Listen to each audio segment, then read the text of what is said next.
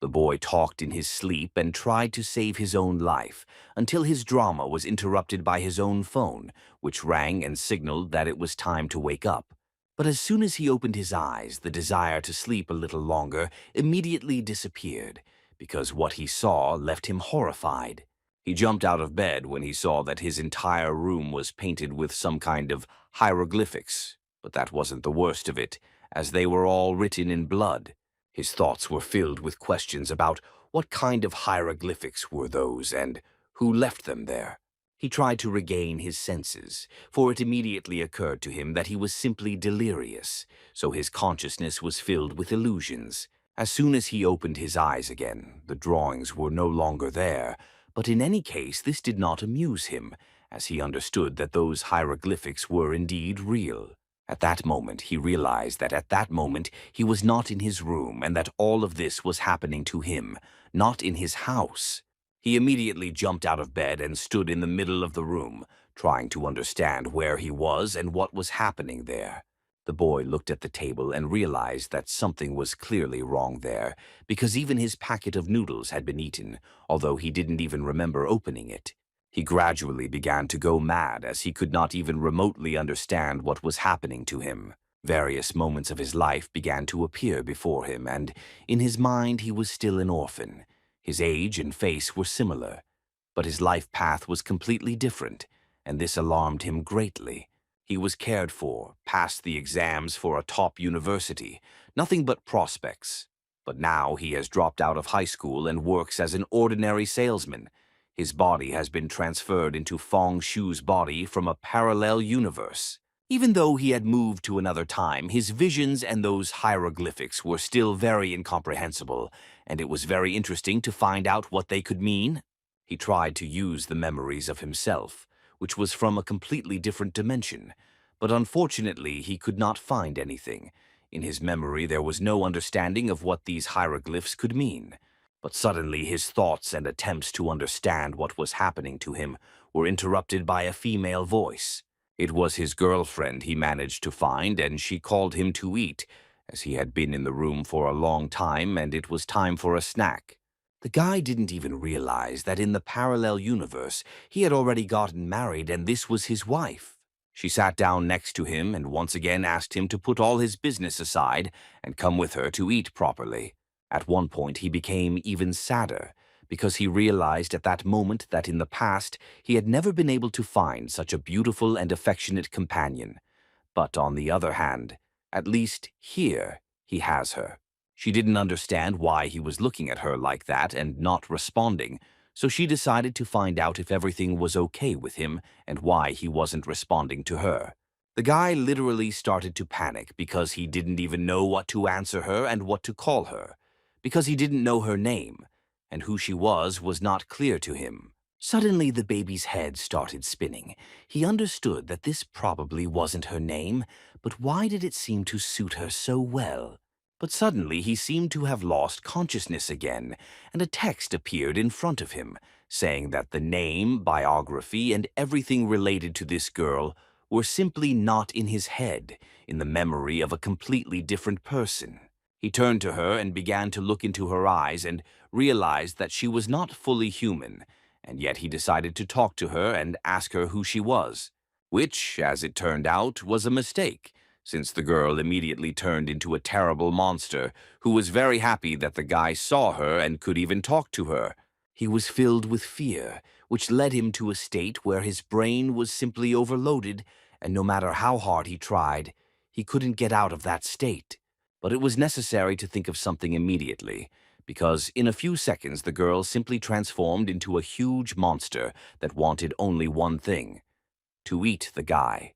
Tears began to well up in his eyes as he realized that he would leave this life at that moment without having time to think about it. And so it happened. The monster simply attacked the guy and literally bit his head off, which was clearly incompatible with life. He woke up screaming again and screamed until he realized it was just a dream. The guy didn't understand what it was, a dream or an illusion.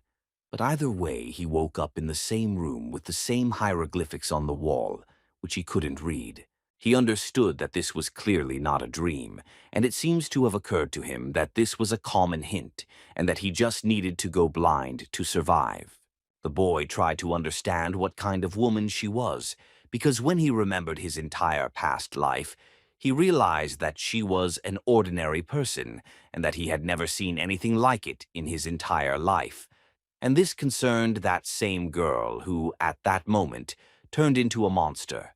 He thought there was some meaning to all this, which was to not let her find out that he saw her, then most likely she would cease to exist. Just as he thought this, the girl suddenly entered the room and turned to him with the same offer to go eat. No matter how much she tried to talk to him, he tried with all his might to ignore her, and did everything he could to get her to leave him alone. But it was much harder to do than it seemed, because the girl just wouldn't give up and kept getting closer and closer to him, asking the same question. He kept telling himself that he couldn't move or look, otherwise she would finish him off right there. But suddenly she turned her head in the other direction, and it became even harder to ignore. The girl didn't give up either and tried with all her might to win him over, saying that he clearly wasn't playing by the rules. But since it was her turn, she would try to fix everything. She started licking him and doing everything to get him to pay attention to her, so the guy started to panic little by little. Still, he managed to resist this moral violence, but his emotions and feelings were torn apart. He was very angry with her and just wanted her to disappear from this world and do it as soon as possible. The man held his head and just thought that there was a void in his mind as he asked himself how he could have come to such a life.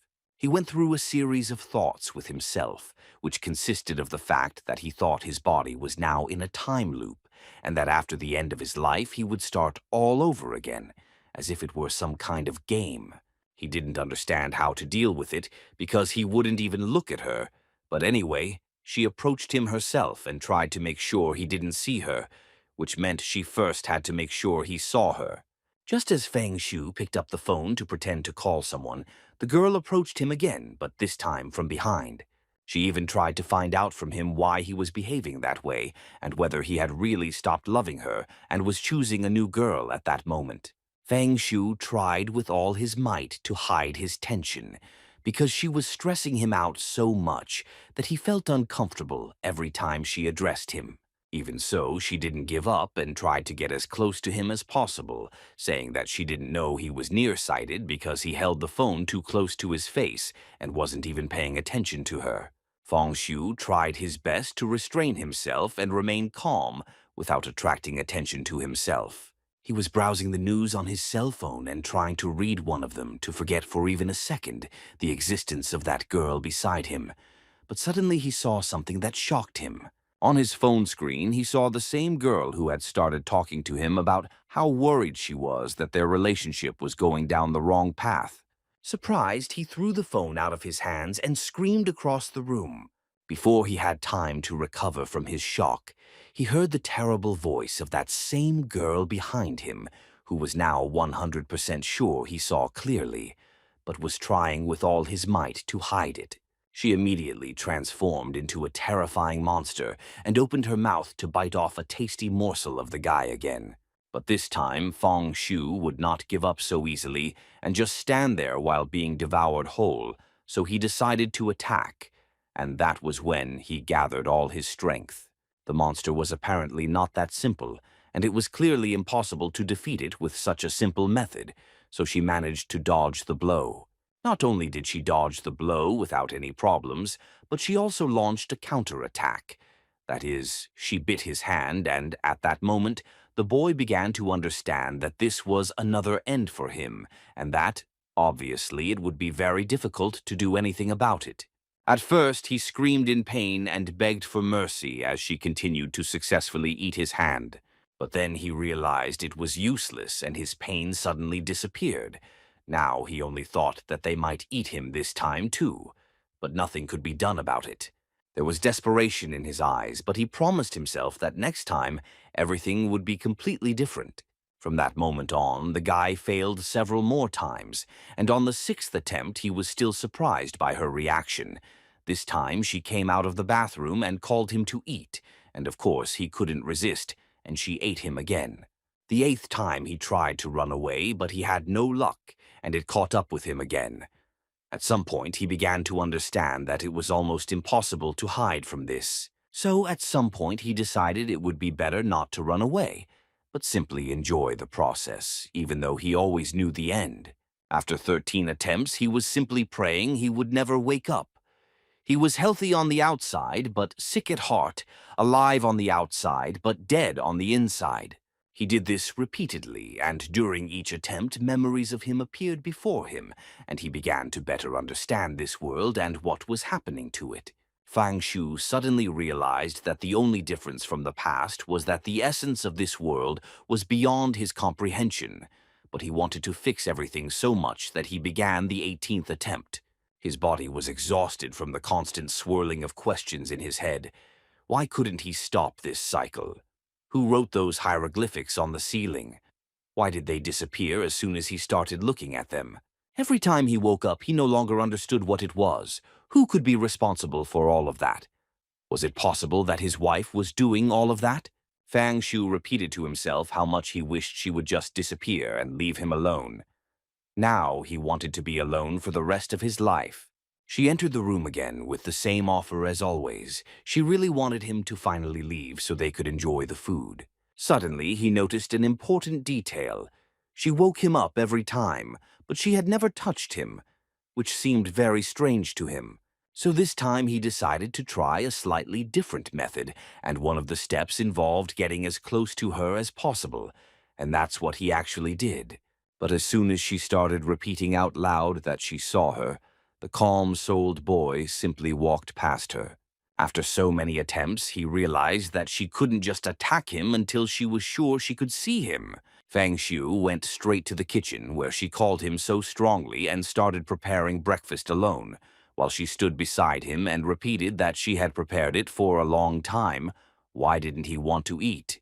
The boy tried not to pay attention to her, but in his thoughts he still thought that she was a very beautiful girl.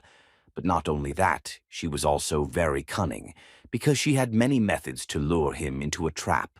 He made a small sandwich, which he ate very reluctantly, because his wife's face was all smeared on the floor, and it was very difficult to eat. But still he realized that the only way out of here was to go outside, and thanks to his wife's understanding, find out what was wrong with this world. Fang Shu dealt with the first phase and was able to eat normally. After that, he just needed to leave the apartment. Even in small things, like the door handle, there were provocations from his wife, who tried in every way to stop him and begged him to stay at home with him. But still, he overcame his fear and was able to endure all this. And only thanks to this, he managed to get out of the apartment and finally realized that now he had a chance to take revenge.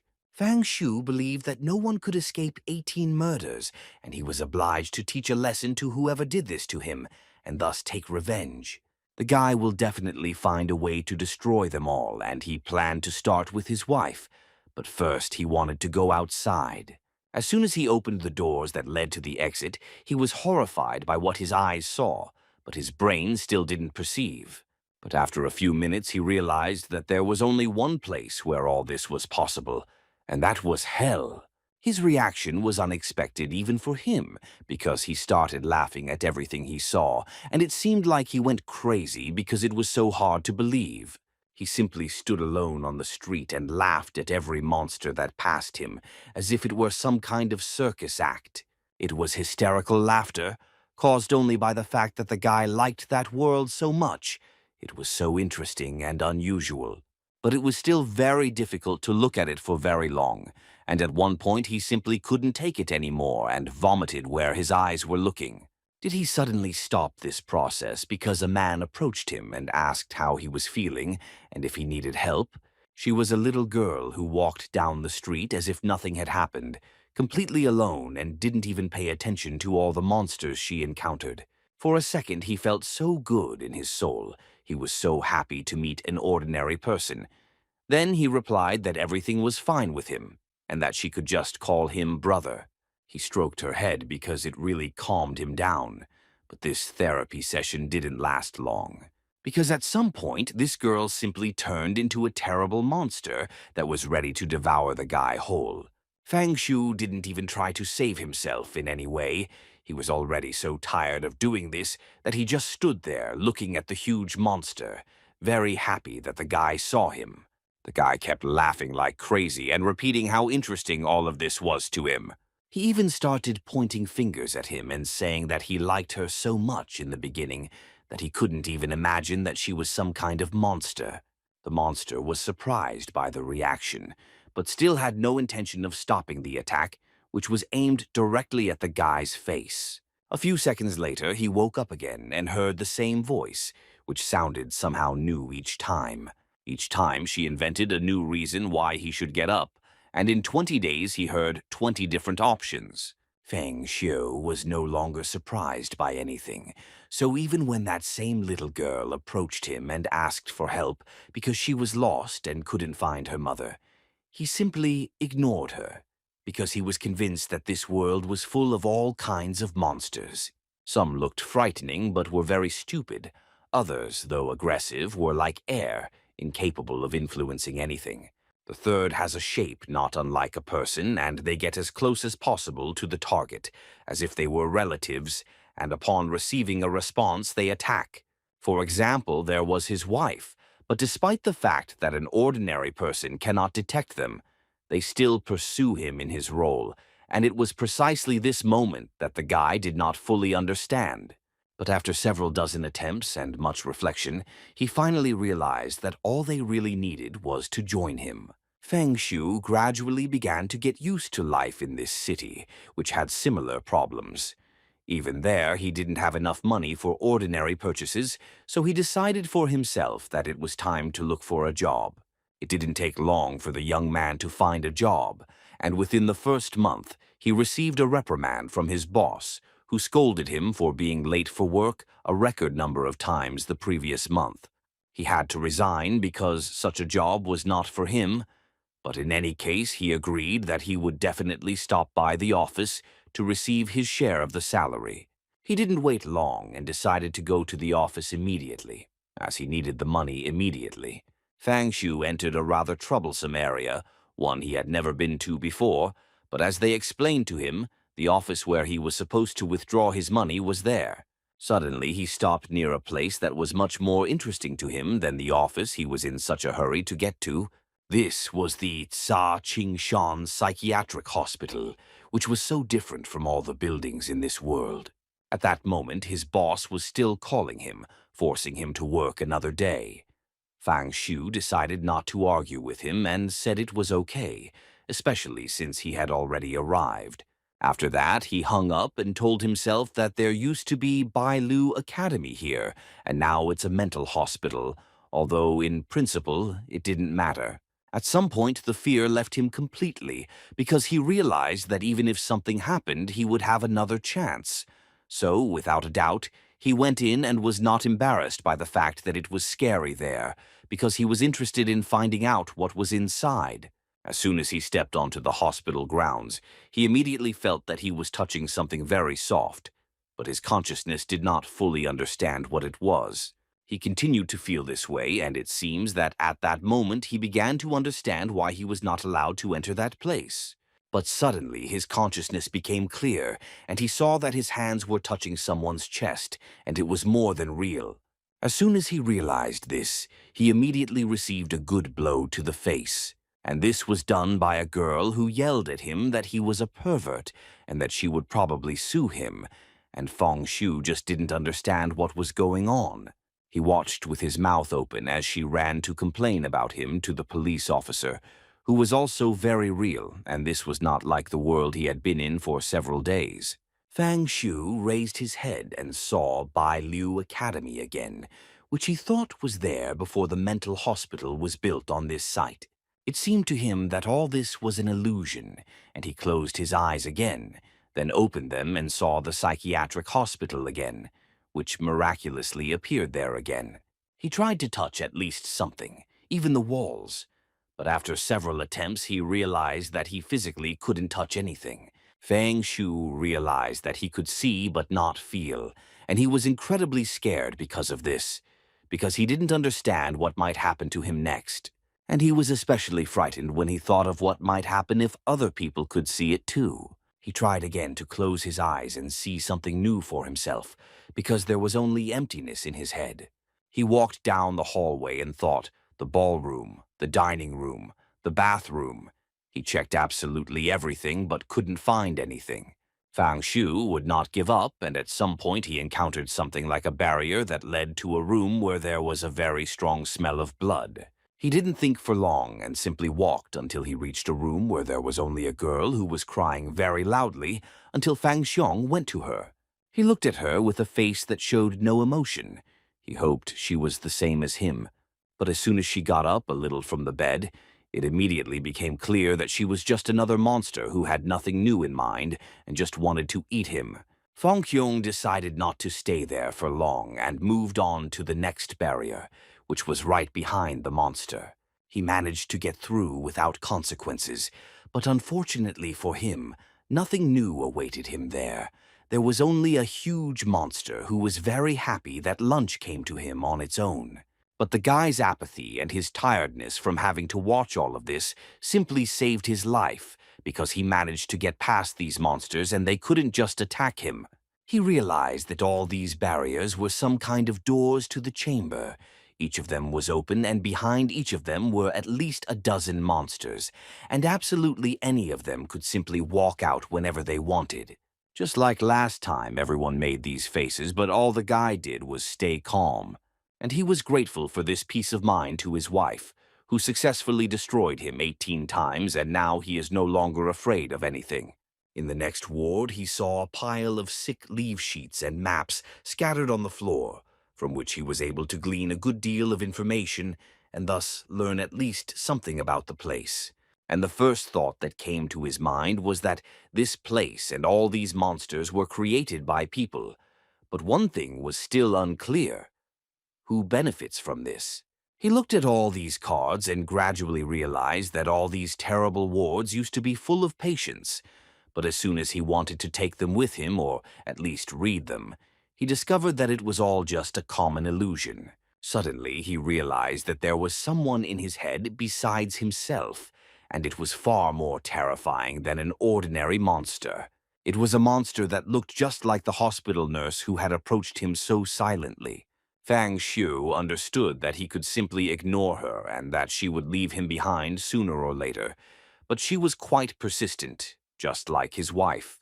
He tried to focus on the fact that if there was a clue in that examination room, then there must be even more elsewhere, but the exact answer must be right in the center, that is, in the dean's office, so he could catch her by surprise. The young man was surprised to learn that the hospital office was located above the sales office. Given this fact, he realized that there was no dean's office on the first floor and that it was probably upstairs. As soon as he went up to the second floor, he overheard a conversation between two people who said that Fang Shu hadn't come and that his boss was simply furious, although then it was probably best not to get involved with him. But as soon as Da Hai, who was his boss, saw Fang Shu, he immediately started shouting in his direction that he shouldn't have come here because he had fired him a long time ago. The man didn't seem to hear what the man was saying and simply walked past them. Zhao Hao and his boss were perplexed by such an act. Zhao Hao looked at his friend and didn't understand what was wrong with him. He usually didn't do this, especially in the presence of his boss.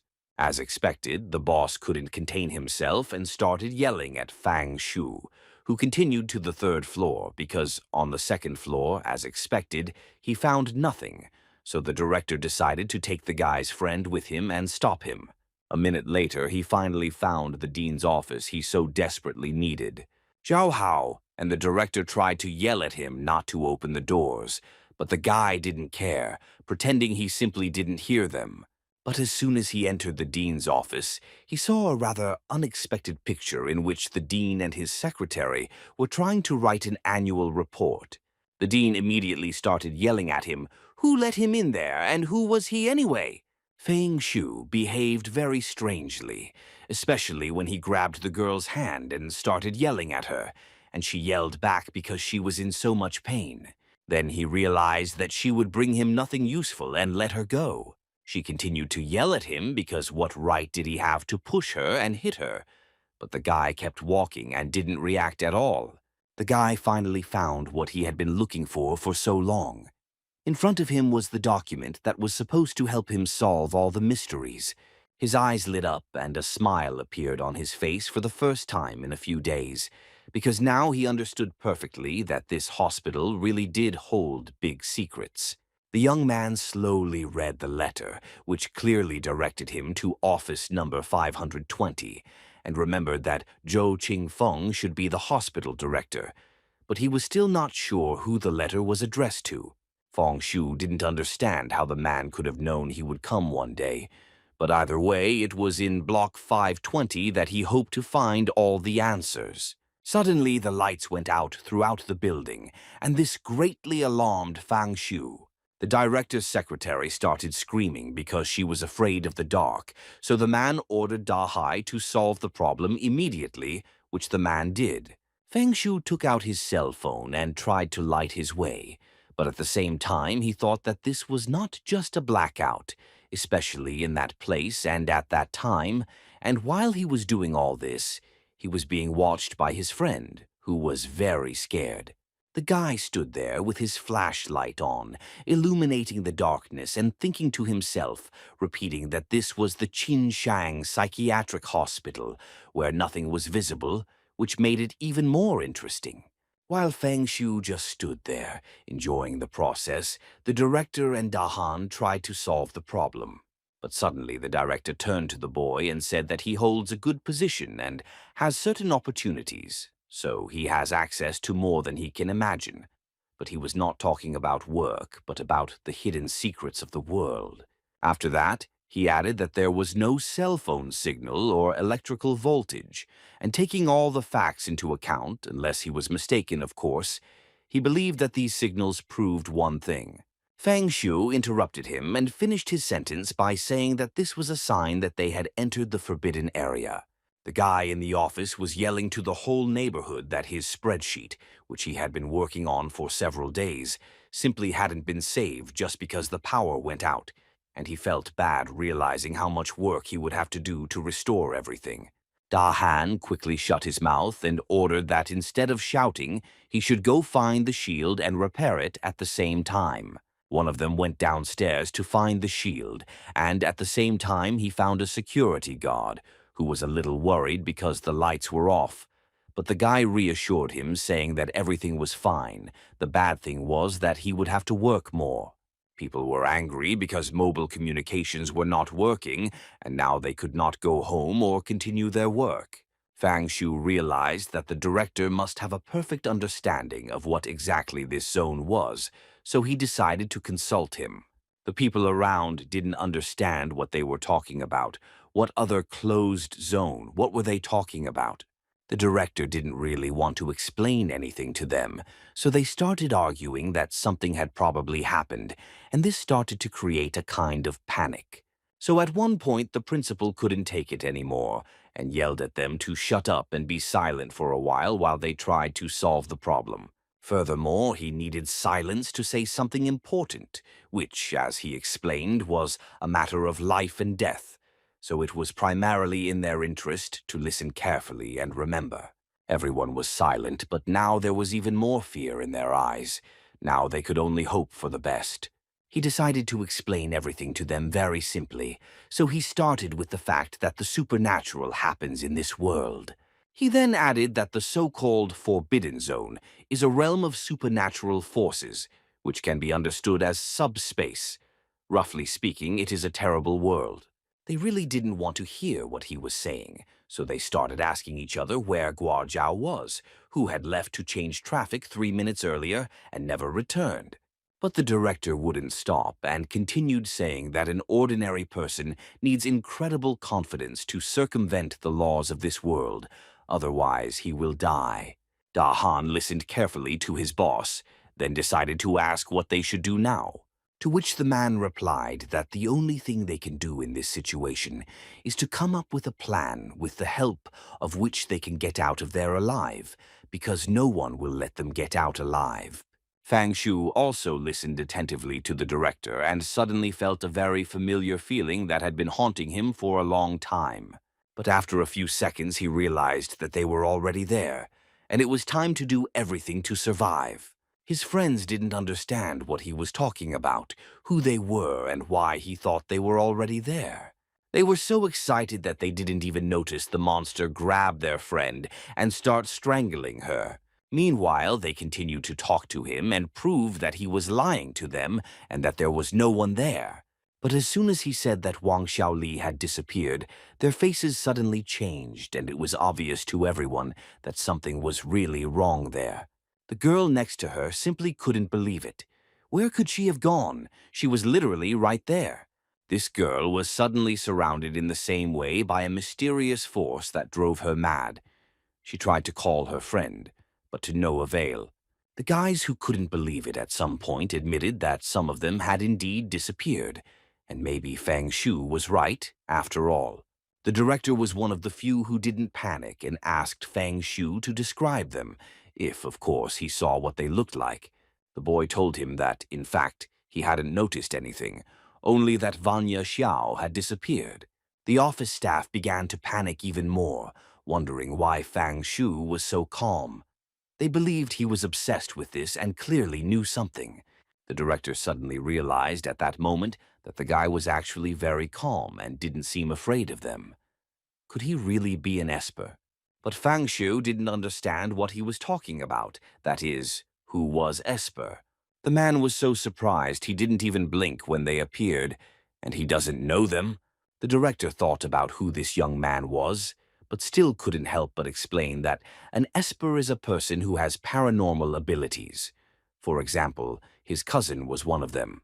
He also added that the best way to defeat these monsters is to use the guy's abilities, that is, the Esper, to the fullest. Fang Shu immediately understood what the director was trying to convey to him. He understood that Espers essentially practice their skills in these places.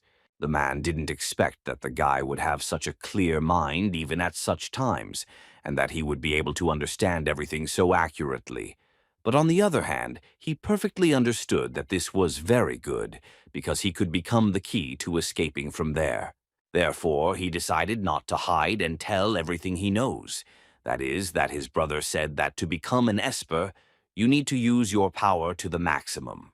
And for this, as everyone knew, two conditions were enough: experiencing baptism with fear of death, but encouraging the soul to suffer.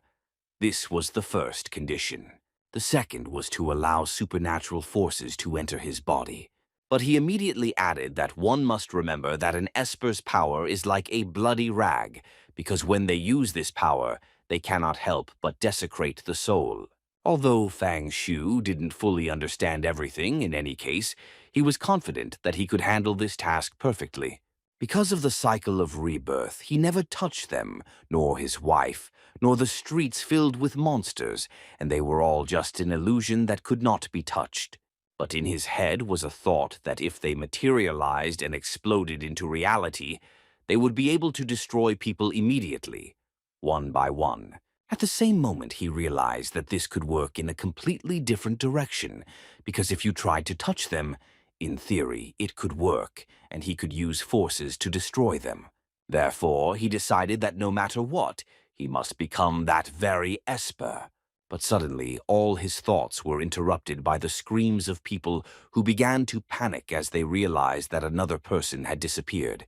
The principal was already tired of reminding them how to behave properly in such cases, so he couldn't take it anymore and started yelling at them to shut up if they didn't want to be called here. The director's secretary had already started crying at what was happening, as she didn't want to disappear to the point where she was already hysterical. But suddenly the noise died down and none of them spoke anymore, because each of them heard Fian Shu's voice. Who said that people disappear every 2 or 3 minutes, to be more precise? Women every 2 minutes and men every 3. He didn't just think so and gave clear examples. 3 minutes after Guojiao disappeared, Wang Xiaoli disappeared. Well, 2 minutes after the girl disappeared, Jia Ling disappeared. So he decided to summarize that everything was correct. 3 minutes had already passed, and that could only mean that someone had disappeared. Each of them could not say a word, because they listened to him with the same attention as always, because each of them understood that their lives depended directly on that young man. But after a few seconds, they still needed to speak, because Fian Shu at one point simply started walking in the darkness and didn't even pay attention to the fact that the others were trying to call him. Fian Shu was irritated with each of them, not understanding why they were asking such stupid questions. Of course, he was looking for something, and they would just stand there and wait until they were captured too. But the director didn't want to talk to him in a calm tone, so he started yelling at him to stop. Fian Shu did not respond to this aggression, but he added that there were no more than 8 people there and, according to calculations, in about 20 minutes, all of them would be destroyed. The director became even more irritated after these words, because the guy is exactly like them. How can he know all of this? But as soon as the guy turned to him and looked into his eyes, the man quickly shut his mouth, after which Fang Shu added that if he shouted one more word, he would finish him off right there. Fang Shu and his best friend decided to reconnoiter the situation together, and when they went out into the hallway, Fang Shu asked his friend to be extremely careful and to keep noise to a minimum. The boy remained calm until he saw the light at the end of the corridor, and everything would be fine. But it was obvious to him that this light was very similar to the one in that hospital. Fang Shu started running, and his friend asked him not to rush so much, when suddenly he stopped and realized that they were back at Qingshan Mental Hospital. And this time, Fang Shu wasn't the only one who saw all this, because his friend suddenly almost started screaming at what he was seeing. He couldn't understand how they ended up in a mental hospital because of some horror movie when they should have been in the office. It was surprising to Fang Shu that his friend saw this hospital exactly the same way. Now it became even more interesting for the subject to observe all this, because he began to understand that, in fact, the hospital subspace and its reality had become one, as had its inhabitants. From that moment on, it was no surprise to him that before they could not see the hospital. But now, as it turned out, the hospital had swallowed his office and they were always inside. Now they both understood what the Forbidden Zone truly meant, especially after they found the guard's uniform and attire. These were definitely Uncle Zhao's things. Fang Shu suggested that all office workers have regular facial features, a slender figure, and a body mass index within the normal range, and it seems that this is why the monster ate men in 3 minutes and women respectively in 2. This is the difference in the time it takes to detect missing people. The boy's friends still couldn't believe that they had all been simply eaten alive, leaving only small scraps of clothing. Fan Xia decided not to answer this question, but said that Jia Ko had just been taken away, so they were now relatively safe. But at the same time, it was difficult to comprehend the fact that a monster was eating him somewhere right now. The guy started thinking logically. He knew that most of them were locked in the chambers, but suddenly a door opened somewhere. It turned out that they managed to escape, but all the time they were never found. Furthermore, the clothes were very clean, and there was blood at the cuts, which means they were working with something very sharp. And as soon as the guy realized that it could be someone he had already met, for example, a health professional who could move freely throughout the hospital, the same nurse appeared before him. She disappeared as imperceptibly as she had appeared, so the guys were on alert and expected a blow from anywhere. The director and everyone who decided to go with him to explore the territory gradually began to understand that his office had changed a lot, and now it no longer looked the same. The boys were preparing for the worst when at one point they began to hear footsteps coming from the hallway, but they never imagined they would see their friends there. As soon as the chief saw them, he immediately started raising his voice and asking how they got there, and if they found the missing people. But as soon as everyone looked at the boys, both the boss and the secretary noticed that next to them were the clothes of the missing men, and most importantly, fresh blood. The director couldn't believe what he was seeing, as he understood that there was a high probability that those people had simply been eaten. The girl simply started begging the man to leave that place as soon as possible because she was scared to watch all of this. He completely agreed with her, so all he could add was to ask her to run away as quickly as possible. After that, he turned directly to Feng Shu and asked the young man to lead them and do this as quickly as possible. But all they saw in Feng Shu's response were crazy eyes that said the time had already come and he just wanted to deal with her. They couldn't believe what they were hearing, nor did they fully understand what he wanted to do. But they were still uncomfortable with his words.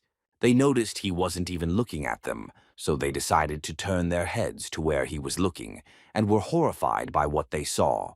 The nurse who came to collect the next victim did not wait, and again began to take another body with her and enjoy the taste of fresh meat. Obviously, everyone except Fang Shu had no idea how to behave properly, so they immediately started running away from trouble and trying to hide from this monster. But will they succeed? The director stopped suddenly because he realized that his girlfriend had been grabbed and was being pulled by the legs at that moment, and the man thought about how close she was to him. The conclusion was obvious to him, so he hit her and asked her not to touch her anymore, to let her deal with her problems alone and not interfere with him. After that, he continued his escape and passed two guys who were watching and understood that they would probably have to fight this monster. Fang Xiu knew very well that this was a monster and what it was, because he had met it before, but then he managed to pay absolutely no attention and everything ended up fine. Until the last moment, the girl begged Wang Xiao not to leave him, but the nurse was already very close to her and even let her hair down to catch the next victim. She looked at the two guys through the jungle that the monster had artificially created and still hoped that they would help her. But the guys just stood there and continued doing so. The nurse took the scalpel, which she would use to deal with the girl, and was ready to begin the process of cutting into the body. Zhao screamed her name and tried to cover his eyes with his hand, because it was very difficult for him to watch this process while his friend was being cut. And the worst part was that he couldn't do anything about it. The nurse was already very involved in the process, and there was practically nothing left of the young woman who simply worked in the office, but the monster continued to cut her piece by piece. Fang Xiu watched this madness intently, but he wasn't concerned about the girl, but rather the nurse's perfection with her scalpel. This woman, if we can call her that, must have performed many operations in this hospital before turning into a monster. The boy understood that even though he and Zhao were nearby, it wouldn't stop her, and she continued to cut into Fei's body, because it was impossible to operate on multiple patients at the same time, and it was too obvious. But still, every operation always comes to its logical end, and this one is no exception. So the nurse put her scalpel aside and began to eat. Fang Xiu watched all this madness for a long time, and decided to tell her friend that her killing method was nothing more than cannibalism. But he didn't stop there and continued to approach her directly, without listening to what his friend told him that it was better not to do that, as she was very dangerous. While she was trying to finish eating her victim, Fang Shu had already gotten close enough and was ready to execute his plan. After standing still for a while and going over all the actions in his head, Fang Shu finally made up his mind and delivered the desired blow right to the monster's head. As soon as he raised his hand, which was covered in blood, it was very strange for him to feel that this monster was so hard, like steel, because it was not visible from the outside. The guy realized that all the monsters he saw before seemed to have so much power that a person simply cannot resist them, and maybe the only way to change the situation is to become an esper. Zhao still tried to reach his friend and convince him to flee, as it was very dangerous to stay next to a monster that had destroyed several lives in a short period of time. But the man remained standing and added that this monster has a rather strange way of capturing its victims, one person at a time, from the crowd. First, it captures, kills, and then devours them, and it can logically be assumed that the safest moment for them is when it devours its victim. Joe agreed with him, but he thought it best to leave anyway because the nurse was already finishing her meal, and if they stayed, they would clearly be next. Fang Shu remained so calm that he even added that if you considered the size of Fei's breasts, the monster would obviously take longer to devour her body. Zhao's feelings were getting worse by the second, because he just thought that that monster had essentially eaten Fei completely, and there was nothing left of her. At the same time, Fang Shu remained absolutely calm and only said what Wang Xiao told him, that to transform into an esper, his power needs to pass through his soul, and this must certainly happen in a place saturated with his energy, and this process will be faster. Considering all these nuances, he decided he needed to act right now, so he carefully placed his hand on the monster's body to feel all the energy within it.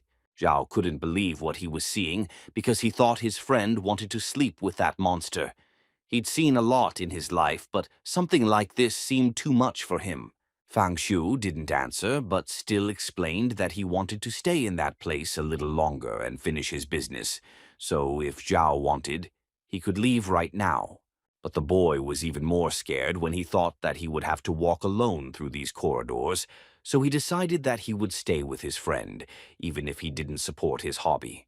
If he stays, Fang Shu will ask him to participate in the ritual and also place his hand on the monster to feel everything for himself. The first thing the guy felt was an incredible cold that penetrated his entire body down to the smallest cells, and it seemed like it was simply impossible.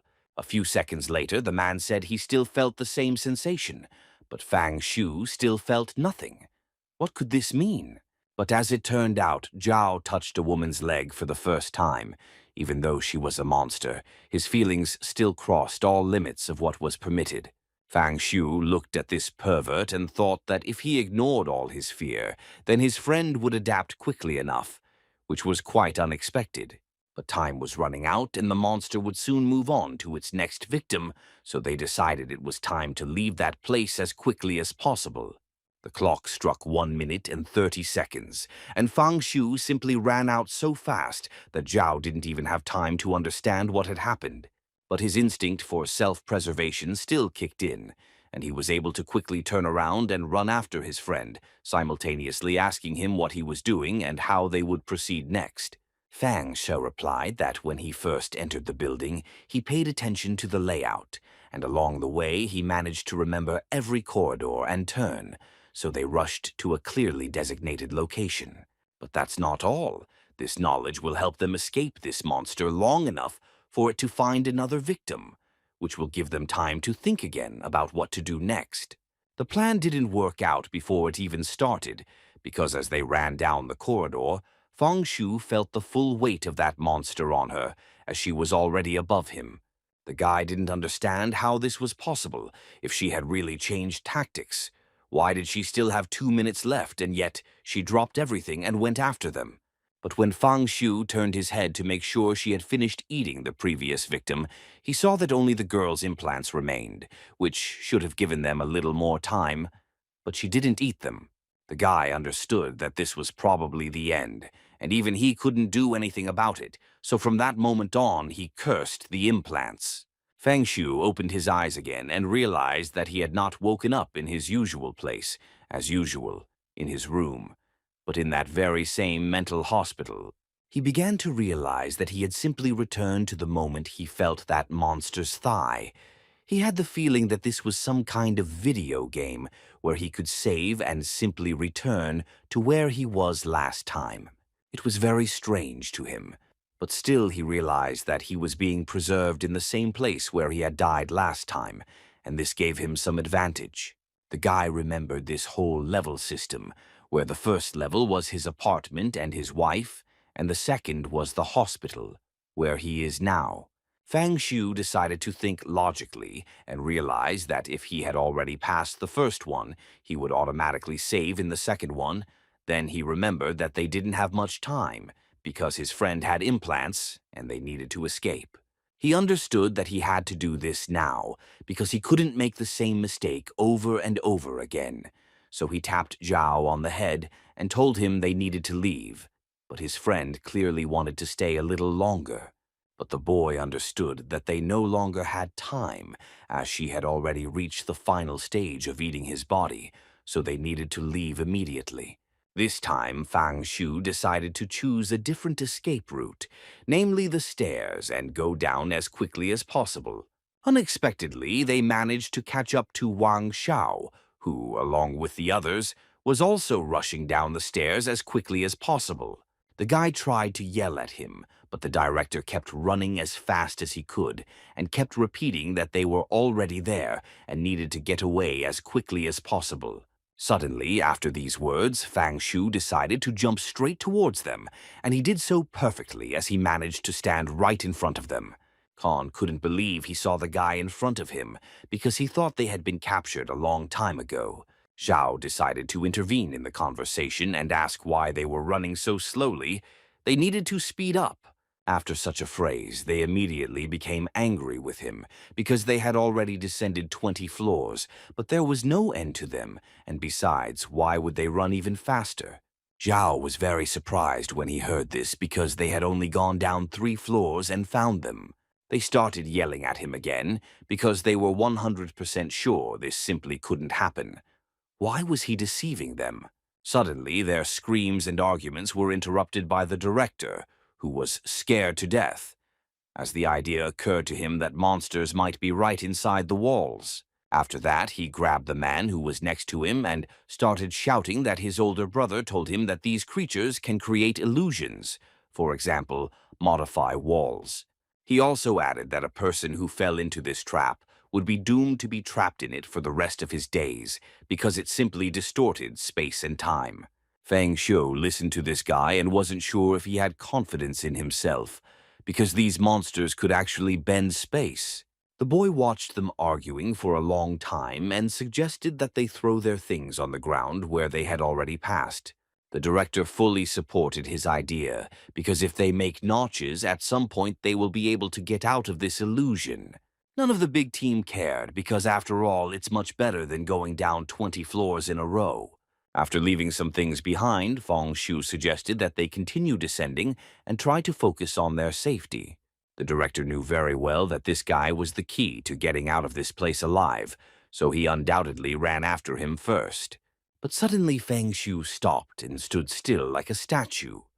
Zhao walked up to him and tried to speak. His friend simply didn't understand why he stopped so abruptly. What was wrong?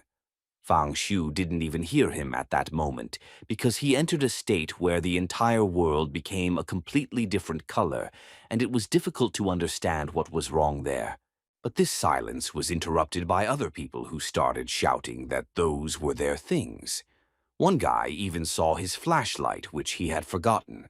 The girl who was next to him also added that she saw her money there, which she threw away a few minutes ago. Fang Shu picked up one of these things and understood perfectly well that it was an illusion, and it was unlikely that anything could be done with it. The director decided to put an end to this panic and shouted that everyone should shut up, because his brother told him that only an esper can see all these illusions, and an ordinary person simply does not have such an opportunity, so he began to ask everyone who could show courage to check. He clasped his hands together and added that he doesn't know when he will be captured, but he wants to show the powers of an esper before he dies, and if he can, he will become one of them, and in that case his family will respect him. They looked at him and didn't understand what he was doing, but still wondered how they could verify if he had such abilities.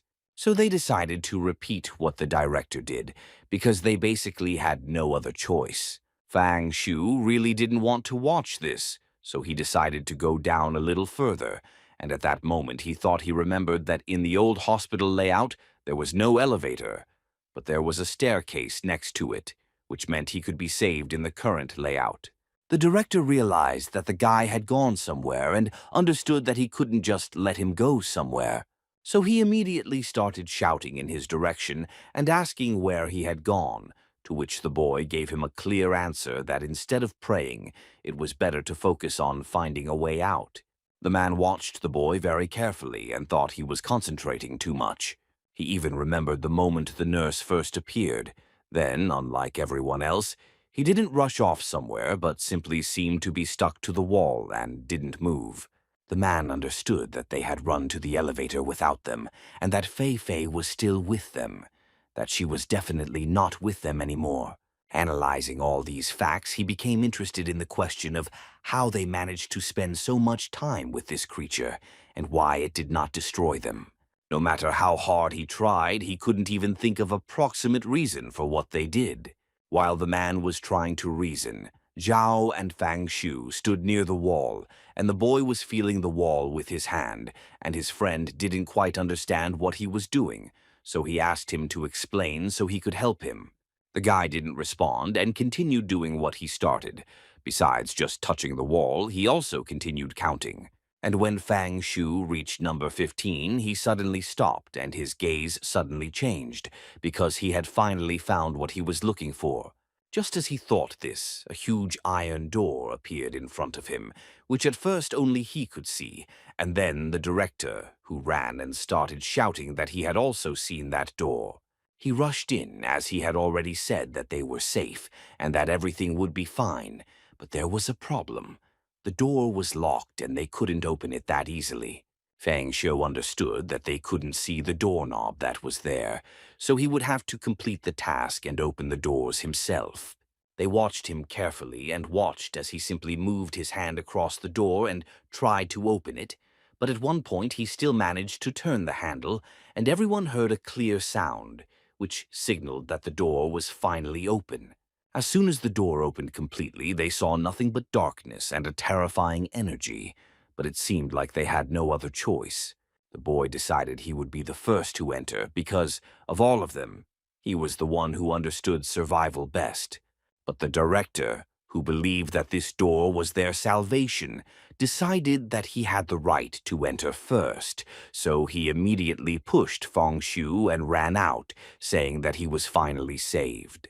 And everyone else ran after him. They were so happy that they were finally saved and that they got out of that horror. Zhao stopped suddenly, not understanding why his friend had stopped and not gone with the others. Was he really trying to check something? After that, Feng Shu added in a calm voice that since they had already decided to test themselves, it was better to run faster if they didn't want to bump into her. Another guy intervened in their conversation, scaring them a little, as he didn't understand why they were there, and invited them to run away with him, as he didn't want to blame himself for their deaths.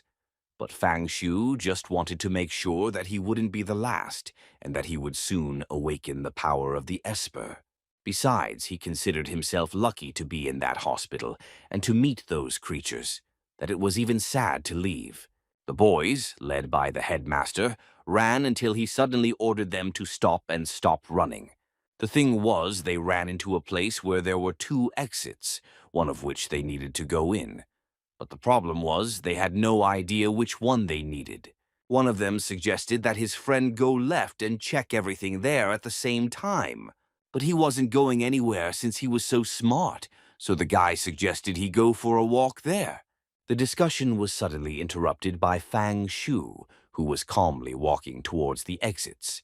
Did the director try to talk to the guy and find out which way out he would choose? The boys supported the director and said that if he had found that door, then he would find a way out now, which made the guy funny, because at first they pushed him off the road, and when the choice between life and death arose, they suddenly remembered him. One of them couldn't take it anymore and started yelling at him and rudely asked him to answer questions. They tried to calm him down and said that Feng Shu was already doing everything he could, so it was worth calming down. But how wrong they were, because Fang Shu turned to them and said that he didn't care about each of them at all, as he only saw them as pieces of meat. But for now he will still help them, because the nurse is invincible, so if they want to buy time, they must choose the one who will sacrifice his life for the sake of others. Everyone who was there suddenly started running, because they heard that same voice and knew very well who could be emitting it. Fang Shu really enjoyed watching this. Besides, he knew that she was already there, and now she would probably catch someone in her chains. And it seemed that the first candidate for this role would be Khan, who, due to his excess weight, clearly could not run as fast as the others. The nurse could have destroyed him long ago, but it was as if she didn't mind playing with him a little longer either. The man understood that, given the speed at which he was running, he had less chance, so he began to accelerate as much as he could, because the thought that he was about to die motivated him a lot. The nurse was already very close and about to attack, and the man himself understood this very well. Therefore, he literally began to cry, because he did not want to die so much, and the mere thought that he would soon come to an end disturbed him so much that he did not give up until the end. Even so, he found a way out of the situation, that is, to irritate his colleague. He pulled her by the shirt and threw her back so that she would look directly at him. The guy understood that this was the end of his life, and all he could say was that Khan was a complete creature. After that, he was silent forever. The man was glad that he was not the one who was caught, but that the guy gave him the opportunity to escape, so he was grateful to him for such a service. Fang Shu ran up to him and thought that, at that moment, the humanity they felt for each other had disappeared, and in fact, they were no longer different from her. But anyway, he didn't care about each of them, because now the guy only thought that the time had come to awaken that same power within himself, to prevent deaths from happening again from then on. Zhao tried to shout for him to run away too, but it seems he forgot that it was simply pointless to do so. But then he saw that his friend decided to pet the creature again. After that, he remembered that touching it made his heart flutter, and he no longer felt lonely. So he ran to his friend and started asking her that the next time he felt her up, if it wasn't too difficult for him, she should ask to have the same opportunity. Fang Shu didn't mind, so he allowed it, and as he watched his friend, he only thought about how beautiful today was. He simply had no words. The guy wasn't sure if his friend Zhao would be able to become an Esper, but one thing he knew for sure, the two of them would escape from there. Time had reached its logical end again, so they began to flee from there. And on the way, Fang Xiong became interested in asking his friend if he was afraid that she might kill him, to which he confidently replied that there is always a chance of dying, but for now, with Fang Shu by his side, he will live. Suddenly they stopped at some point, then ran into the dining room, and someone clearly started joking that they were very hungry and it was time for a snack. The director was no less happy, as he knew very well that in canteens there is usually an emergency exit, which he suggested they find as quickly as possible and leave together. Fang Shu and Zhao couldn't believe that all they could think about at this moment was food, but Han corrected him because they didn't mind having fun with girls right now either. They and the director laughed at this, but were suddenly interrupted by a female voice, who clearly said that she had found some kind of door. The director immediately stopped her and asked her not to do anything. He wanted to go first and check everything. He approached the door with the words that he had finally found salvation and that they could leave, so the first thing he did was try to open the doors and get out of there. The guys who weren't in a big hurry to get there suddenly felt the tension they normally feel when someone approaches them, so they started to get a little nervous about it. The director paid no attention to this and even added that it seemed the door was open and that they could calmly enter and finally leave. But as soon as he opened the door, it immediately became clear that this was an ordinary warehouse, or in other words, a dead end that would lead them nowhere. The man started to get extremely angry about this because he was tired of walking from one dead end to another. He believed that there was simply no way out of there.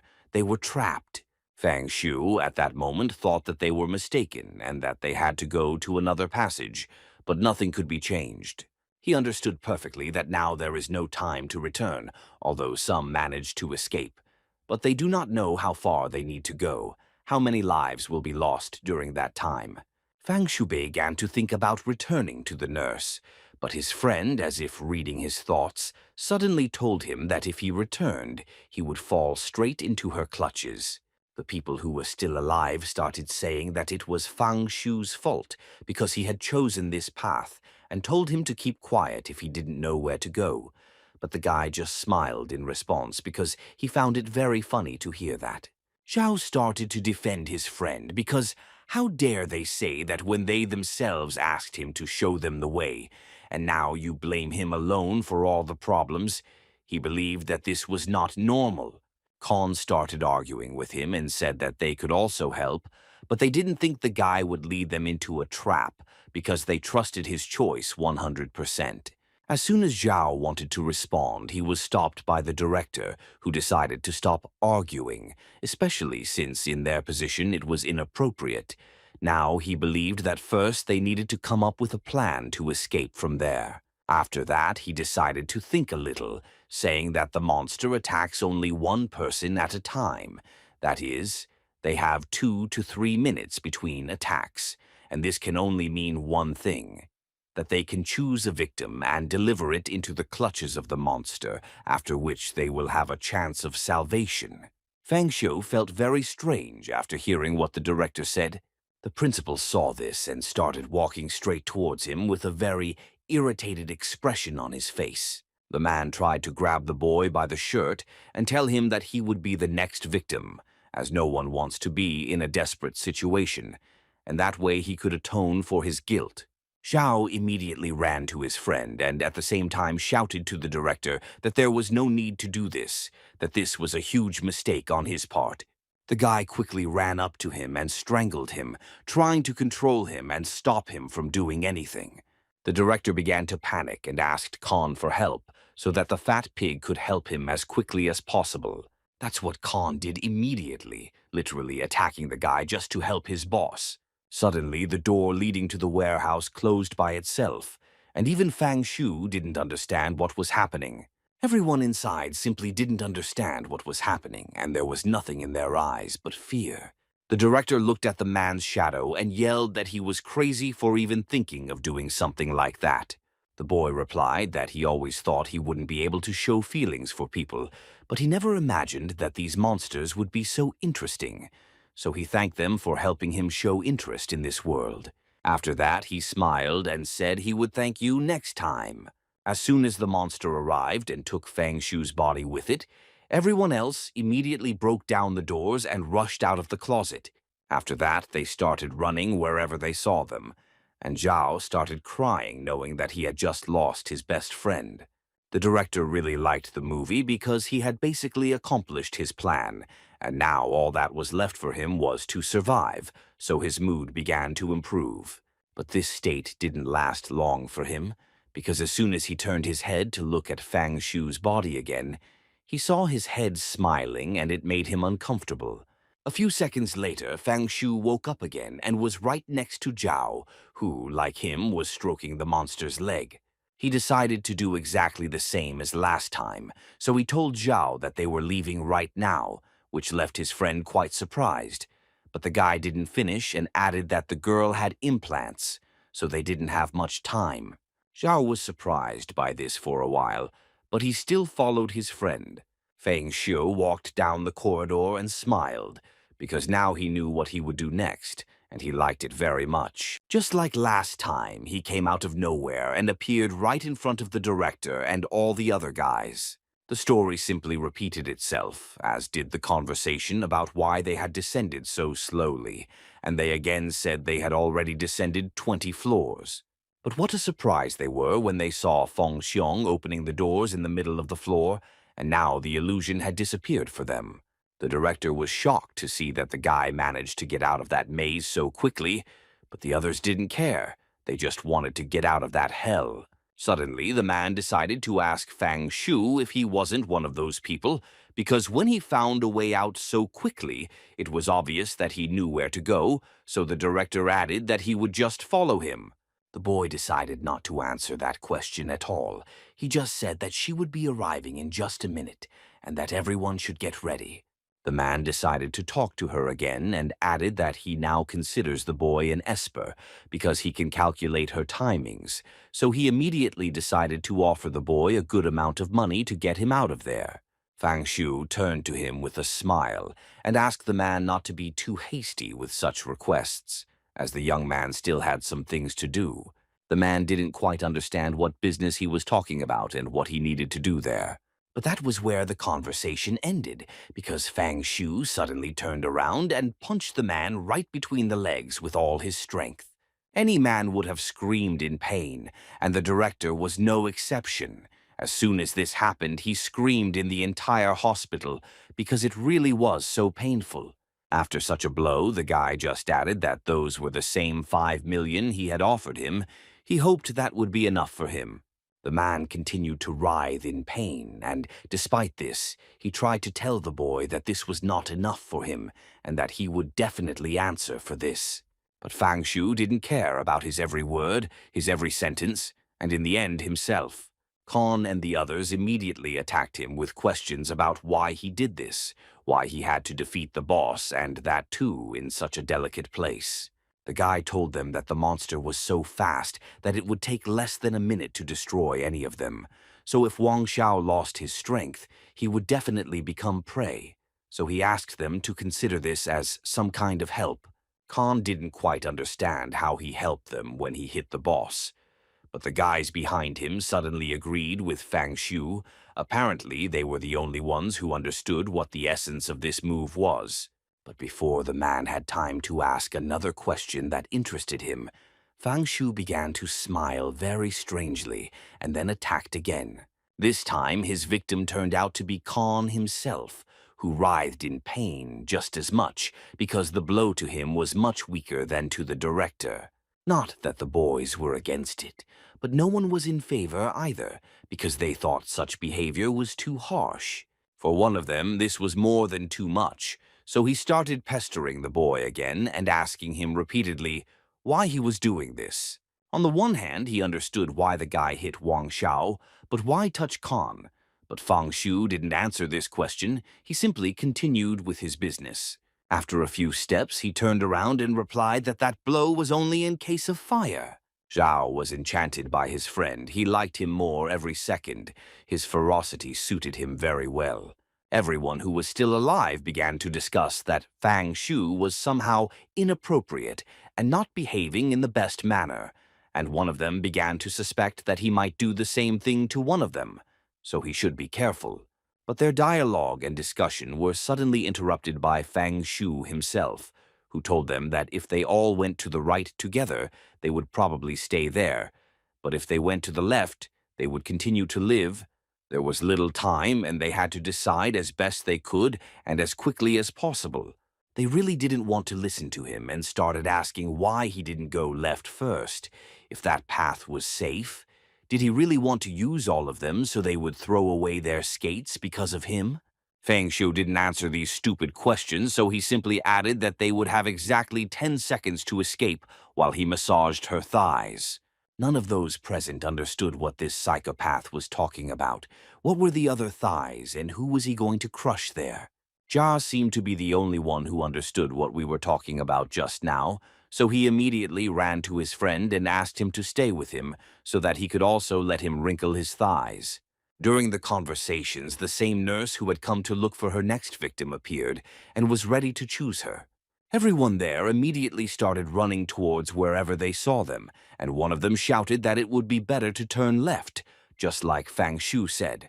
They ran around the first corner and simply decided to watch what would happen there, hoping only for the best.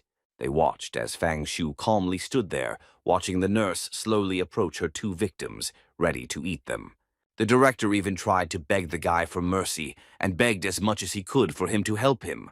But suddenly he fell silent as he looked at his hand, on which there was a lot of blood. And he was perfectly aware at that moment that it was his blood. He started blaming the guy for everything, so with what strength he had left, he simply attacked him to at least get revenge.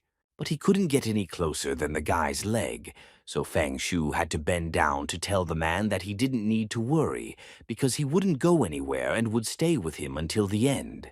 Furthermore, Fang Shu really wants to stay here, just to see the man end his life in this very place. The director may have wanted to add something, but he couldn't, because his face was suddenly covered by hands that were known to belong to. The nurse couldn't wait any longer, so she started her hunt right now and even chose a man as her victim. From the cut on the director's head, a large amount of blood dripped onto Fang Shu, but this didn't bother him in the slightest, as he enjoyed the taste of revenge and simply asked the director not to do wrong to him. But suddenly he felt an incredible pain in his heart and chest, which made him start laughing hysterically, a pain that he could not stop. Suddenly his wife appeared before his face, to whom he smiled very much, and hoped that one day the day would come when she would die in his arms. He was looking forward to such happiness. The guy couldn't believe that Fang Shu was actually going to grope his girlfriend's thighs. It was so disgusting. As soon as Fang Shu turned around and looked at Zhao, the guy immediately realized that he wanted to join him and wanted to grab that monster's thighs. But when he looked closer at his friend, he saw a monster staring right at him. Now the guy wasn't completely sure that this was his friend Fang Shu, who he was friends with. Now he looked the same as the nurse, and not only to him, because the guys who survived also shouted at him that he was a monster. The guy suddenly realized that he actually started turning into that same monster, and this clearly happened after 20 kills and revenge. Then his head started to go crazy. He looked at everything that was happening at that moment and found himself thinking that he had already stopped showing any sympathy and that it was unlikely that he would be able to restore his humanity. But he still had hope in the form of Zhao, who was looking at him with hungry eyes, and Fang Shu understood perfectly that he still had a chance. Therefore, he decided that if his friend did not want to, then he would not force him, because in fact he was no one to force him to do so.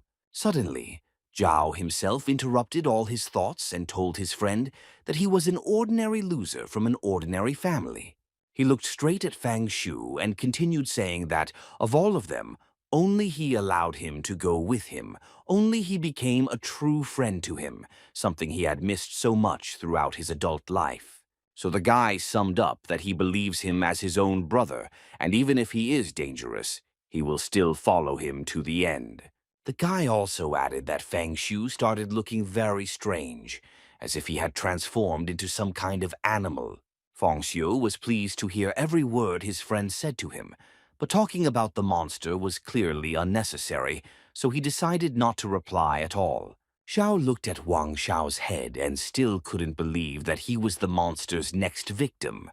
But anyway, at that moment, he didn't care at all, because his original goal was to touch that monster's thigh, which he did literally a second later. Now they were doing this procedure together. As they touched their thighs, Zhao decided to ask Fang Shu why he chose them as victims, why the director and Han. Fang Shu replied that this monster runs much faster than them, so it was necessary to sacrifice one's life in exchange for time, and if they hadn't chosen them, then they would have both chosen Fang Shu, who is always opposing them, or Zhao, who simply means nothing to them. Now Zhao understood why his friend did what he did, because when he heard the explanation, everything became crystal clear.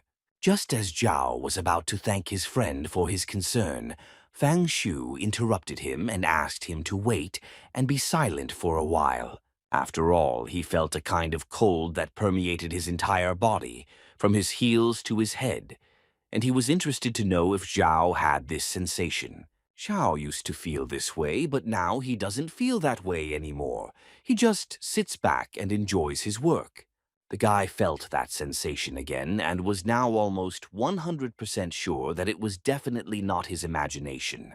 Now he felt how the power of this monster penetrated directly into his body, and every vessel in his body, now besides blood, was filled with incredible power. He continued to hold her leg and thought that at first he didn't feel that energy, but when they reached a turning point, then he began to feel the cold that ran through his entire body and began to think that this was really an omen of the awakening of the power. But when he turned his head and looked at his friend who, upon hearing that the girl was cold, immediately began to warm her in every way he knew, Fang Shu realized that it was unlikely that his friend would understand him. Zhao understood that they couldn't sit there for long, so he invited his only friend to leave. But Fang Shu told him that this time they could take their time. The reason for this was that he sensed a point of energy concentration near Khan, which could mean that he would be the next victim. Zhao was happy about this, of course, but either way, he believed they should be saved no matter what. But he was very interested in knowing why he couldn't feel her as well as Fang Shu. The boy explained to him that he most likely had no choice between life and death, so even with such close contact he couldn't feel the same way he felt. Xia thought about what his friend had told him and remembered that he had lived with Fang Shu his entire adult life, but he couldn't remember a time when his friend had been on the brink of life and death. They both understood that Khan was well fed and weighed a lot of kilos for his height, so the nurse would need at least 5 minutes to take care of his body. Then Fang Shu told him that they would harass her for another 2 minutes, but after 3 they would definitely need to escape. From that moment on, Fang Shu concentrated to the utmost and the energy of this monster, and at the same time its power, which he so desperately wanted to obtain for himself, began to flow through him again. As he did so, he thought about the fact that he could feel her penetrating his body, but he didn't understand exactly what she was going through. And then he thought that this process occurs through the spirit that is in his soul, and as he knew, the soul is an amorphous concept that a person invents for himself. The guy succumbed to all temptations, and now he could smell, hear, smell, and even feel the entire palette of flavors that a monster girl could feel. This feeling and everything that was happening to him at that moment was far greater than all his expectations because he had become so much stronger and smarter in such a short time. Now, to him, the true essence of this world appeared before him, and it seemed to him that this was exactly what is called power. From that moment on, he understood that he could also use this power, but the thought also crossed his mind that his powers had only awakened 1%, so he needed to fuse with these monsters many more times to gain real power. The Esper's abilities are the power of the awakened soul, what he wants, what he needs, that will be his manifestation. But the main question in this case was, what does he still want? What does his soul thirst for? Suddenly he felt pain again, and at the height of this incredibly difficult feeling, he realized that his ability is pain, which appears every time he attacks. He feels pain. Does it really consist only of inner suffering? However, when he died, he felt no physical pain, only mental torment. It turns out he can make people feel the same way. After this conclusion, he began to laugh a lot and enjoy his power even more, as he began to like it so much that at times he even went crazy. Zhao, who was beside him at that moment, noticed that his friend seemed to have succeeded. But Fang Shu paid no attention to his friend trying to talk to him, but only thought about how wonderful it would be to make the monsters feel the same way they felt for him. How he longed for that. Fang Shu enjoyed this process as much as possible, but was interrupted by Zhao, who was trying with all his might to convey to the boy that 2 minutes had already passed. But he replied to his friend that he wanted to stay there for a while to test the new skills he had managed to acquire. Zhao didn't dissuade him. Moreover, he began to congratulate him from the bottom of his heart, because, as Wang Xiao said, he finally managed to become that very Esper. Fang Shu tried to focus on using his skills for now on that monster, which had already practically eaten its victim and would soon want a new one. He concentrated all the pain accumulated over 21 deaths into his fist and was ready to transfer all that suffering to the monster. Fang Shu, after a brief preparation, decided to attack right now, and at the same time he thought that if the pain increased, he would become stronger, so he was well aware that his strength could be absolutely limitless. He delivered a rather powerful blow to the monster, saying that she was lucky to be the first to experience all this feeling. As soon as he attacked, he immediately noticed that her body and strength itself seemed to dissipate. But still, he wasn't going to attack her anymore, but just wanted to check what the effect of a blow would be, so he waited for her to turn to face him. He was well aware of the fact that this represented only 1% of the total power he could use. Fang Shu continued to watch her as she devoured her victim, and understood that the effect was probably 0, because she didn't even have a bruise.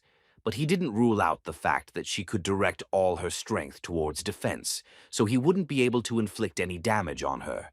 The guy began to think that next time he would need to use not a punch, but something else, some kind of weapon, for example.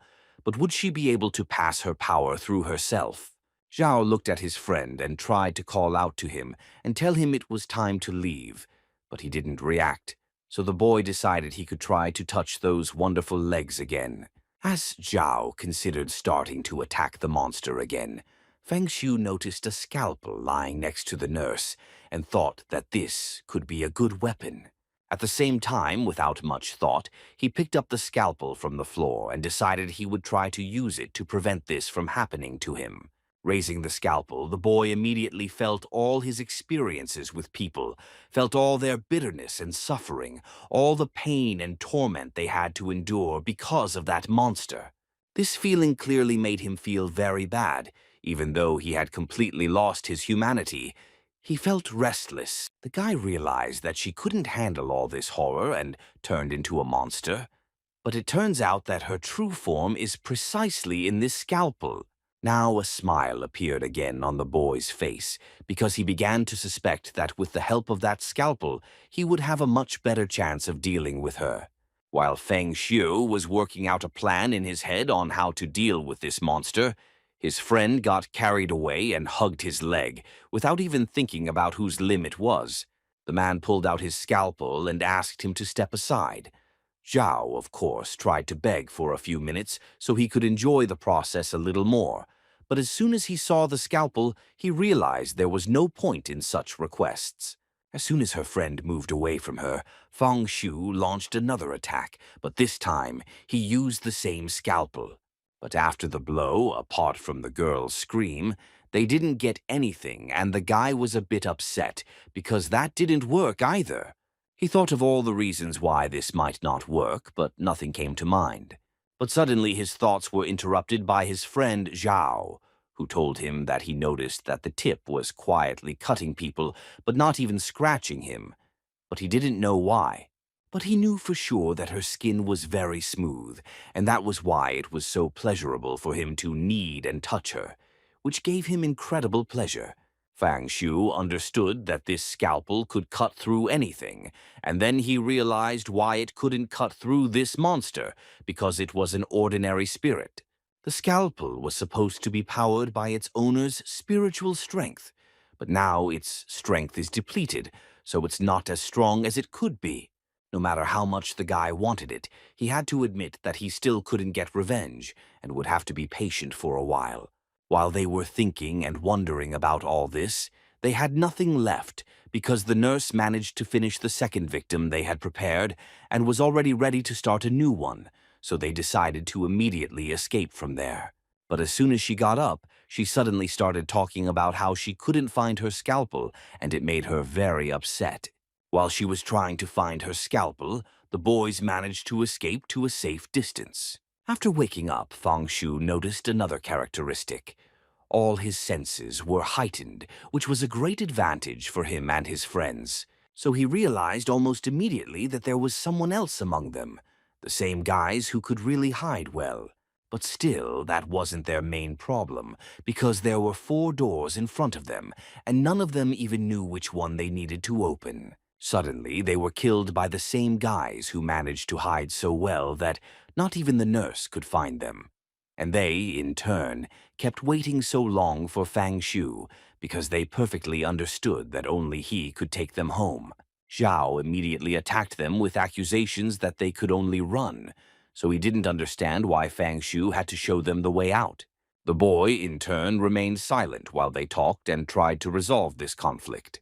But still he saw that this would not be resolved that easily, so in a moment he silenced them all with just one sentence, in which he said that there were 4 doors so that each one could enter his own. The guys couldn't believe it. Maybe he was delirious and talking nonsense again. How is this a door for each of them? The guy tried to explain to him that they didn't have time to run anyway, and that he would spend it checking every door. He found this quite abnormal. Fang Shu didn't hear a single word they said, so he simply turned around and went to open one of the doors and told them to do whatever they wanted. He wasn't interested in what they would do. As soon as he left, they felt the nurse approaching them again, and they immediately needed to think of something.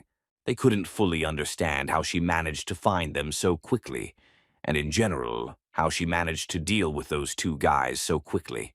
Fang Xiu was walking with the scalpel at that moment and was thinking that he seemed to have broken his plan to exterminate the participants of that one-man game when he took the scalpel from her. But all of that didn't matter to him in the slightest now, so he simply opened the first door he found and was ready to go in. Everyone else didn't listen to him and just decided to run after him. But Fang Xiu wasn't that easy to catch up with. The rest of the guys tried to keep up with them, and they picked up speed, especially when they saw how a nurse crawled literally right behind them, who was already ready without her scalpel to eat someone. She began to repeat aloud that she was ready too, and that, by the looks of it, she was trustworthy. The nurse seemed to have lost everyone behind Fang Xiu and caught up to him, after which she asked him to return her scalpel. But anyway, she wasn't going to do it gently. So she simply attacked the boy, not giving him a chance to escape. She started to devour him alive, and in that situation he couldn't do anything. He could only wait for her to finish, so he could wait for the beginning of a new life. The last thing he saw in this attempt was her terrible face, and it was as if letters appeared in front of him, telling him that the passage to the west was a complete failure. But anyway, there was no time to get upset, because he understood perfectly well that he could make his enemies suffer, and for that a scalpel would be ideal for him. Feng Shu did not give up, and in another attempt he tried to test the north exit, but this time he was unsuccessful, as he did not have time to reach the elevator before it reached him again and destroyed him. But he did not give up and was ready to try again. The next exit was the southern one. Unfortunately, it was also a failure because the nurse seemed to be one step ahead each time. But anyway, the guy wouldn't give up because he still had the east exit. But this time it was the last one, unfortunately, and Fang Shu understood perfectly well that if it was a dead end again, then there were no other options. The guy started to think logically about what he could do with her speed and how to overcome her. The only idea that came to his mind was that he could use his degenerations to predict her actions. Then he understood that it made sense to remember all his moves and tricks, and of course the area itself, so that he could escape at any time. As soon as he went to see where the emergency exit was, he immediately came across this monster again, and this was his 9th consecutive attempt, which also yielded nothing. This time he decided to repeat this scenario a little, and he already knew perfectly well where they needed to go. And this time he was almost certain that everything would work out. This time the director and Khan were on his team, who, despite their age, noticed this monster much faster, and therefore were even able to help Fang Shu a little in this difficult matter. Anyway, no matter who was with the guy at that moment, she was hunting only for him, because he had her toy, which she really wanted to take from him, but she just couldn't. At one point it seemed to him that she would overtake him again, and that he would need another try to try again. But as soon as she got close to him and turned him around to take a bite, she saw the guy looking straight into her eyes and smiling, which was quite unexpected. She wasn't expecting it so much that she even froze a little, and thus gave the boy time. He took advantage of this and began to run away from her with all his might. The nurse realized that this was just another bait for her, so she became even more angry with him and started chasing him again. After so many attempts and deaths, the boy became so experienced and strong that he could predict her every move and thus dodge any of her attacks, even those that were in motion. Zhao was so impressed by how cool his friend was that he stood aside and just watched him. It was so wonderful to him. This corridor irritated her even more, because for the first time she couldn't catch up with someone there, and it was clear on her face that now she was clearly not happy about it. This time the guy managed to predict her every move without making a single mistake, but that was until he tripped and fell to the ground, which could have cost him another try. She immediately decided that this was her only chance, one that she must not miss, so she immediately sped up to grab it. But it seemed like the guy had calculated this too, so he managed to easily dodge it with several spins and then continued the chase. Although the nurse saw that he was able to dodge the blow, she still couldn't stop in time and hit an empty spot, which couldn't help but please Fang Shu. After all this time he has been just playing with her, pretending that she can win this battle, although he himself knows perfectly well her every next move, from which she was simply ripped out from within. Even the spectators, lucky enough to witness this attempt, were shocked by what was happening. How did he manage to dodge such a blow? She simply flew past them, and it was obvious that her target was just the guy who didn't give in to her blows.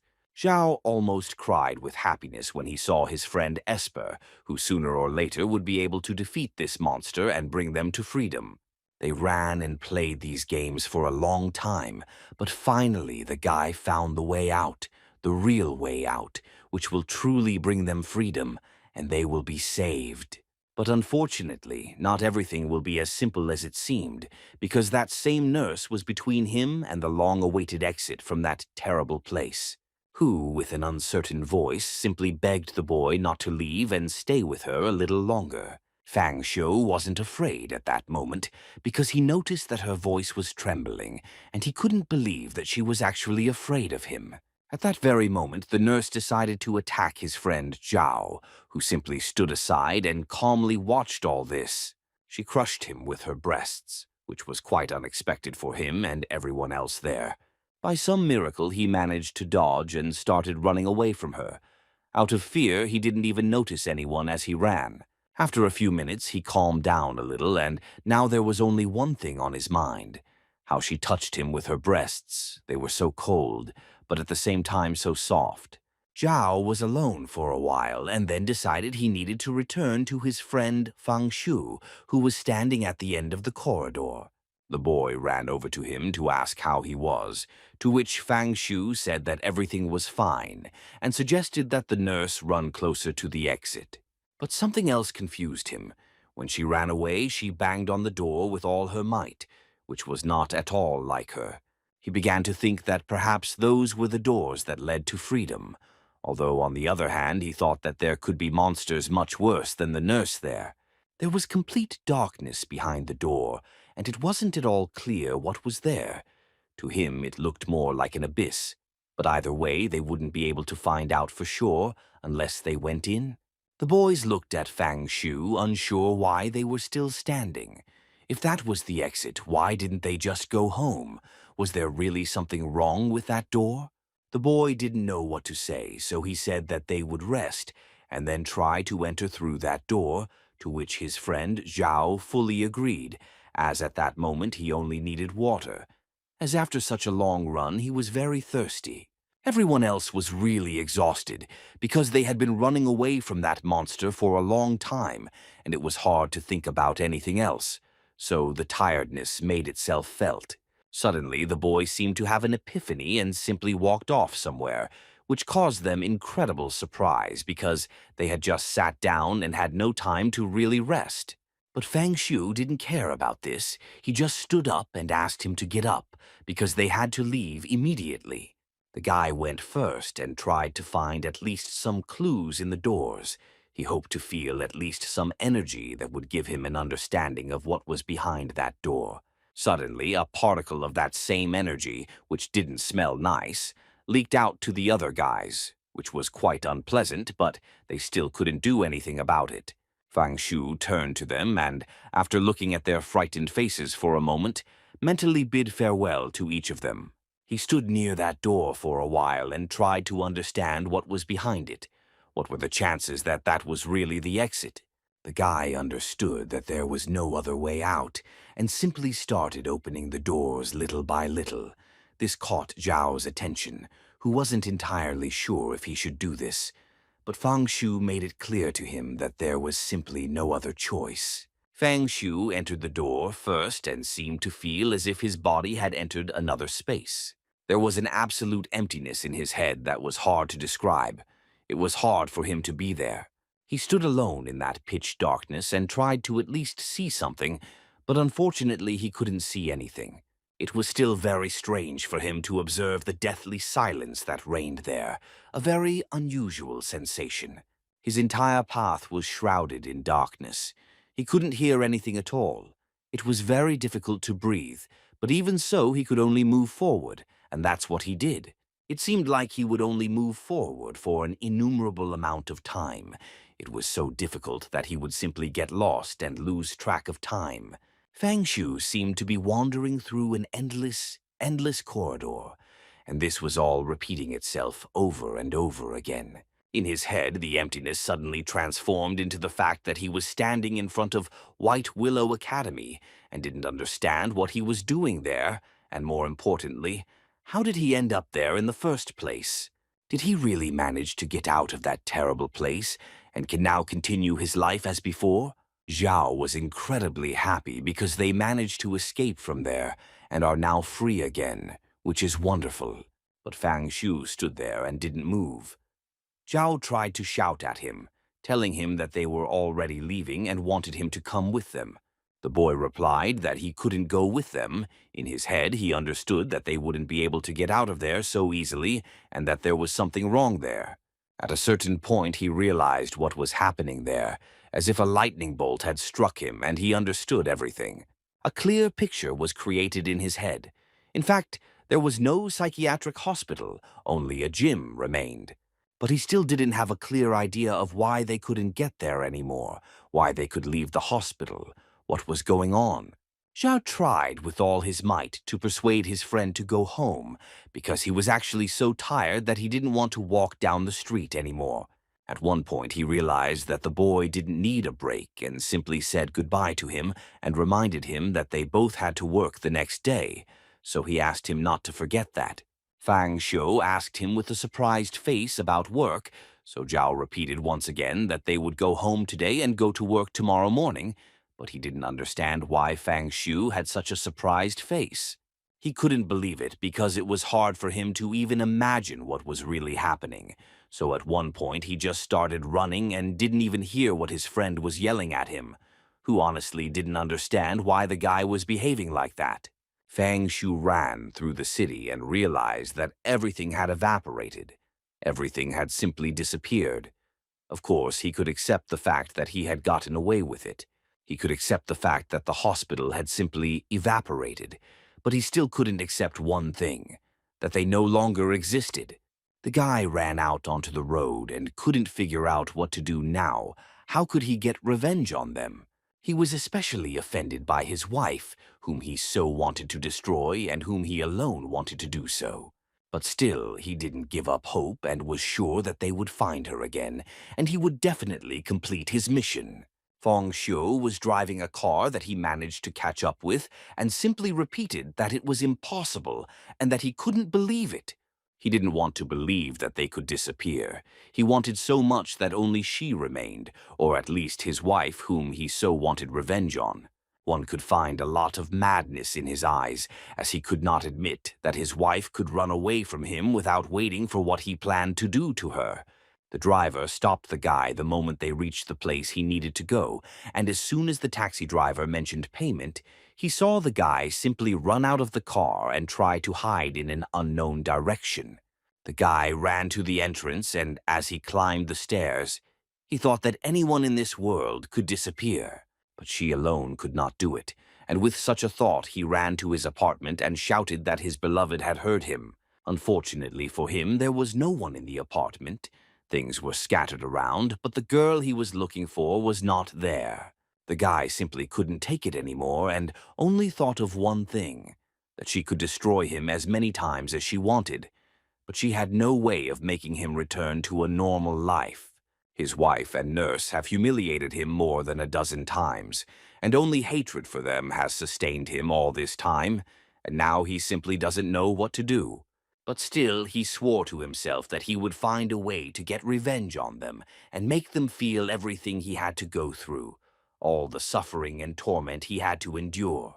However, now they were gone, and the guy honestly didn't understand how he could fill the void inside himself, and if it was even possible to do so, because he really didn't understand what he should live for now. He was so upset that not even his friend Zhao's screams could cheer him up. But that was until a certain point, when he told him that the gym caught fire yesterday at 7:49 p.m., and after that, the boy's condition began to improve. Fang Shu immediately got out of bed and read the news that yesterday at 7:49 p.m., there was an uncontrolled fire. The firefighters arrived very late, and the building had already collapsed. By then, the victims of the fire were 11 people. Among them was also Fang Shu's name.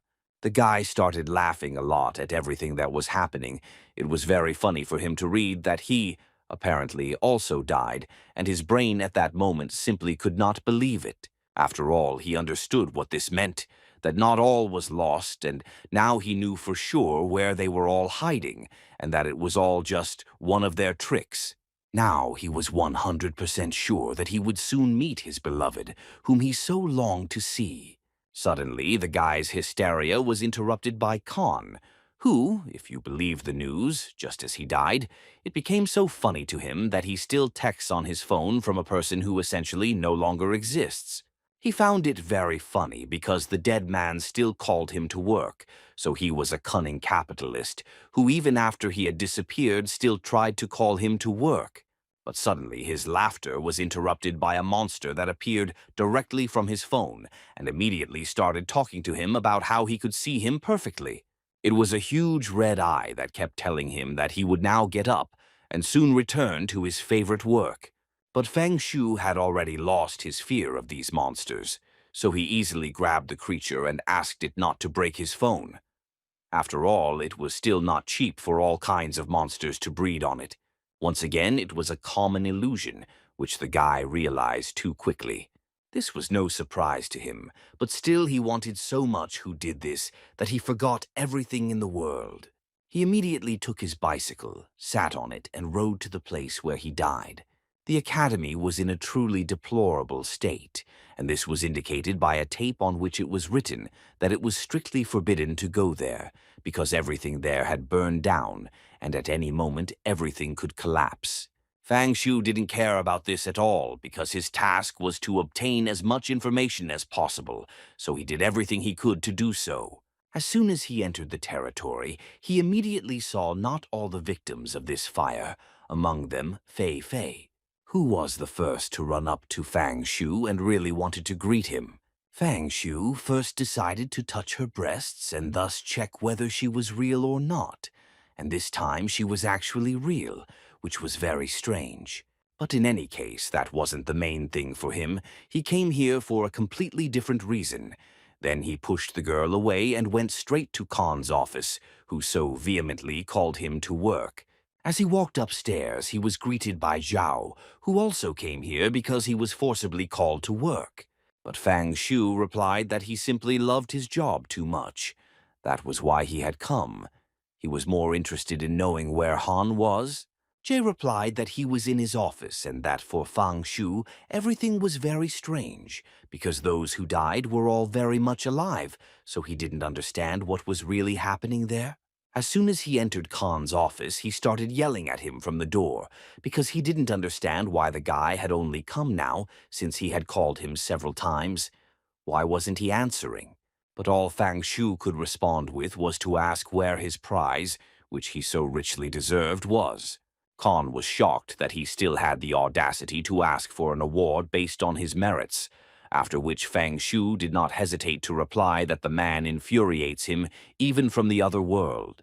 The man started yelling at him so much that it felt like he was about to burst like a balloon that had been blown out of air, because how dare he say such a thing? Khan feels more alive than anyone else alive. But before the man had time to finish speaking, Fang Shu took out the same scalpel that had cut Han's throat from his pocket, thus closing his mouth. Fang Shu clearly enjoyed this because now the man was finally completely destroyed, which couldn't help but make him happy. But suddenly he realized that everyone in that office was looking at him with a somewhat irritated look. He decided to approach his friend, who is normally very nice to him, and everything is fine between them. But this time everything was completely different, because his friend was just looking down, with his head down, thinking about something of his own. Suddenly he began to transform into an incredibly large monster that was ready to destroy everything in its path, or so it seemed at first glance. But Fang Shu wasn't going to just stand there and watch, so he decided to help his friend a little and promised that he would definitely help him now. After that, the guy killed everyone with his scalpel, which was quite unexpected for him, but he still managed to do it. He remained quite calm and just asked to be told when to stop, when they had nothing else to do. But after a few seconds, he began to realize perfectly that all of this was just another illusion, which he could unravel. He continued to look at the guys who were still writhing in pain. Moreover, they didn't even understand why Fang Shu had beaten them. Suddenly, they also disappeared, and a very strange passage appeared, which also looked like a common illusion. The guy was upset about this because, is that really all they can do? After that, the same eye appeared again and continued talking to him. He didn't understand how the guy could see through illusions, but Fang Shu finally decided to reply that he understood people well, and therefore they were indistinguishable from reality. But the only thing he doesn't take into account is a very important detail: tactile sensations. The eye couldn't believe that with just a few touches he could solve all this, and in general, why isn't he afraid of all this? Fang Shu realized that he was only relying on his fear, but he was surprised that the dead had called him to work, wasn't he? The only fear left to the subject is to continue working when he is already dead. But thanks to all her tricks to scare him, this only fueled a fire inside him that could destroy all his illusions. The eye couldn't respond and simply started flying away. But finally he told him that he was very fearless and that he would definitely remember this. The guy looked at him and thought he was the one who saved them from the nurse. And if the guy understood everything correctly, the nurse and the hospital as a whole are one of the weakest illusions in the arsenal. After all, even if they are capable of transforming people, in any case there is a certain scope of action. On the other hand, he understood that although the illusion is controllable, the best way to overcome it is not to sleep. They got out of that horror again, but the guy was clearly not happy about it. So without much thought, he tried again and cut his neck with a scalpel. He understood that they would inevitably have to go to the illusory world, so Zhao had to overcome his fear. The guy decided to tell the boys where they would be going at that moment, and said that he would cause all kinds of illusions, and even make them think that they had left this world. But all of that would be a lie anyway. After that, he turned to his friend Zhao and asked them to gather together, as only he could save everyone. And to give her more motivation, he added that he would be able to touch Fei Fei when they left, but he would have to try really hard. Xiao immediately blushed and asked Fang Shu not to pressure him, because he would never dare to make the right decision. After this, several other similar fantasies arose, which he managed to quickly dispel, but he never managed to overcome the fear of these illusions. After checking a few things, he realized that everything here is an illusion, and everyone has their own. In other words, this could only be explained by the fact that his dream could only be destroyed by himself. After several attempts to wake the boy, Fang Shu still couldn't, so he decided to resort to a very inhumane option, slapping him in the face to wake him up. It didn't help much, but the guy didn't stop and continued to hit the guy in the face, and he didn't stop after a few hits. Now the guy was not only in a deep sleep, he was also beaten. And Fang Shu didn't understand why this didn't help him at all, because he tried his best, but it still didn't help. A new idea popped into the guy's head almost immediately. He took his scalpel and stuck it into the guy's leg, hoping for at least some reaction. Zhao started screaming, but he still couldn't wake up. All he did was ask him not to do that again. Fang Shu had already lost all hope and simply no longer knew how to save him. He no longer had any way to do so. He realized he had only one option left and once again took the scalpel to his neck. He decided to try again, but all over again. If it didn't work, the guy would probably give up.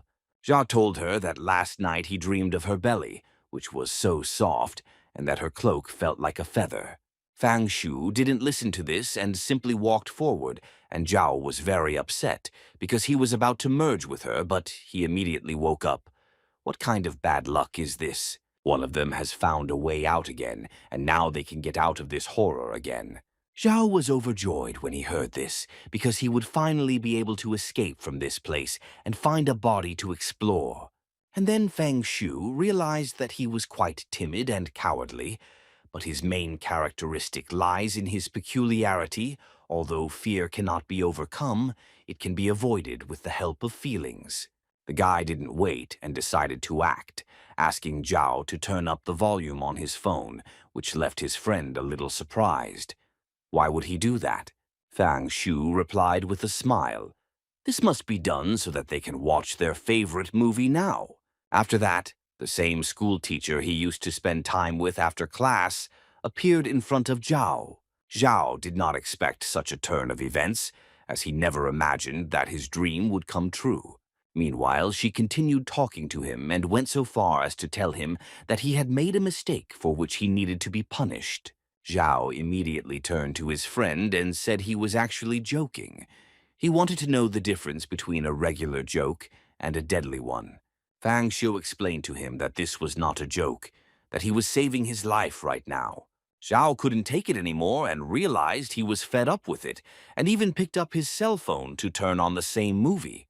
Fang Xiu was surprised that the guy liked this particular thing and that it brought him so much pleasure, but he still explained to him that once he reached this point in his dream, he asked him to close his eyes and do nothing. Now everyone who was still alive was watching this, but only Zhao liked it. Zhao reached the point where he was simply amazed by everything he saw. He had reached the moment he had been waiting for all his life, the moment he had imagined in his fantasy for many years. Fang Xiu was happy that the boy was finally normal, so he asked him not to forget this feeling when they left, because it would destroy his illusion. As they walked, the boy thought that he always had such boring dreams that he wanted more and more to go home to his wife.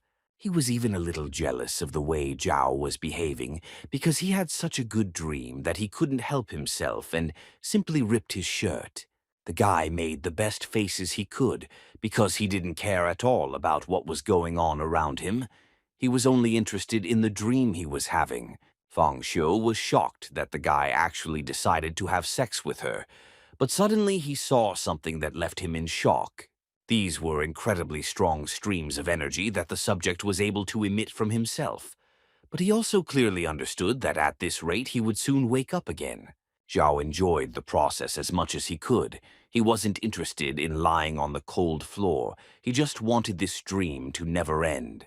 But still, at some point, he woke up and started screaming at the top of his lungs because he was extremely unhappy about having to wake up, as he had just moved on to the most interesting moment. After calming down a bit, he turned to his friend Fang Shu and asked if this was exactly the way out he had told him and if it would work for him. But Fang Shu couldn't respond immediately. He just stood there and looked at him silently.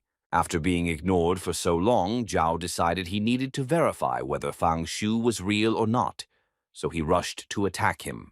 Fang Shu found it funny to watch this. He easily dodged the blow and asked the boy if he had hit his head. Jay realized that he was the one who took his phone, so he tried with all his might to take it. But clearly nothing good came of it, because at some point he simply fell to the ground and landed next to the boys. But that wasn't the worst part for him, because as soon as he saw that they were dead and that they were just bodies lying there, he immediately became very scared and literally jumped away from them. Fanshu tried to calm him down and said that nothing could be done about it, and that if it was destined to come true, then it must be. Then he took his hand and said that they were leaving right now. They walked out onto the street, and Zhao was glad for the 100th time that they were out. Fang Shu had seen this many times before, so he didn't even pay attention. But one day he still had to pay a little more attention, because he noticed something very radically different, and even he had the feeling that they had really left that place. After that, Zhao immediately added that at some point he felt an incredible surge of strength, as well as a sharpening of all his senses. Fang Shu didn't wait long and immediately decided to ask him what he thought was the cause of his ability being aggravated in the first place. Zhao didn't know what to answer because he didn't understand what he meant when he spoke of the word skill. He didn't know, and Wang Xiao said that not every awakened person can use skills. So he decided to ask Fang Shu what ability he had, to which the boy gave a somewhat unexpected answer. His main skill is predicting the future. Zhao was shocked and at the same moment began to understand how his friend knew everything so precisely, where they needed to go and where the danger awaited them. And Fang Shu at that moment only thought that if there really was an Esper organization in the world, then he would be able to quickly ascend there due to his ability to predict the future. Then he realized that he needed to become even stronger, and then take revenge on them for everything, especially his wife, whom he didn't love so much. If the hospital is inside the office, then the guy didn't understand why he couldn't see it now. Had they actually merged, bringing the real world into view? So it turns out that if they encounter some kind of monster, it will not be able to attack them. But on the other hand, it will suddenly happen that the door will be blocked. In that case, even with the bribes, they will never be able to get out of here. Fang Xiu was well aware of the fact that in a bad situation, 100, 1,000, or even 10,000 returns would not be enough to bring everything back to normal. He looked at his friend and wondered why Zhao awakened his powers. But even so, he doesn't see this whole strange world, so he decided to ask again. Or did he not notice anything strange? At first, Zhao didn't understand what Fang Shu was telling him, but then he realized what his friend meant when he looked up and saw a huge bird flying by with a terrifying face. At this moment, Fang Shu thought that even though he had woken up, he still couldn't see anything. Perhaps his powers were still too weak for that, or perhaps not everyone with supernatural powers could see this world. Zhao watched his friend as he thought, and thought to himself that he was sorry for not having any skills. He was very envious because it would be very sad if he accidentally got into some trouble. But then he realized that he should think like that. As he couldn't, so he suggested that Fang Shu leave that place. Fang Shu didn't really respond, but he still decided to support his friend's idea, and they began to leave. As they walked, Fang Shu decided to find out how Zhao managed to escape from that dream. Zhao was a little doubtful about the answer, but still said that he managed to do it using the same method Fang Shu taught him, penetrating illusions. Fang Shu at that moment thought that he was the only one who could get out, but he had to destroy himself in order to regain the opportunity to see all these strange things. But when they wanted to see them, nothing happened. The guy understood that all of this was possible because of him, so Fang Shu decided to ask if he did incredibly obscene things in his sleep. Zhao felt so embarrassed that he became furious, so he decided to ask the boy again what he was doing. But Fang Shu decided to answer this question himself, starting to tell that he not only moved, but also moaned, but at that moment he was interrupted by Zhao, who asked him to stop, because he was too embarrassed to hear such things. The boy replied that he just assumed that maybe he had done something wrong and that's why he woke up. Zhao suddenly changed his expression and asked Fang Shu not to tell anyone about this. Only then did he say, Fang Shu easily agreed to such conditions. He started by saying there was nothing special there, but he was still so embarrassed he could barely say a word. Zhao began by saying that at the beginning of the dream he was left alone with his dream teacher in the classroom, and as he said, she did not behave very calmly. Several times in a row she blew in his ear and said pleasant words. There was an incredibly strong energy around them, which the guy saw for the first time in his life. It was very hot. But then he became embarrassed the moment he heard several terrible sounds, and then she began to move her cold hands along his torso, and then he remembered what she had told him about shifting attention. In other words, he himself essentially decided to interrupt this dream, and at a certain point he started repeating that he needed to think about something else, and after repeating this hundreds of times, he seemed to be able to get rid of it. Fang Xiu was surprised that the guy was able to overcome this on his own. And in his head, of course, nothing looked very good. But anyway, one thing was obvious. The guy had a lot of willpower. But he continued. Because this was not the end of the story, he started to say that at a certain point she started to say that he did not listen to her at all and started to bother him even more.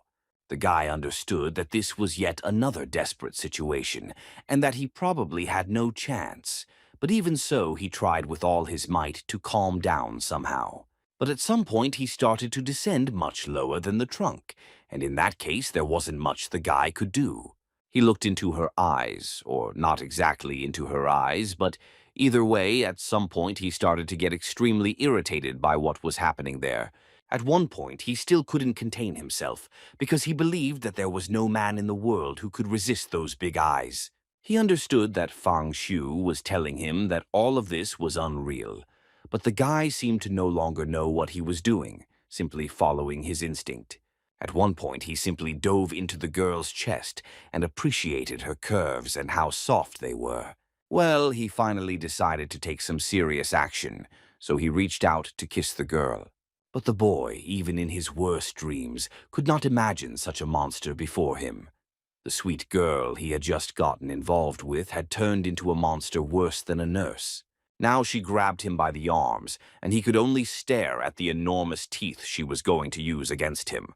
He tried to concentrate because at that moment he remembered again that it was all just an illusion. So he closed his eyes and tried to think only of the good. Zhao was so scared that it was very difficult to do anything about it, so he decided to act decisively.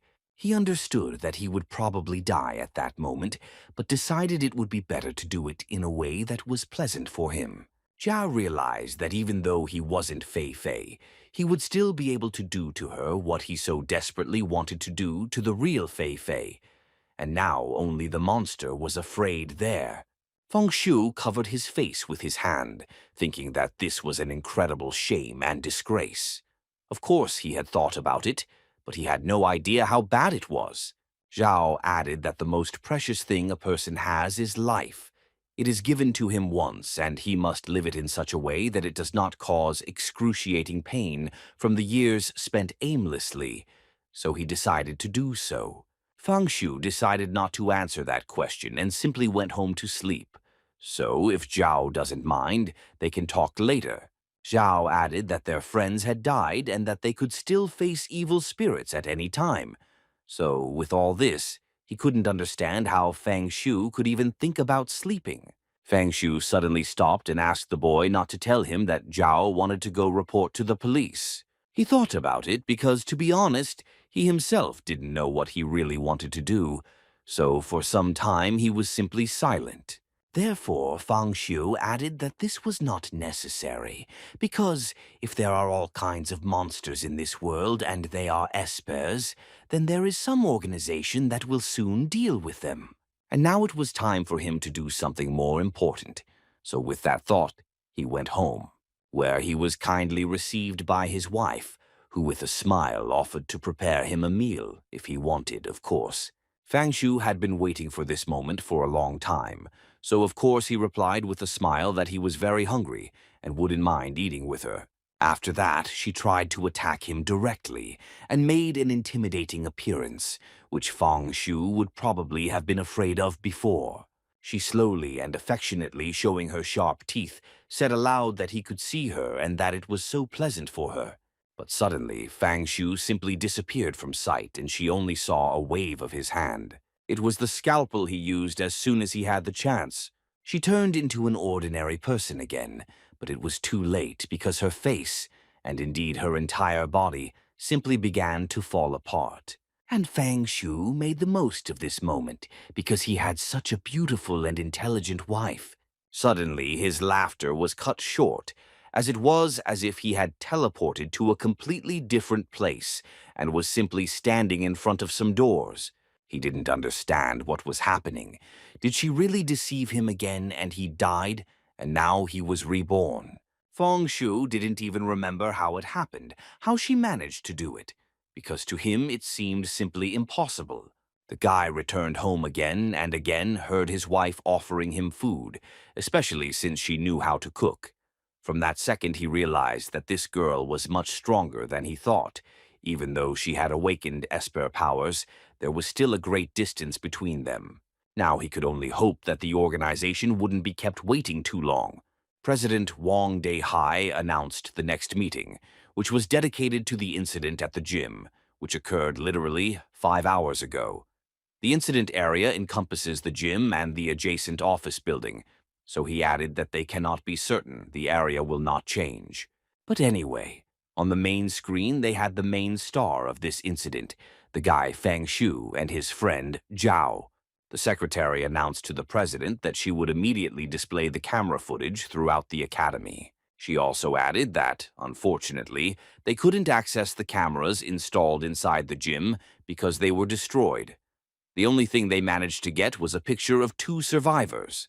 These two guys were Fang Shu, who was 20 years old, single, could be recognized by his condemning look, was part of the academy staff.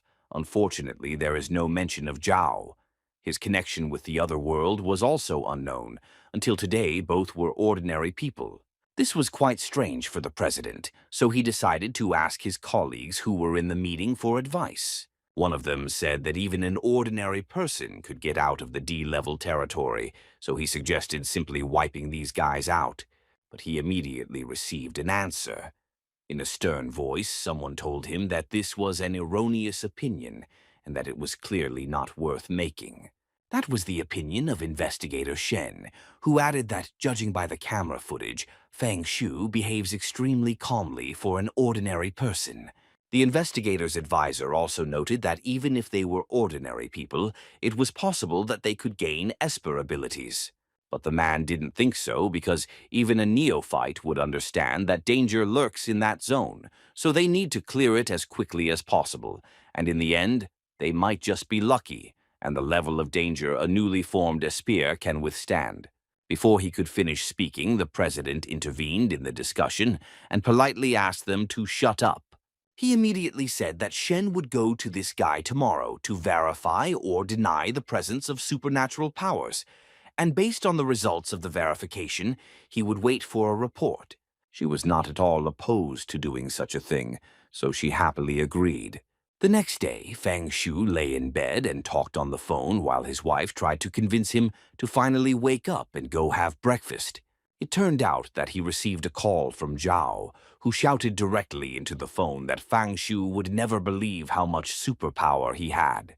He immediately told him that he couldn't show it to him at that moment, as it only starts working after 11 p.m., and when that time comes, it can be active until 1 a.m. The guy listened attentively to his friend, but still couldn't fully understand what superpower he was talking about. Zhao boasted again and said that he would definitely envy him, then said that he had the ability to predict the future, and Zhao had the power that every man dreams of. And just as Zhao was ready to share with him how powerful that force was, Fang Shu simply hung up because he was actually tired of hearing it. The guy was so tired of being in this world and was so eager for change, but apart from a call from his friend and the stupid stories he told, he saw nothing else. Still, he found a drop of strength in himself and picked up the phone, after which he immediately heard that Zhao was telling him that his strength awakens at 11 o'clock at night, his body becomes stronger, and his inner spirit strengthens. But all he heard in response was, Fang Shu blacklists him. He hung up and thought he should have done it much faster. But it's worth noting that after talking to his friend, he realized that the manifestation of the Esper's power was a reflection of his soul. The guy didn't even expect that after waking up, he would acquire such an incredible ability because he had become so brave and strong. But at one point he caught himself thinking that he needed to stop thinking about these things. Shen arrived at the place he needed so much and immediately asked his assistants if they had heard the conversation. Her secretary said that from the conversation he concluded that they were both ordinary people. Before and during the incident at the academy, they became espers. He also added that from the dialogue it was not entirely clear what power Fang Shu had awakened, but they knew for sure that his friend's powers manifested in the strengthening of his body around 11 p.m. His overall body condition improved, his muscle mass increased, and his penis also became much larger. More. The deputy clearly realized how embarrassed he was to talk about it, but it was still his job, so he couldn't help himself. Shen understood everything and added that it would probably be better for this guy to change his occupation if he had this power awakened. Anyway, the organization now needs new employees. So if Fang Shu is really that strong, they will accept him, But first, she wanted to check him, so she asked for the second one to be placed under surveillance, because she didn't want him to waste my energy. The secretary completely agreed with her and raised no objections, so he immediately went to carry out her order. Meanwhile, Fang Shu's wife continued to talk to Fang Shu and did not give up trying to catch him so she could eat him again. But Fang Shu didn't pay any attention to her, because the only thought in his head was that there was still no information about the incident at the academy, and he really didn't like it. He was no less interested in finding out whether the organization had already discovered them, because it is worth noting that they made a big fuss about it, when suddenly his thoughts were interrupted by a loud sound coming from the front door of the apartment. As soon as he got up to open the door, whoever was behind it quieted down and stopped knocking. Even so, the boy approached the door to check who was behind it and looked through the peephole, through which he saw a woman, and behind her was a man. Fang Shu didn't trust anyone, but logic still remained with him, and he almost immediately realized that if they could physically influence, then they were definitely people. Even so, he decided to open the doors and was immediately approached by Secretary Shen, who asked the young man if he was Fang Shu. Before the man had time to take out his documents to present them to the young man and tell him which organization they belonged to, Fang Shu snatched them from his hands and added that they were much faster than he thought. So without much thought, he immediately invited them to his apartment because they really had something to discuss. Shen was a little shocked because the guy knew they were coming. How is that possible? The first thing Fang Shu thought was that they didn't seem to see his wife, or, like him, they were pretending she simply wasn't there. Even though they are also espers, they can't help but see her in any case. He wanted to find out as much as possible about them first of all. The secretary introduced himself as Li Wen Hao, and also added that the woman next to him is called Shen, and that he is an investigator, and that his goal is to uncover everything supernatural to maintain peace on Earth. Shen didn't wait for an answer from him and immediately decided to ask a question, in which she really wanted to know how he could know that they would soon come to him. Fang Shu answered very simply, saying that there was no way to know, that if she didn't exist, the world would have been destroyed long ago, so for him it was no more difficult than adding 2 and 2 to be sure of their existence. She was a little surprised that after everything that had happened to him, he was able to maintain his former mental sharpness, and now she was more than certain that he was not as simple as she thought. She then added that her department is responsible for recruiting new espers and specializes in combating supernatural forces. First, they're conducting an investigation into the incident at the academy, and second, their task is to detect and test new espers. The guy wasn't surprised at all. Moreover, he was a little bored listening to that. But still, she kept talking about how espers' activities are mentioned in history, but only the organization has real historical facts about the influence of espers on world development, so he had a good chance. While Shen was telling her all this, his wife was blatantly trying to irritate him with questions about why he was ignoring her and what was going on between them. Fang Shu thought she was trying to let him see her beautiful face as closely as possible, but he was only interested in knowing if when she died in front of him, would she be the same? That was why he suddenly started smiling, because he was only thinking about when he would finally see him. But for now, he was very eager to take a look. At this point, Shen reached the point where he began to tell him that, first of all, they would like to know everything he knew about the incident at the academy. But Fang Shu wouldn't just answer their questions, so he said that before answering, he would like to ask a few questions too. The secretary understood perfectly what this could mean, as this was not the first day he had worked with Shen. Unfortunately, what he expected happened. The woman began to draw a lot of anger energy from herself. The counselor tried his best to calm her down, saying that this was just some kind of exchange and that she should calm down a little. As the man tried to calm her down, Fang Shu realized that she was apparently an esper, but apparently the guy wasn't. Now Fang Shu understood perfectly that an esper working together with an ordinary person was quite unusual.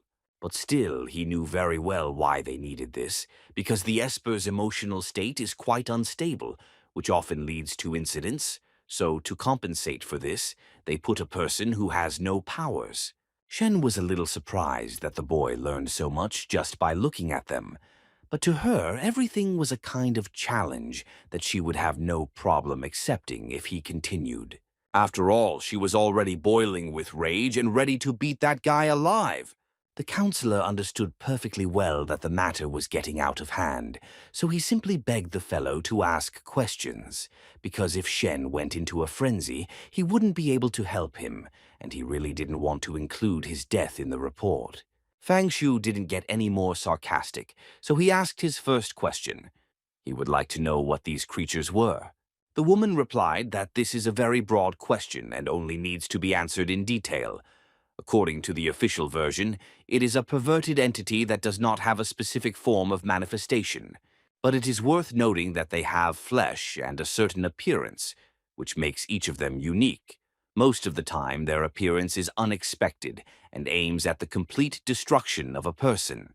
More precisely, it feeds on the power of a person's soul, thus strengthening its embodiment. Each of these entities is like a foreign pollutant, from which emanates a continuous stream of energy that can penetrate a person and drive him crazy. However, the consultant added that espers can redirect this energy flow against them. The guy understood everything and was ready to ask his second question, in which he wanted to know how an esper's strength is measured. The consultant was somewhat surprised that the subject had not yet discovered the answer to this question. After that, he further explained that the power level depends on the amount of supercharged Esper energy. Even the young man's wife heard this fascinating information and was just waiting for Fang Shu's response. The man continued saying that they classify the strength of Espers into levels. The first level includes Espers who have revealed strength from 1 to 20%, who can later increase their strength. After them come Espers with a strength of 21 to 40% and belong to level 2, and Espers with a strength of 41 to 60% belong to level 3, which can already develop their abilities in different directions. This can continue up to level 5 and 6, but the higher the power level, the fewer carriers there are. Fang Shu, as soon as he listened to the man to the end, wanted to know if anyone in history could reveal their powers 100%. The man told him that in all time, no one has been able to reach such a level. The current maximum is rank 5, because to increase your level, you need to defeat an entity much stronger than you. And only after that will such an opportunity appear, but with such a confrontation, they can also increase their strength and level, which can lead to dire consequences for the Esper. Everything became very clear to the boy, so he decided to move on to the next question. But Shen didn't think it was appropriate, as she didn't have time to listen to his questions, so she immediately asked her advisor to give this guy access to the world database, as he really wanted to know more. After that, she added that he should remember that the organization does not control him, so she asked him to be careful and not open messages from other users. Otherwise, she warned him that this could all end very badly for him and that it would only be his fault. The guy pretended he didn't hear anything from her and replied that he forgot to ask something. After that, he suddenly pointed his finger at his wife and asked if they could see her too. She smiled because she was so happy to finally hear that. Shen hadn't expected such a turn of events from him. She had, of course, radically changed her opinion of him, but she still hadn't imagined that he would decide to do such a thing. The woman's advisor immediately responded that they did not see anyone behind him, and furthermore, according to his information, he was single and had no wife or girlfriend. At that moment, his wife danced around him and said she always knew he really saw her.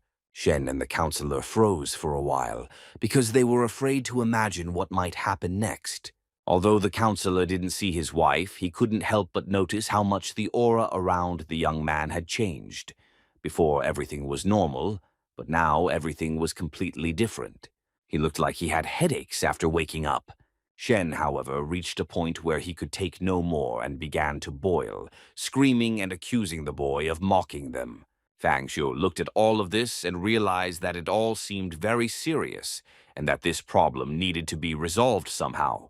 But he couldn't think of anything better than to turn to his beloved wife and tell her that he really saw her, which left even her shocked. Shen asked the boy not to organize a circus here, and if he doesn't want to cooperate with them, then he can simply say, "There is no need to organize this circus." But as soon as she finished speaking, the young man's own wife joined in the conversation, and she gradually began to go crazy over the fact that he had actually seen her. This energy was felt even by the woman's advisor, who didn't even have any power, and Shen immediately realized that this was no joke and that there really was someone behind him. But after a few seconds, the wife completely manifested and transformed into a real monster who could even talk and said that she hadn't eaten espers in a long time, so she warned them that they could expect no mercy. The man had never seen anything like it before, and fear filled his entire body, and Shen began to get angry at Feng Shu for doing this. But all he could say in reply was that he knew they couldn't expect his wife to be one of them, which made him laugh out loud. Fang Shu suspected that, apparently, because he had responded to his wife, some mechanism had been triggered, causing her to acquire a physical form. And this means that he is the only person in the world who sees them with the naked eye. He is the only one who must constantly be prepared for the fact that he can be gutted at any moment, and everything will have to start all over again. Shen didn't wait for the monster to eat someone, so she concentrated a large amount of energy in her hand and went on the attack. Feng Shu realized that because of the fire, the surroundings instantly heated up, becoming both terrifying and beautiful at the same time. Now he perfectly understood what an Esper's power was and what it looked like. Looking at that woman, he understood that he could achieve a lot. But looking at the monster, who was also his wife, he understood that her strength was not that great, because even with such a strong blow, she couldn't even scratch that monster. The woman understood that her opponent this time was very strong, and she wouldn't be able to defeat him easily, so she decided to escape from that place as quickly as possible. But the monster wasn't going to let her go, so he delivered another blow, which essentially cut the woman into two particles. As soon as they both fell to the ground, Fang Shu discovered a letter in his advisor's pocket, which was pink, but the boy still picked it up to read. The boy tried to read as quickly as possible because he understood perfectly well that he really didn't have much time, as his wife would soon come to kiss him. After their next encounter, he flashed back to the moment he had just returned from the gym, the last time he had tried to destroy his wife with a scalpel, but unfortunately, he didn't have much luck. And he understood perfectly well that this would happen until he received new powers with which he could still defeat her. He also understood that it wasn't until tomorrow at 8 a.m. and 40 minutes from the organization, but for now he had time to learn more about them. Now the guy was thinking, why shouldn't he take advantage of everything the organization knows? In any case, he believed he would have to seek outside help to resist them. Maybe he can pull out some useful information from this forum, which had a rather creepy avatar. He hoped that this was where he would discover the truth about this world, although it was worth noting that in reality there wasn't that much information. But in any case, it was much better than looking for everything on his own. But the only problem that prevented him from reading any information was the price, because basic information costs from 20,000, and normal information costs up to 1,000,000, and the guy only had 1,000. He didn't worry about it for a long time and resigned himself to the fact that for now he would only have to watch the free sections. The guy read the first story about a girl who, according to her, knew how to manage time, but after 5 minutes of his own time, the guy came to conclusion that he had only wasted his time. The guy decided that the best idea for him would be to look for messages from representatives of the organization on the forum. Otherwise, he definitely wouldn't be able to handle it. The next day, the boy was very tired, as he had spent the entire night analyzing information about strange creatures and phenomena. Although they are not classified by skill type, at least they are classified by strength, and that could not help but make you happy. There are 5 classes in total. The first is the most dangerous. and the fifth is the safest. Recently, an epidemic caused by an entity occurred overseas. Any Esper who had previously protected themselves from infection could have dealt with it. However, the rate of spread of the disease was so high that the organization had to wipe the entire city off the face of the earth, and this phenomenon has since been put on the back burner. The first class includes the possibility of the complete extermination of humanity in the shortest possible time. Fortunately, there is a certain gradation, which states that the higher the class, the fewer there are. Unfortunately, the reason for the appearance of all these entities has not yet been identified or simply remains beyond the understanding of the world order. But either way, he's absolutely certain that one of them is on his side. In any case, he must not give any sign that he can see her, because then he will have to start all over again. It was unpleasant for the boy to realize at that moment that in all that time he had never met a person in a similar situation to his, and on the one hand it even seemed a bit strange. So he decided he should save some money and energy so he could open paid sites, where the information was probably much better, and there he didn't expect to find everything he needed. Otherwise, he understood perfectly well that he would never be able to understand this world, and without it, he would hardly be able to live normally. He also realized that weapons actually come in different forms, have many shapes and types, just as his scalpel stores the power of all these creatures. Judging by the records, the item can act as a repository of the essence's power, so a special connection is established between the essence and the weapon, which is almost impossible to break. The guy was so absorbed in thought that he didn't even realize that 3 hours had already passed and that there was very little time left for the organization to arrive, so he immediately decided to do something else.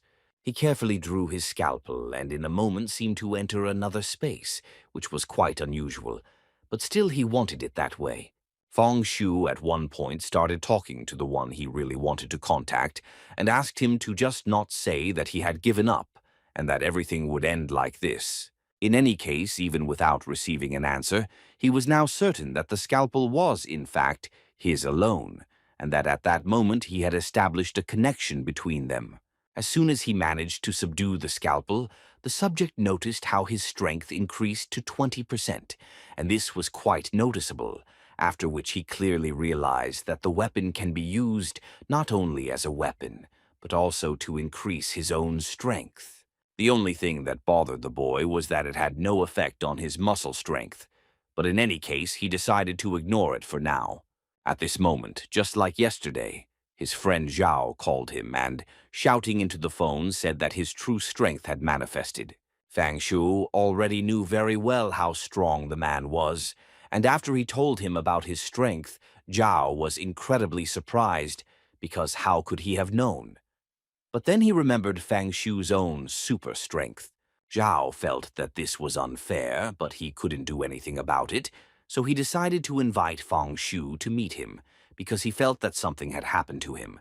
But Fang Shu didn't listen to him for a long time. He simply said that he was a busy guest and hung up. As Shen and his advisor drove up to the boy to test his skills, the woman noticed that the man was very nervous, as if he were going on a mission for the first time, so she decided to ask him what happened.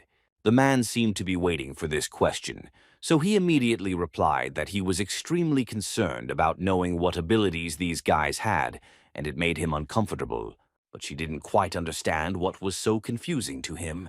The man repeated once again what superpower Zhao had, and asked again, "Doesn't that surprise you?"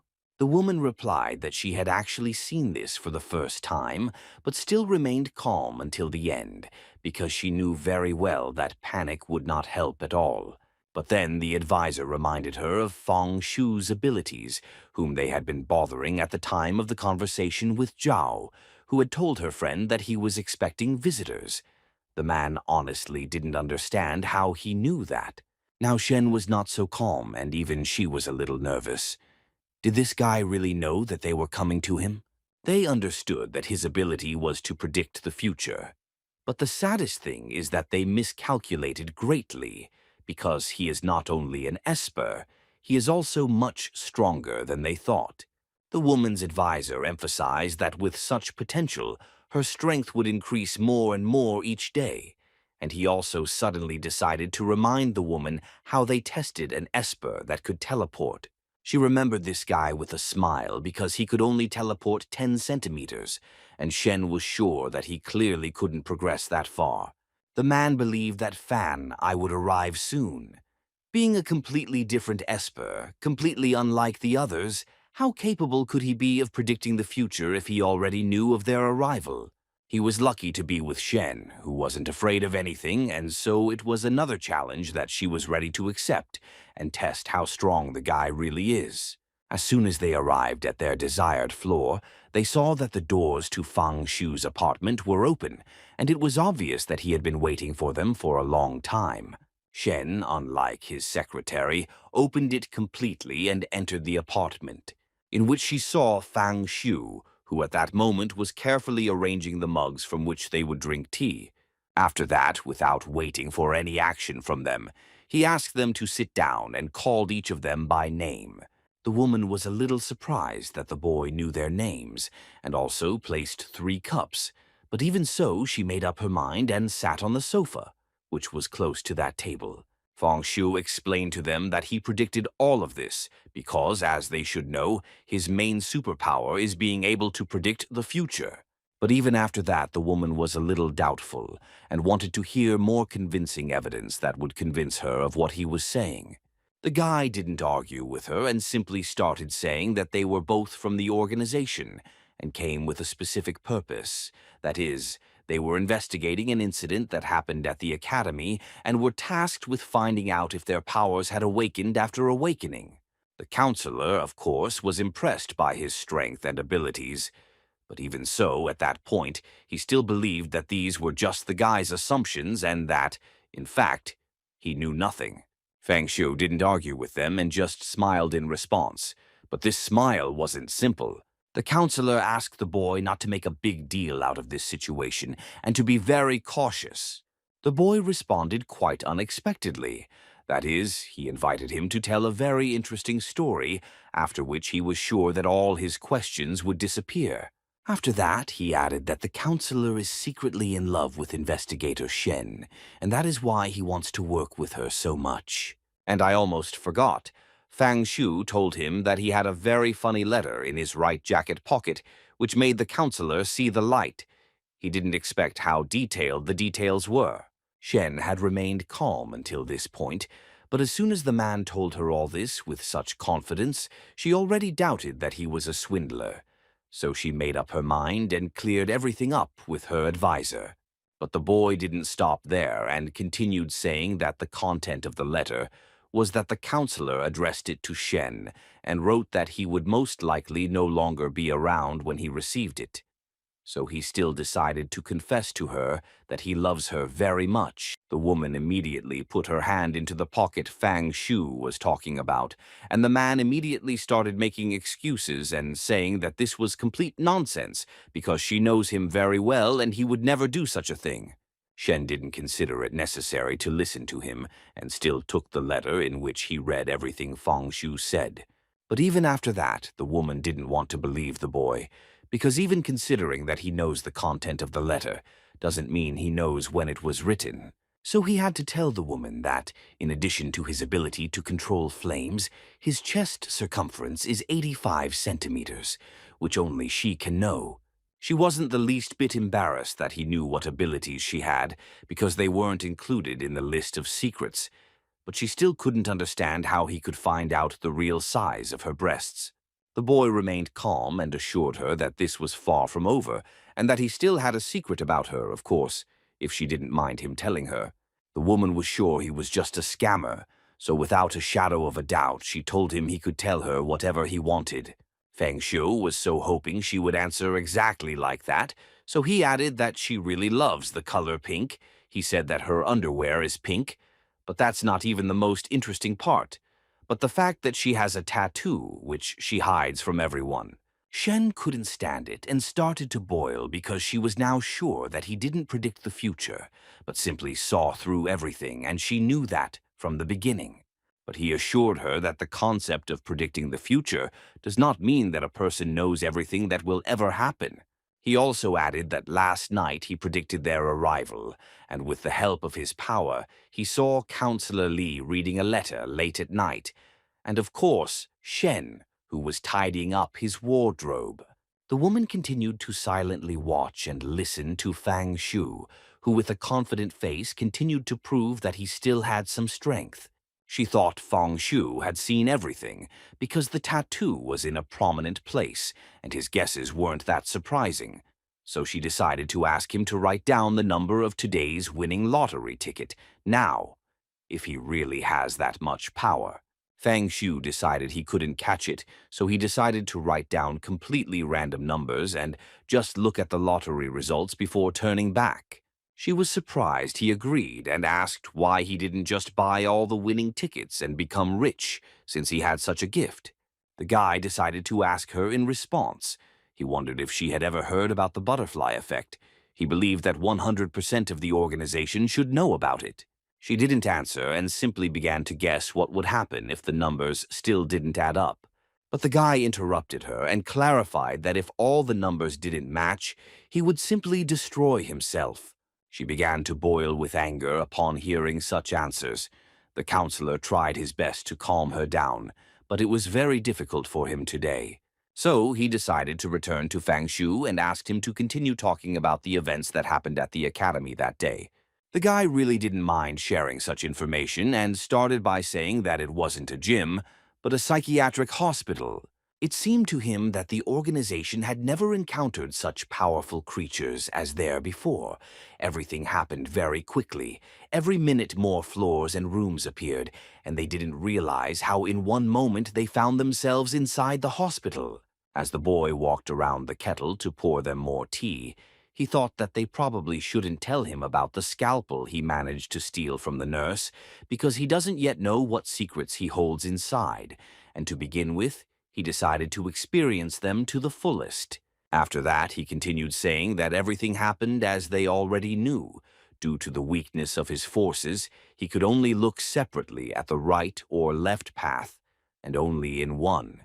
Despite the heavy losses, salvation awaited them. But he thought it was worth noting that on another turn they were constantly being caught and dismembered by a nurse, and by his calculations they found about 10 different creatures from that hospital.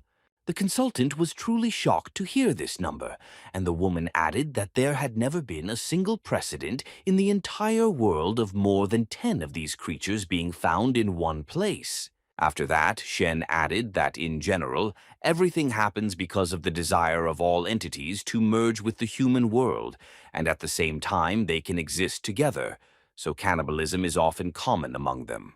But his words could also be true because if they had a very strong leader who always kept them in check. And the woman decided that, judging by his words, he still didn't understand the essence of their existence. The boy replied that apparently she doesn't understand anything, and added that ignorance is not an obstacle to existence, but excessive vanity leads to exactly that. Shen couldn't react calmly to this and started to get very angry.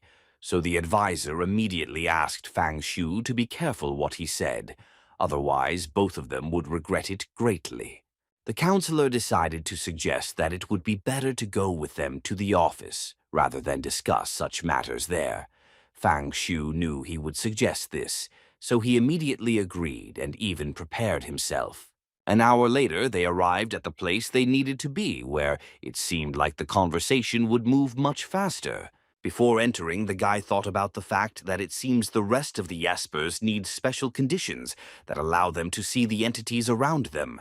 But since he was not one of those people, the only thing he asked was that the organization not let him down. Fang Shu followed them down a long staircase that led deep into the ground, and it was a bit unexpected for the guy that his base was underground, and the building above only served as cover. But suddenly he began to doubt that this was really their base, because a man walked past him talking on the phone and convincing his interlocutor that he did not lend money. His guesses seemed to be confirmed when he walked into a huge office where seemingly ordinary people worked. As soon as they entered the small waiting room, Fang Shu realized that they were having a great time there. The woman did not respond and ordered her aide to follow her to the main office for instructions. As soon as they left, Fang Shu immediately realized that upon receiving the scalpel's powers, his perception ability had increased. The feelings became sharper and the scope wider, but he couldn't grasp the size of that underground base. It seemed like someone lived there too. And besides, she said they were going to the main office. In the hallway, the woman looked at the counselor in such a way that it was very awkward for him to be with her, and she simply did not answer the question about what happened. When the president heard what Shen was telling him about Fang Shu, he honestly admitted that he was afraid that the guy's ability made him fear that there was now a high chance of information leaking from the organization, which should not happen under any circumstances, and he also asked to investigate and establish espionage on Zhao. The counselor replied that he would do everything in the best possible way and handed the president a lottery ticket, which surprised the man a little. The man didn't understand how Feng Shu could actually guess the winning numbers, because basically no one could help him, so he asked Li Wen again to watch over the two of them in case something happened to them. But most of all, the man would like to see what Fang Shu is capable of. How much potential does he have? The president was interested in Shen's opinion, so he asked her, based on her experience as a senior esper, what she thought he was lying about or not.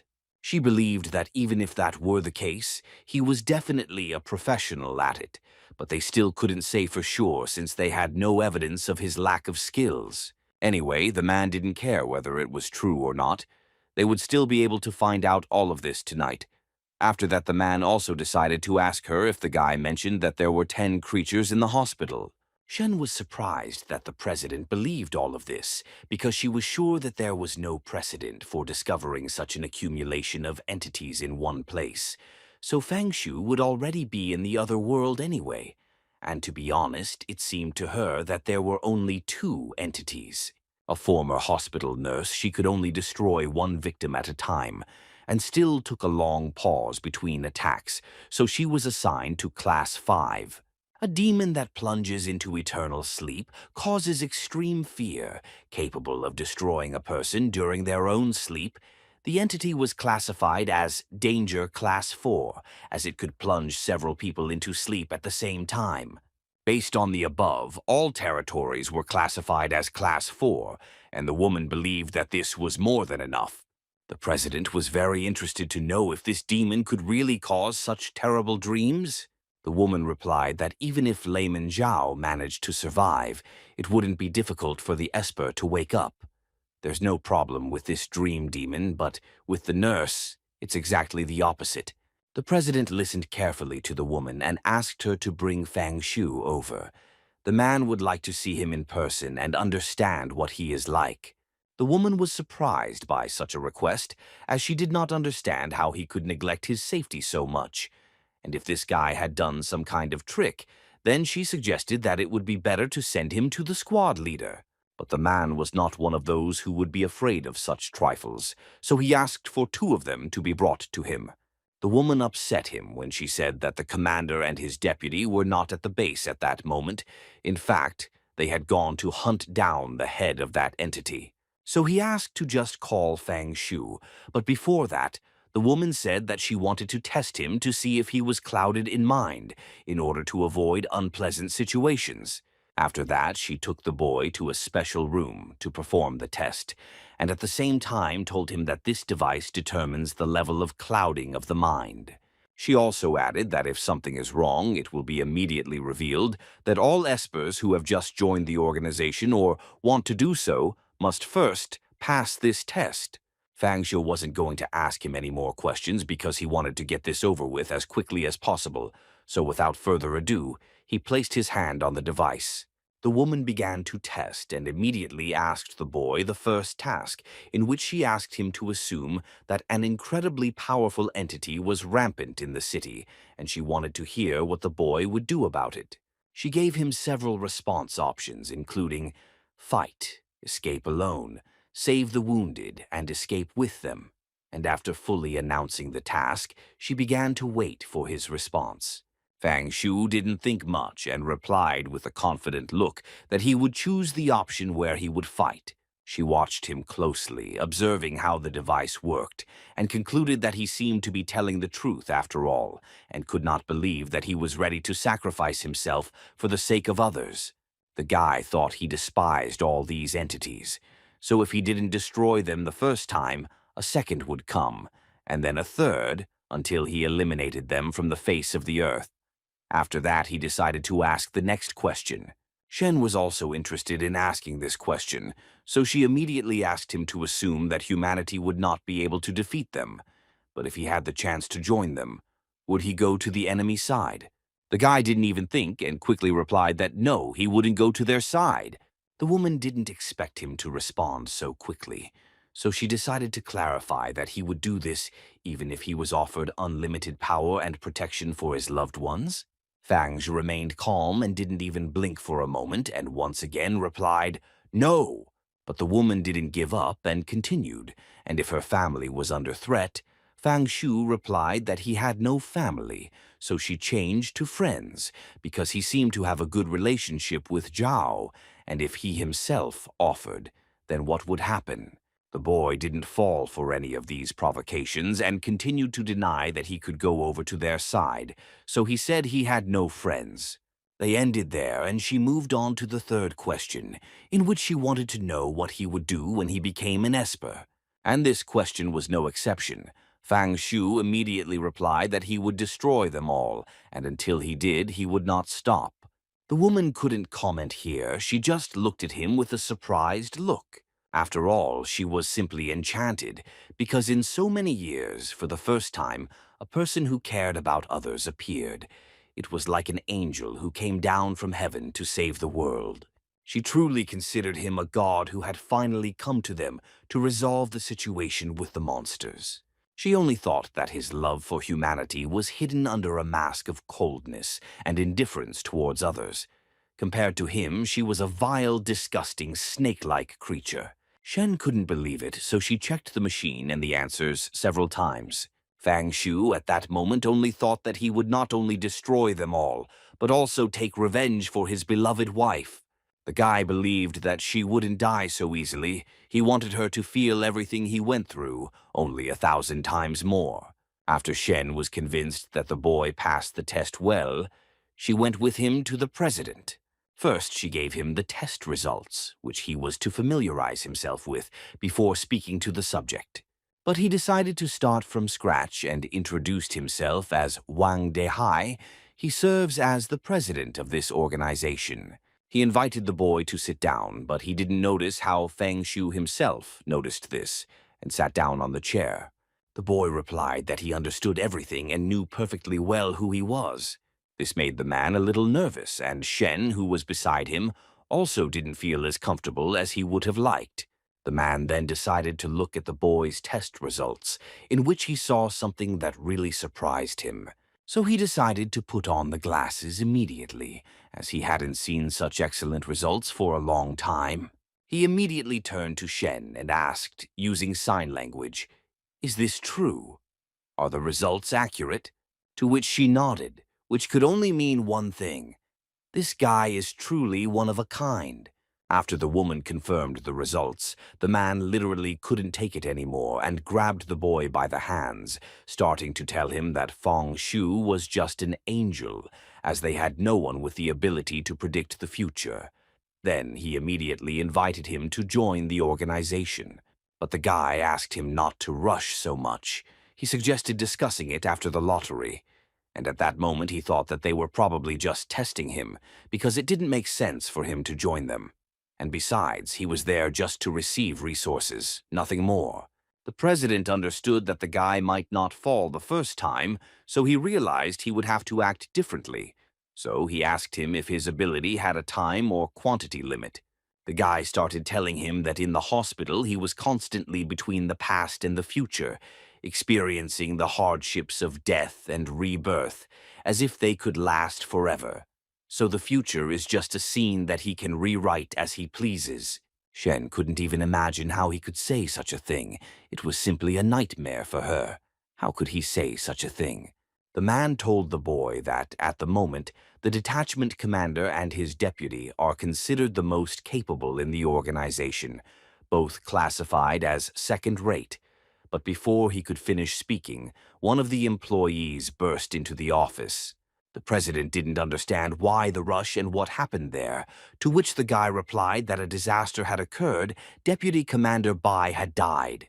Shen and the president rose from their seats. They expected anything but news. And Fang Shu continued to sit as if nothing had happened, looking at them to see what they would do next. Furthermore, he thought about how strong this Esper was, that he was ranked in the second class. The guy was regretful that he had died, but he would like to take her for himself. Bai Qi is the most powerful Esper in the organization at the moment. He only starts working when there is complete chaos around him. One day, Bai Qi encountered a dangerous entity that was in an abandoned place on the outskirts of the city. When he tried to deal with her, another monster attacked him out of nowhere. The president couldn't believe they hadn't gone around and discovered that there were actually two of them there. The employee tried to justify himself by saying that after carrying out a reconnaissance operation in the area, they found no more entities. The man calmed down a bit and decided to ask where Yang Ming and his squad were.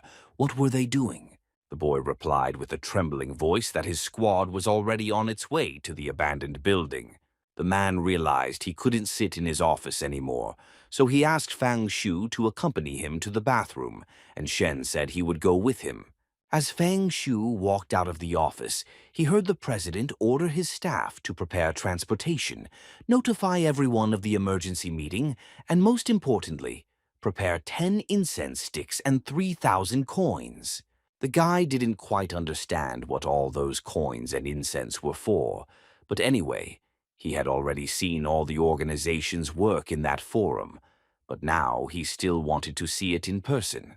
Coins, and specifically the steel from which they are made, can serve as a good conductor of spiritual energy. It is from this steel that all the tools necessary to combat entities are made. Incense is meant to cleanse away dirt and help bring a troubled Esper back to his senses. It was a bit surprising for him to realize that the organization's Espers could die so easily. Are the organization's Espers really so weak that they died simply by colliding with two entities at the same time? He understood that although the nurse was still that steel pig that could not be pierced with conventional weapons, he could still do it somehow. And when he looked at everyone else, it seemed to him that they would always be at a disadvantage due to weakness of body and spirit. Suddenly, the boy jumped out of his seat and just thought that they wouldn't worry. He wouldn't be so weak. Then he hit the employee who was watching him. All of this was just to get rid of his suit, which wouldn't make him look so flashy. While everyone in the office couldn't believe that their best employee had died and were talking about it everywhere, Fang Shu mingled among them as if he belonged there. As the guy walked, he heard that Bai Qi was dissatisfied with Yang Ming being given the title of the strongest squad, even though his eternal luck could be compared to Bai Qi's squad's abilities. When the guy heard the story about luck, he became much more interested. He also overheard a conversation where the girl said that during the competition, Bai Qi was unable to use his power to its fullest due to health problems, which Yang Ming took advantage of. And don't forget that he is also a second-rate Esper. His interlocutor didn't quite understand why he didn't abandon the competition, but immediately explained to him that if he did, it would mean Bai Qi's defeat. So he behaved as if nothing was happening. Fang Shu was surprised by the story, but what shocked him most was how quickly the rumors spread. Suddenly, a department employee flew out into the hallway and started shouting for everyone to go to the main hall because an emergency meeting was starting and Commander Yang was going to report. At this moment, all the officials immediately rushed to the main hall to watch the meeting, and Fang Shu was no exception, as he first hoped to learn much more interesting information in the meeting. The guy was at the meeting and didn't understand just one thing. Who, at such a crucial moment, allows themselves to smoke? But then he noticed a man sitting in the corner, smoking. Fang Shu suggested that this was the same Commander Yang Ming. Did they really have a closer relationship than rumors claimed? Their thoughts were suddenly interrupted by the president, who said that on the screen they could see an entity codenamed Bracken. According to the information received, Bracken has incredible speed, strength, and the ability to hide in the shadows. And also, as it became known recently, you can simply dissolve into space, so Bai Qi could not inflict any harm on him, and the essence, on the contrary, summarized his entire life. After that, he continued to say that Yang Ming's squad quickly dealt with the first entity, but they had to retreat because they simply didn't have enough strength to defeat it, so they would gather all their resources and strength and avenge Bai Qi. He also said that amidst all these adversities, they can congratulate Yang Ming on his promotion to third place. Now he is among the top espers. Fang Shu stood there watching and listening at the same time, while the guys beside him simply admired how cool Yang Ming was as a warrior. He took into account that only 41% of power holders were able to touch and use them. Was it really luck that helped this guy achieve the rank again? But when everyone looked at this man, who seemed to be the strongest in the room, he simply turned around and asked if anyone wanted a cigarette. The president once again told the man that he was now a third-rate esper, and added that soon the protection of the city from entities would fall on his shoulders.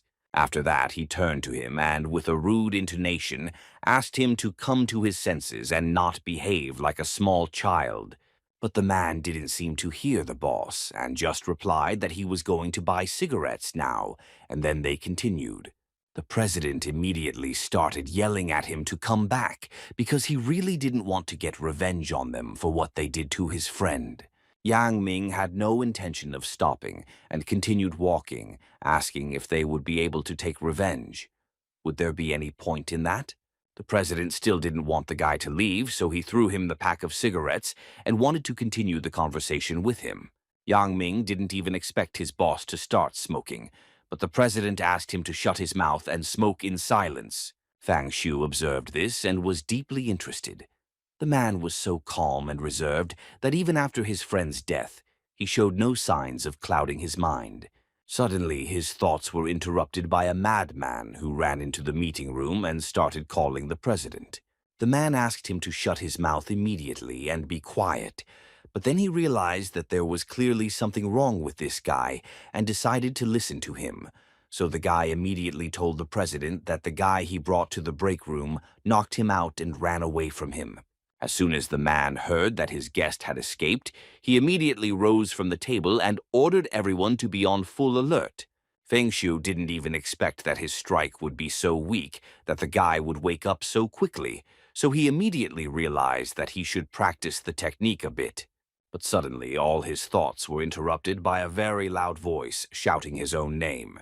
It was Shen who saw him pass by so many people. Everyone in the office immediately drew their pistols, pointed them at the man, and ordered him not to move. Otherwise, there would be no trace of him. The president turned to the boy and asked if he knew what would happen to him for attacking the investigator. But the boy didn't pay any attention to the man.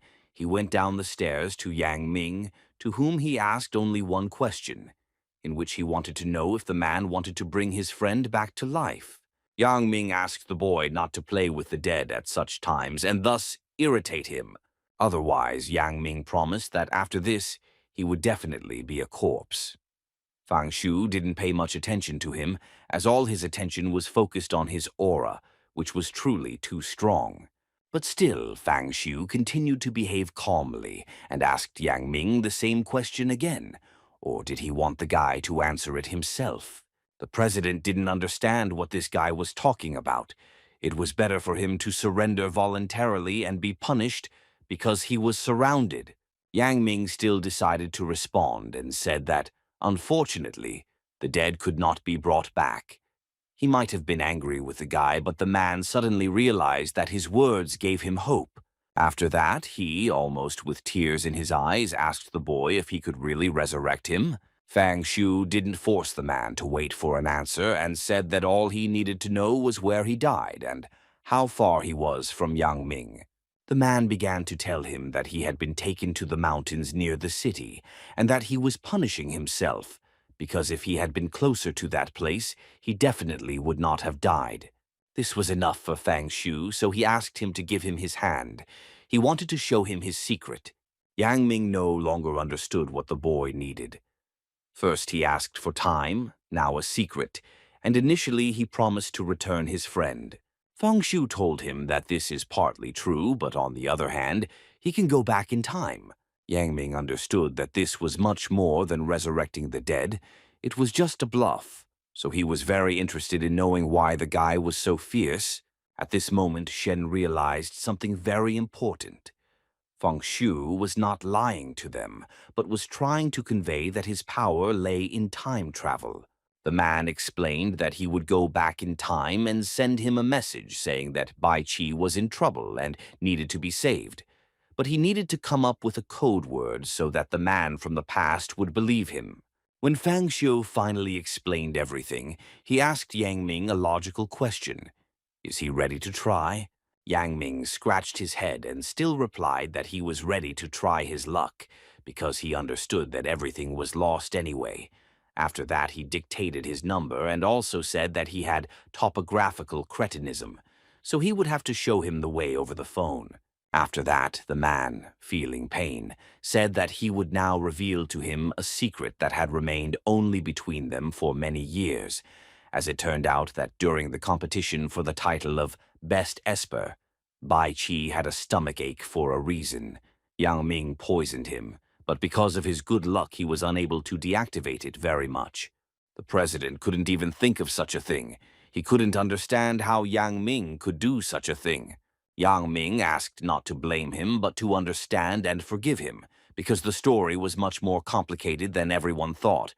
So he asked to get straight to the point and not talk like that. Fang Shu told him that this would be great. Yang Ming would definitely believe such a revelation when he called him. Yang Ming couldn't believe what was happening, so he started crying. It was too much for him to contain himself. Feng Shu turned to them as he didn't understand why they were looking there and advised them to continue the meeting. But Yang Ming told him that they couldn't do that because they were waiting for his next actions. Feng Shu assured that he didn't say they should go back in time now. Yang Ming immediately started to boil with anger, but the boss immediately calmed him down and sent them to the isolation ward where they could calm down and vent. The man was not against such a proposal, so he invited the boy to go to the same isolation ward and talk. They were sitting in the isolation ward, and Yang Ming said that he was sure the president was worried about Fang Shu, so he asked the boy not to take everything to heart. Yang Ming understood that he needed to communicate with the boy more carefully, because in truth, Bai Qi's return depended solely on him. The guy wasn't too concerned about this, but he still decided to miss this moment because he was much more interested in finding out what abilities Bai Qi had. Yang Ming lit a cigarette and said that his strength is super speed, so he has a huge advantage during battle. But this time it clearly didn't work. Once night fell and it became clear that Fang Shu hadn't matched a single number on the lottery ticket, Shen was very angry with him for having deceived them after all. Yang Ming, who was sitting with him in the isolation ward, understood what this meant, and once again repeated to Fang Shu that he should not mock those who had already passed away. But Fang Shu didn't seem to hear what Shen was telling him, that he hadn't guessed any numbers, and asked again, "Or are these the winning numbers?" Shen confirmed this information and said that these were exactly the events, but asked him not to pretend that he had not foreseen them before. But he got tired of talking about it and took his scalpel and told them it was time to get to work and not play with lottery tickets. The three of them immediately panicked when he pulled out a scalpel, so they calmly asked him to put the gun down. But the guy didn't listen to a single word they said, so he simply stuck a scalpel in his eye and finally said they would see each other in the morning. The next morning, curiously, everything repeated itself and they again entered the same building where the organization's office was located. But this time the guy knew everything perfectly, so he decided not to waste time and immediately wrote down the winning numbers on the sheet so he wouldn't have any more questions later. As they walked down to the main office, the guy decided to convince them a little more of his strength and say that this guy, who was now going to meet them, would pick up his phone and answer the call. Unsurprisingly, the guy picked up the phone and started talking on the phone, which surprised the consultant and Shen herself. They stood like pillars for a while and didn't understand how Feng Shu did this. How could this be discovered? But the boy decided not to stop there, so he told another story about how in the second row, a guy now decided to reach out and hit another colleague. As the guy described it all, this is how it all happened. The guy reached out and hit a fellow student who was walking by with a cup of tea. The counselor and Shen were no longer so surprised, but they simply couldn't believe it. Could he really have guessed? Instead of answering, Feng Shu simply told them another very interesting fact. He pointed with his hand to where the bathroom was. After that, he went in there and opened the cupboards from which he needed tea, which they thought were in completely unusual places, and made tea for them. They were so shocked that for several minutes they remained silent, trying to understand how he could do that. But then he added 5 more Shen sugar cubes, which surprised her even more. But how does he do it? Feng Shu repeated once again that he could only see the future and that was all, and also added that the president was now free and ready to receive them with reports. Yang Ming was driving alone and suddenly his phone started ringing, so he couldn't help but answer it. As soon as he answered the phone, an unfamiliar voice told him that Bai Qi would die in half an hour. Yang Ming couldn't believe he was actually hearing this. Who was speaking to him? The voice that spoke to him introduced himself as Fang Shu. He also added that he could predict the future, and now he was his partner, so he must go to Bai Qi as soon as possible, otherwise he would simply die. Yang Ming didn't know who he was, but he assured his interlocutor that now was clearly not the time for jokes. But Fang Shu went on to say that during the squad competition, he poisoned Bai Qi so that he couldn't participate, but his luck saved him. As soon as the man heard this, he started yelling into the guy's phone and asking how he could know this, since he had never told anyone about it. Feng Shu didn't have time to explain all this to him, so he simply continued saying that in the building where Bai Qi was fighting, there was an entity lurking that would eventually attack him suddenly and destroy him. Yang Ming understood that this might not be a joke, so he immediately stepped on the accelerator and drove at full speed to where Fang Shu indicated. Fang Shu understood that at this stage he had probably done everything he could, so Yang Ming should play the leading role. Whether he had time or not would depend solely on him. Shen interrupted his thoughts. Why did she literally run out of the president's office and say that they would immediately check if his mind was confused? But then her face suddenly changed to an expression of satisfaction, for she believed she had caught him. For now he would not be able to deceive her. Fang Shu ignored her sarcastic expression and simply asked her to start asking questions already. Before she had time to ask the first question, the boy had already answered that he would accept the fight and would not back down. Shen wasn't ready for this, but she still started reading the second question, which had the same story. Fang Shu answered that, of course not, even if Zhao was in danger. Well, before she had time to ask the third question, he said that if he became an Esper, then he would destroy all entities, and at this moment Shen gave up. After that, Fang Shu simply stood up from his seat and decided that this was the end of the interrogation. She was still trying to figure out how he did it and put her hand on the device to make sure it wasn't broken. Fang Shu knew very well that the president had been waiting for him for a long time, so immediately after the interrogation, he went to him and began to hear that the man didn't really believe in him, that he could predict the future.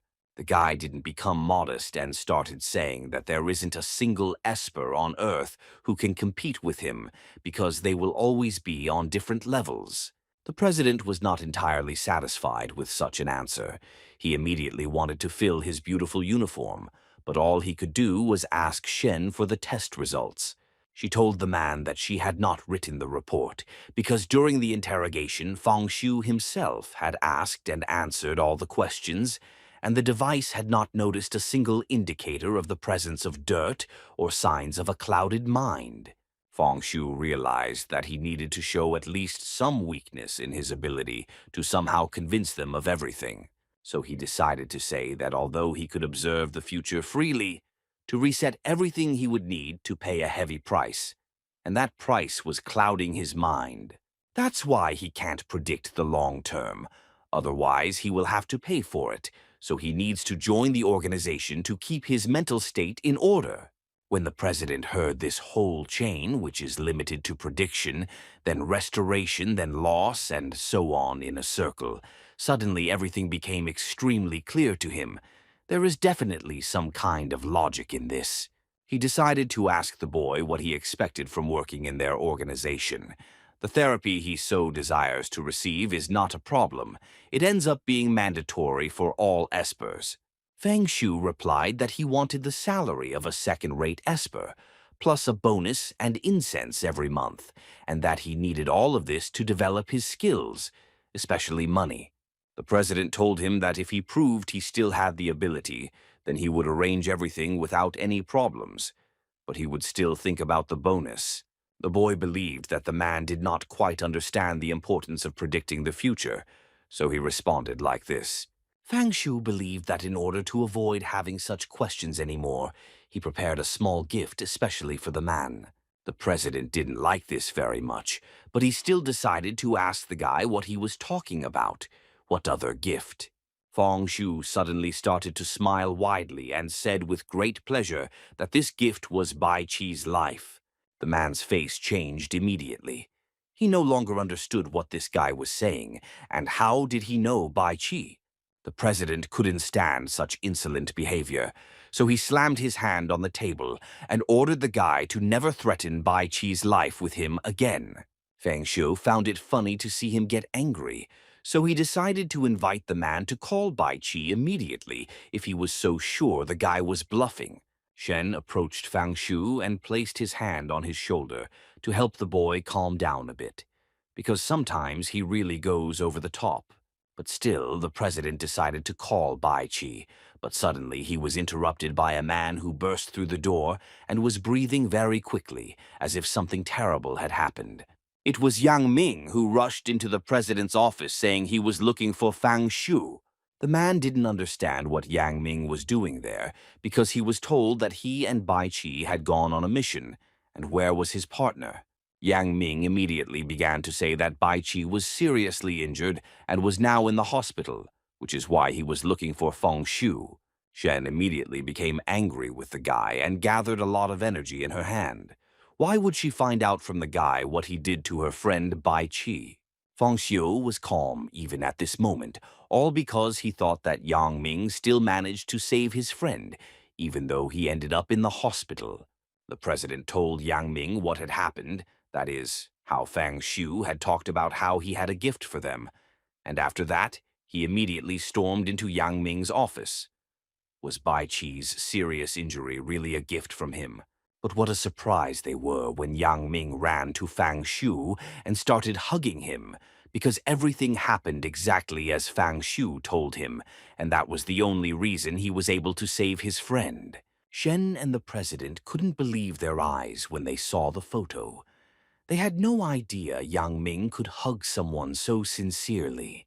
Fang Shu didn't miss the moment to mock them some more and asked what impression they had of his gift. Shen was boiling with anger because the thought swirled in his head that Fang Shu saved the life of his best friend, the Esper, with just one phone call. How could this be possible? The president concluded that if Bai Chi was saved only because of Fang Shu's tip, then his powers had become extremely important to them, but he wasn't ready to draw any conclusions yet, so he asked Shen to take the boy to the bathroom, and Yang Min, for the time being, stayed with him. But before leaving, Yang Ming added to the boy that he would definitely meet him later to continue the conversation. Shen sat with the boy in the living room and thought that he had not only guessed her abilities, but also learned about her tattoo. She had a feeling he could see right through her. But suddenly she realized that the guy was looking directly at her neck, and she honestly didn't understand why he was looking like that. The guy at that moment was thinking that her neck was the same as his wife's, long and white as snow, so he really wanted to cut her throat with a scalpel. But her blood would be warm, unlike his wife's blood. After Yang Ming spoke to the president, he immediately went to the bathroom and asked Shen to leave him and Fang Shu alone. She immediately left the room as she was already quite embarrassed and ashamed to be there, so she accepted. Yang Ming changed his expression and sat down opposite him, as if he wanted to discuss something very important with him. The boy looked at him intently and waited for Yang Ming to start the conversation. Yang Ming suddenly started smiling again, because he hoped that Fang Shu wouldn't tell anyone that the guy bullied his best friend. Before answering, the guy thought that the president was quite cautious when he discovered and saw his skills in action, and Yang Ming seemed to not care at all about his skills. The main thing for him was that Fang Shu not reveal his secret. Then he replied to the man that this would remain between them, after which the man sighed in relief. But the guy wasn't done yet and added that this information is far from accurate. Yang Ming immediately started yelling at him because he didn't understand what the guy meant. But in the end, it was all simple, and the guy just wanted money for his silence. The man explained that he would first need to join the organization and come under its leadership because the organization is quite obscure, especially for a newbie. But the guy knew very well that he was telling him all this just so the secret would always remain in the dark. But he promised that Fang Shu would remain silent for 100 coins. Yang Ming claimed that the guy wasn't on the team yet and couldn't demand money from him, but the guy, in response, just increased the price of the service. The man gave up and still tried to show pity, saying that his salary was only 10 coins a month, but that he was indebted to him for his help. But Fang Shu didn't need all this nonsense. He just wanted to get his 200 coins, which he ended up having to give to Yang Ming. After such a robbery in broad daylight, Yang Ming had to approach Shen and ask for a few coins, but she didn't quite understand why a commander whose salary was 20 coins was asking for a loan from a man whose salary was 5 coins. Fang Shu realized he made a mistake, that he took everything from that guy at once. Now he realized he needed to take a little from him every day.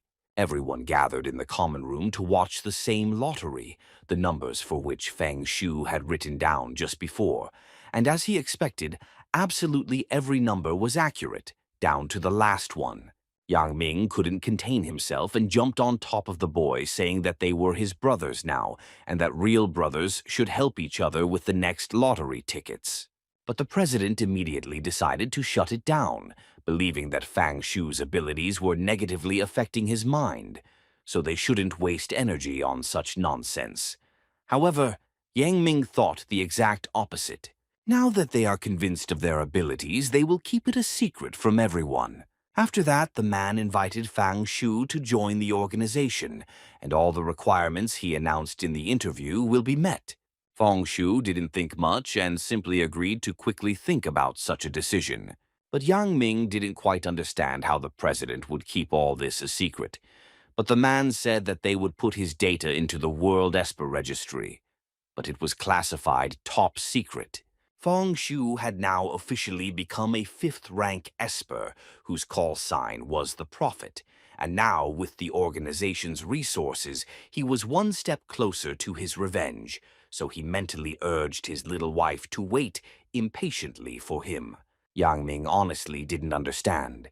Is the president really afraid that Fang Shu might be taken away from them when others discover his strength? And why was he included in the registry but he wasn't? And on top of that, he immediately became a 5th-rate Esper. What kind of business is this anyway? The president explained to him that the number of strange incidents in the world had increased, so Fang Shu was allowed to stand above them all. The man was certain that even if Fang Shu decided to leave them, his merits and contributions to the preservation of the world would remain with them forever. He also added that Fang Shu's friend Zhao was also allowed to join the organization because they survived the hospital incident together. The man did all this with the expectation that Fang Shu would approach the organizations and, in an emergency situation, do what they wanted. So that's exactly what he did. Shen disagreed with him a little because his ability was too unusual, but he asked them not to worry, as he was almost certain that everything would work out, and what's more, he would become more confident thanks to his work in the organization. Fang Yu realized that they seemed to want to disrupt his decision to accept Zhao's command, hoping that he wouldn't guess. The president hoped that the boy now understood everything, so he asked Yang Ming to tell him more details about the entity they would have to face. Yang Ming began by saying that, although he has no proof, that monster was definitely man-made. Of course, there was no doubt as to what this entity was, but it consisted entirely of something similar to smoke or some other substance, and during the battle it behaved very humanly, and only thanks to his luck, he managed to avoid the fatal blows for him. Moreover, his behavior was strange. He constantly moved like water, and the moment Yang Ming tried to attack, he retreated as if he was waiting for his attack. Well, in the end, when the battle ended, the only thing Yang Ming found there was a card, the Ace of Spades. Fang Shu immediately asked him a question. He was interested in knowing whether this entity created the card or whether it used it during the battle. The president added that if the monster left a map, then it was probably an esper, so perhaps they were facing an enemy they had never seen before, which could be supported by a large group. To the man, everything was very confusing, so he decided that they needed to conduct a deeper investigation. So he asked Investigator Shen to show Fang Shu how everything worked there. As soon as the young man returned home after his first day of work at the organization, he immediately began looking at the coins he received and was aware that each of them could be worth millions on the black market, and this could not help but make him happy. He thought Captain Yang Ming was making good money this way, but on the other hand, he perfectly understood that if he weren't an esper, he would probably have to trade with something interesting. Fang Shu was incredibly pleased that, instead of blackmailing him, Yang Ming instead thanked him for saving Bai Qi. It seemed to him that a strong connection awaited them. Anyway, that would happen later, and now he just needed to figure out how he could profit from these coins. At first he thought about spending those coins on armor, but he soon changed his mind because the chance of dying is already high, so there is no point in spending 200 coins on useless armor. Now Fang Shu thought of weapons, but quickly changed his mind because he remembered that he had a scalpel, and besides, he only had enough coins for one weapon. In fact, the guy understood that he didn't need a weapon that killed instantly, as long as it was light, ergonomic, and sharp, to penetrate enemy defenses, for example, like his scalpel. So he decided that if he was going to commission a weapon, it should look like his scalpel, which could disguise its supernatural origin. And he decided to resell the rest of the coins on the black market for regular money. When his thoughts were suddenly interrupted by a knock on the door, the young man understood perfectly well that if it were Zhao or someone from the organization, they would definitely have called before coming so late. So, with the utmost caution, he approached the door to first check who had entered. As soon as he looked through the peephole, it was as if he was enveloped in some kind of red energy that trapped him. Fang Shu lost his composure, and for a while he was in a vacuum that he couldn't escape on his own. When he woke up, the first thing he felt was the terrible smell of rot that pierced his consciousness. But the main question was still where he was now. What kind of place was this? But when he looked around a little, he saw an incredibly large number of monsters surrounding him, ready to tear him apart. The guy understood that the best way out would be to remain calm. But when he saw a madman with a key in his hands, even Feng Shu felt something tingling inside his body. This man even tried to talk to him and said that he had been waiting for a long time for the boy to wake up so he could talk to him. All of this together would drive anyone crazy. But Fang Shu tried to hold on, and so far, he was doing very well. The subject calmly looked into the man's eyes and realized that it seemed as if he had seen that particular man through the peephole before he was kidnapped. Suddenly, this madman spoke to him again, praising the guy for the fact that he woke up so quickly. In fact, it was immediately clear that he was not a new Esper, or the guy simply also had a gift, like him. But it was a shame, because the man really loves to destroy such talents. Fang Shu didn't react to the man at all. No matter what he said, the only thing he was busy with right now was trying to find something that would give him an understanding of what his strength was. And the first thing that came to mind was his eyes. The guy understood that he was an Esper, but not an ordinary one. But after a few seconds, Fang Shu realized from his elongated face and the fact that he considered himself a genius, that this was probably Wang Xiao's cousin, the same headmaster of the academy. The man was a little surprised that the guy knew him, but he had nothing to hide and confirmed the information, saying that he really is the brilliant cousin of this loser. Then he added that, unfortunately, he started destroying less and less, and the car was already quite worn out.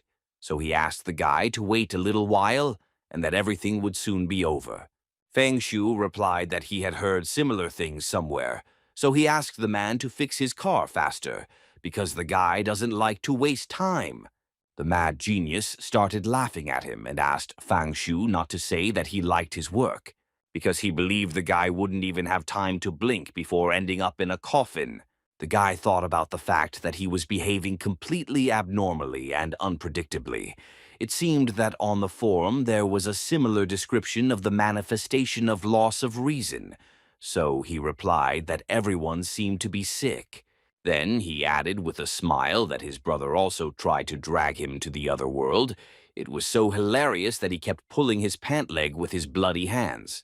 And for dessert, Fang Shu told him how he crushed his horrible hand, breaking it to the bone and hearing him scream. The man became even more mad after these words and began to threaten the boy, saying that he would put his body in a meat grinder and give it to stray dogs.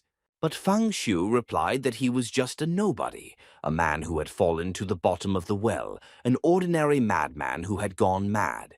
Brother Xiao didn't understand how this was possible, because in his mind it was completely different. He had to kneel down and beg for mercy, as was the case with his previous victims. So from that moment on, he decided he would torture the guy, not leave him a place to live. If only he would open his mouth and beg for his life. He began to choose the biggest tool he had in his arsenal, because he wanted to teach the boy a life lesson he would never forget.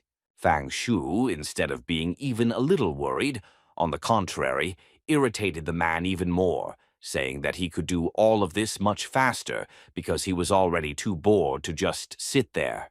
He started yelling at him to shut up immediately, otherwise he wouldn't be able to answer for himself. The man took the tool with which he would break the man piece by piece, and added that he had the last chance to ask for mercy. Fang Shu didn't hear what he was shouting and simply asked a question in response, asking how the man wanted to die. Perhaps he wanted all his ribs and bones to be broken or turned into minced meat. The boy continued listing the options and asked him to finally say, but the man couldn't answer anything. He didn't understand what was wrong with this boy. Fang Shu realized that it was apparently too difficult for him to choose. Well, his brother was the same, so he offered him a few more options and asked him to finally decide. But still, the guy had to admit that he wasn't a professional, so it was worth admitting that the man could simply die or lose a lot of blood before he was finished. So he apologized in advance. Anyway, he hoped that the man would be able to understand and tolerate him in this case. This is an important moment for him, so he warns him. The man put his hand on his head and simply did not understand who this guy was and what he was saying. Because there it is, the man who decides who will die and who will be skinned. How can he threaten him in such a situation? The guy made it clear to him that this man's fate is solely in his hands and no one will change it. That's why he talks to him so freely. After that, Fang Shu turned to the monster behind him and asked why it had been there for half a day. Maybe it wanted to eat the man so he wouldn't interfere.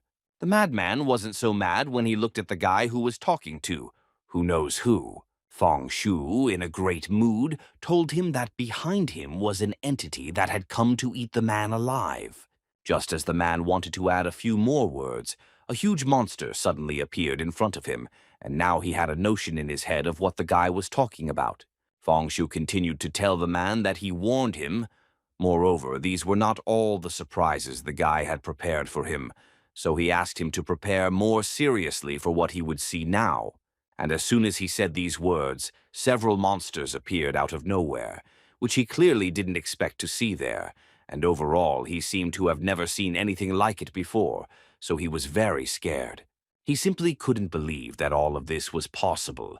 The horror he created for all his victims suddenly turned on him, and Fang Shu simply continued to enjoy the moment, and it was obvious which of them was truly the madman who destroys people. Fang Shu was already quite tired of putting up with his little wife, who every time he came over simply wouldn't give him any peace and asked him thousands of questions.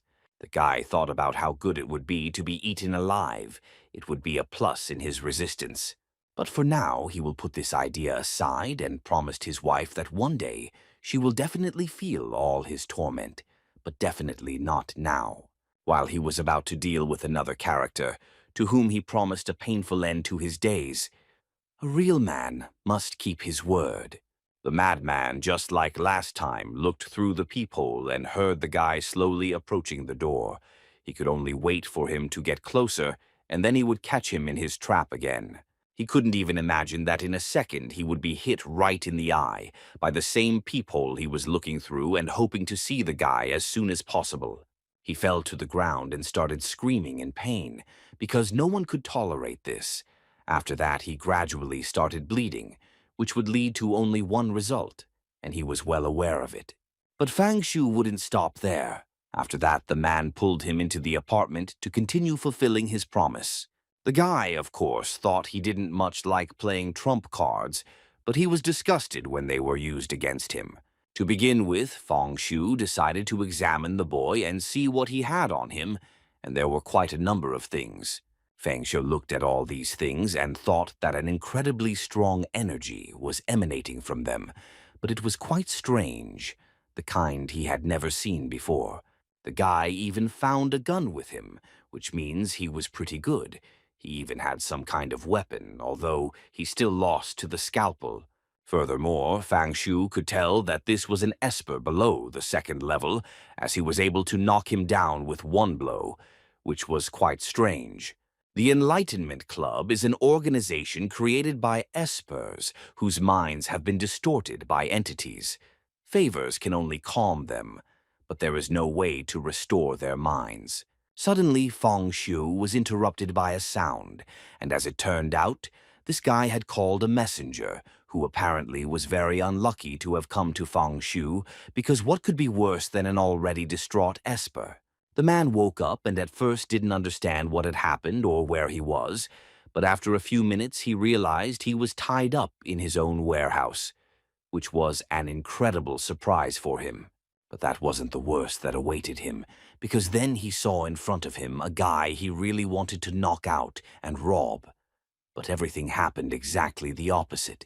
The man couldn't contain himself and started shouting in his direction, trying to find out who that guy was and what he was trying to take from him.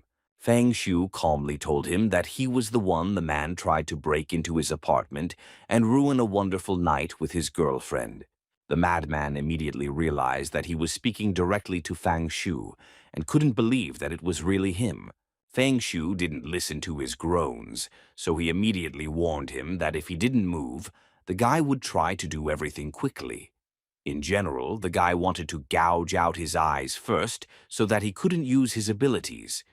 But on the other hand, he really wanted the man to personally enjoy his death. He walked behind him and repeated once again that his life was only in his hands, then gave him advice to move less, and then maybe this would end faster. The man realized that there was no point in playing with him, so he first decided to find out what the guy was doing, because in fact he never had anything against the guy. He always thought that the guy was a new esper who had recently joined the organization. Fang Shu couldn't believe it because he believed that the man had come to him to take revenge on the guy for destroying his brother. The man couldn't even imagine how the guy could discover his revenge, but he still continued to act out the scene and say he had never thought of it. But the guy thought a little differently and thought he had no right to separate his family, so he decided he would destroy the man just like he did to him. After that, he hit him in the face, and the man started screaming very loudly because the pain was really great. The man was shocked and thought the pain was too much. Did Fang Shu actually spill his guts? He didn't understand what kind of knife this guy had and why it was causing so much pain. He was definitely some kind of madman doing this. A few seconds later, the man deeply regretted what he had just said, because immediately after his words he heard a blow, which made him scream even more. He simply asked the guy to kill him as soon as possible, because he simply cannot bear this torment. It is too much for him. Fang Shu thought that at this rate the man would quickly return to normal, so he invited him to play a little game called Question and Answer, to which the man replied that he would tell him everything, but simply did not touch him. In the first question, Fang Shu wanted to know what the bronze candlestick is for. The madman immediately told him that he was needed for protection against entity attacks. The man's leader lent him to reduce the entity's influence on him. After that, he explained that the candle is soaked in blood, and when lit, its light drives away all entities. But if there are many entities, the candle will burn out faster. With the second question, the boy wanted to clarify with the man how much he managed to awaken and why he lost control. He told him that he had become a level 2 Esper by 20%, but he couldn't handle the open flow of spiritual energy, and his mind began to quickly become foggy. Then the boy asked to tell him everything about the Enlightenment Club, about its participants, composition, level of awakening, and, of course, about his abilities. The man began to tell him, without asking questions, that the participants had enough freedom and that there was no point in hiding anything. But he knew for sure that their leader was a level 2 Esper. After 30 minutes of stories, the man told absolutely everything he knew and asked the guy to destroy him. But the guy replied that there was no rush and that there would still be a few thousand cuts. And Fang Shu reminded him that he hadn't told him that for his sweet speeches he would let him go. This made the man lose his temper, and with all the strength he had left, he began to scream that the man was a common liar. Fang Shu was so funny watching this, he enjoyed every second and asked the man to do the same. Why was he so nervous all of a sudden? He cut him several more times, and the man began to beg him to kill him, because it was simply unbearable to endure so much pain. At which point, after 1,000 words and constant prayers, the man suddenly stopped talking and the warehouse fell silent. Feng Yu didn't understand why the man could remain silent, so he began poking him with the scalpel to make him scream some more. But then he suddenly noticed how huge blue balls appeared on the man's body, which could only mean one thing, that now the man has completely lost his reason and will go completely mad. Fang Shu didn't expect such a good effect and was extremely interested to see what would happen next.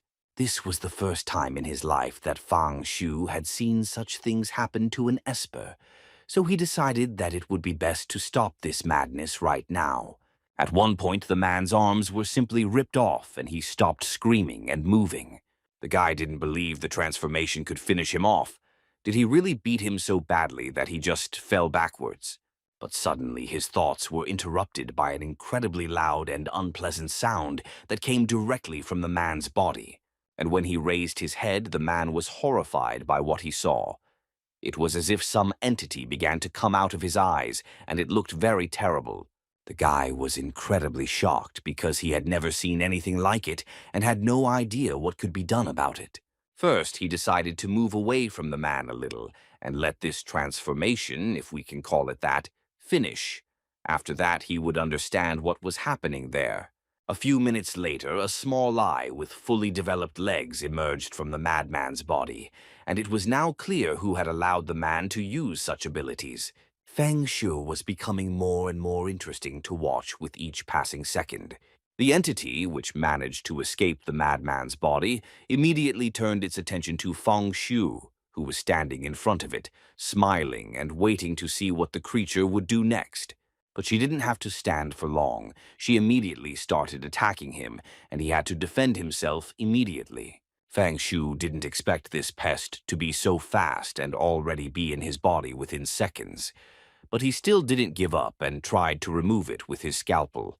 The guy understood perfectly well that that nonsense was aimed directly at his eye, so over time he managed to catch the parasite with his hand. He calmed down a bit when he managed to capture the creature, but when he looked directly into the center of that flying eye, he realized that his calm was premature.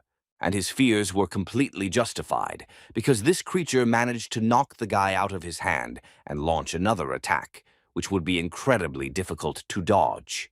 This parasite even managed to enter the subject's eye, which caused him to stop seeing normally. No matter how hard he tried to get this entity out of his eyes, he couldn't, and at some point he realized it was useless. This creature was already inside his body and began to act within Fang Shu. A few moments later, the boy was able to see again, but now he had a special vision, both externally and internally. Fang Shu suddenly began to hear voices inside him, telling him that the Queen of Spades had definitely not deceived him, and that his body was weak, so he could begin the transformation. And Fang Shu began to guess whose voice it was. That voice continued to taunt him, saying that Fang Shu was now under his control and would forever remain in his body, causing incredible pain. Fang Shu pretended not to understand what the voice was telling him, then asked again, would he really allow him to suffer? But without waiting for an answer to his question, the boy immediately added that, in fact, only he himself would suffer here. The voice tried to convey to him the information that he controls this body, and if he wants, he can destroy all his loved ones with his own hands. But this creature could not even imagine where it was, because after looking around a little, it began to clearly understand that this was not a soul, but a prison inside the subject. The boy couldn't believe that this was all the entity was capable of doing, so he decided to let her feel real pain, which caused him incredible euphoria and joy. After this native ritual, the boy was absolutely certain that he was now the bearer of the Blood Eye. After a staring contest with the Eye's wielder, the opponent's consciousness becomes infected, leading to more deaths. From that second, the guy understood that he could also cause hallucinations in people, and he couldn't believe that as soon as the madman's power awakened, this eye quickly began to develop and took him straight to the second level. The power was only revealed at 5%, and he figured the man simply spent all his strength on this eye, which ended up capturing him. In this case, he can make the eye even stronger by absorbing other entities, which cannot but please him. However, the question arose before him as to how he could teach him to absorb them, because this time he tried. Trying to enter the womb of his mind, this was his only chance. Fang Shu didn't quite understand how this could happen, but he began to imagine that she was involved in it, and somehow tried to do it. Although he didn't know who or what it was, he was quite pleased with the result, so there was no particular problem with it. Eventually, this candlestick will be able to lead you to the club, so this will be the perfect chance to destroy them all. After all, he perfectly understood that society is a pyramid, and if one element falls, then absolutely everything will collapse behind it. He regretted that only now he began to feel their presence on the streets, so he decided that it would be better to go to the bar's address first. So, in principle, he did just that. Went to the same bar and found a business card with the address that he had found in the man's bag. The bartender, who was on duty today, immediately caught the newbie's attention and asked what he would like to order. But Fang Shu was prepared for this question, so he answered something that would take him to the next stage, that is, that he wanted to order 24 black rose petals. But the bartender didn't quite understand what the customer was saying, but he still replied that they didn't have that variety at the moment. Fang Shu knew very well that this was not a type of wine but a flower, so he told the young man this. After that, the bartender's expression changed, and he suddenly asked the boy to go with him. They approached a door with a code on it that the same bartender typed in without leaving a space, and the doors of the rooms suddenly opened and it was possible to enter. The barman also added that now he could pass through calmly, and the boy would be called a little later. Feng Shu didn't expect such a small bar to have such a large secret passage, but he walked through it as if he had been there more than once before, then went straight to the door he needed so badly. But in front of it there were also 2 guards, and the first thing Feng Shu thought was that there was much more security here than in the organization. His thoughts were interrupted by the same guards who, as soon as they saw the guy, immediately asked him for a pass, otherwise they wouldn't let him go. Fengshu showed them his pass, after which they began to inspect it for a series of illegal items, and at that moment he thought that not every garbage dump could end up there. The check was very quick and successful, after which the security guard let him in and wished him a good time. As soon as the guy walked in, he thought about the fact that there are no more than 100 espers in the entire city, and there are about 10 of them here. Before he had time to look around normally, a girl approached him and immediately offered help. Fengshu responded unexpectedly, saying that he came here to ruin someone's life. Could she help him with that? She took him to a separate room, where the boy continued to ask questions, and this time asked how much he could get for the head of the education club leader. The girl didn't answer with direct numbers, but began to come from afar, saying that he was a second-rate esper, and that he would definitely need the help of another. But if he was still going to attack the lighting club, then he needed to prepare the necessary uniforms. The boy interrupted her, as he was not going to listen to all that advice, and once again repeated the question. How much? She realized that he was a very serious guy, so she started saying that not only coins could be obtained for him, but by the look in his eyes she realized that this was what he was interested in. So she said the amount of 5,000, which is exactly how much could be obtained for his head. After that, the boy asked her a series of questions, which were also related to the prices charged for some people's heads, and it seemed to him that the prices were too low, so he asked what was the basis for setting the price. She noticed that he was asking a lot of questions, because everything has its price. Bargaining in this case is simply inappropriate, so if he still wants to set his price, then he needs to do so, and suddenly she fell silent. The guy immediately slammed his hand on the table and ordered her to finish the sentence she started. She continued by saying that since the request had already been made, Li Jiwei had the power to influence the enemy's feelings, and his combat skills were weak, so the payment for him was not high, and furthermore he was the cousin of the leader of the Enlightenment Club. Fang Shu didn't even realize it was his brother, so he was a little surprised by this information. The girl suddenly started smiling incredibly and invited him to cancel the order. The only negative thing was that the advance payment would not be refunded. The guy didn't think it was necessary because he was going to destroy her, so he asked her when he could start and what traps he had in store for himself. She upset him because they couldn't tell him the exact time, but they would definitely contact him within a week. But for now, he should download a special app through which he can track the status of the order, through which he can confirm the completion of the order and withdraw the reward from the balance. She also added that if a new order appears, it will also immediately appear in her personal account, so one must be more careful with this, after which she immediately asked him for forgiveness for burdening him a little with all this. But still, she still had to tell him that in case of failure, he has two options, the first of which is to return half of the order cost, and the second is to transfer the order to a more reliable contractor. All these obligations are spelled out in the contract, which he could now read directly. As soon as the man took the agreement in his hands, he realized the power emanating from it, even though he understood that it was just ordinary sheets of paper. The woman looked closely at the young man and thought he probably had spiritual abilities, since he could sense the energy flow of those documents. She told him this was necessary to ensure a valid contract, in case the client didn't make the deposit on time.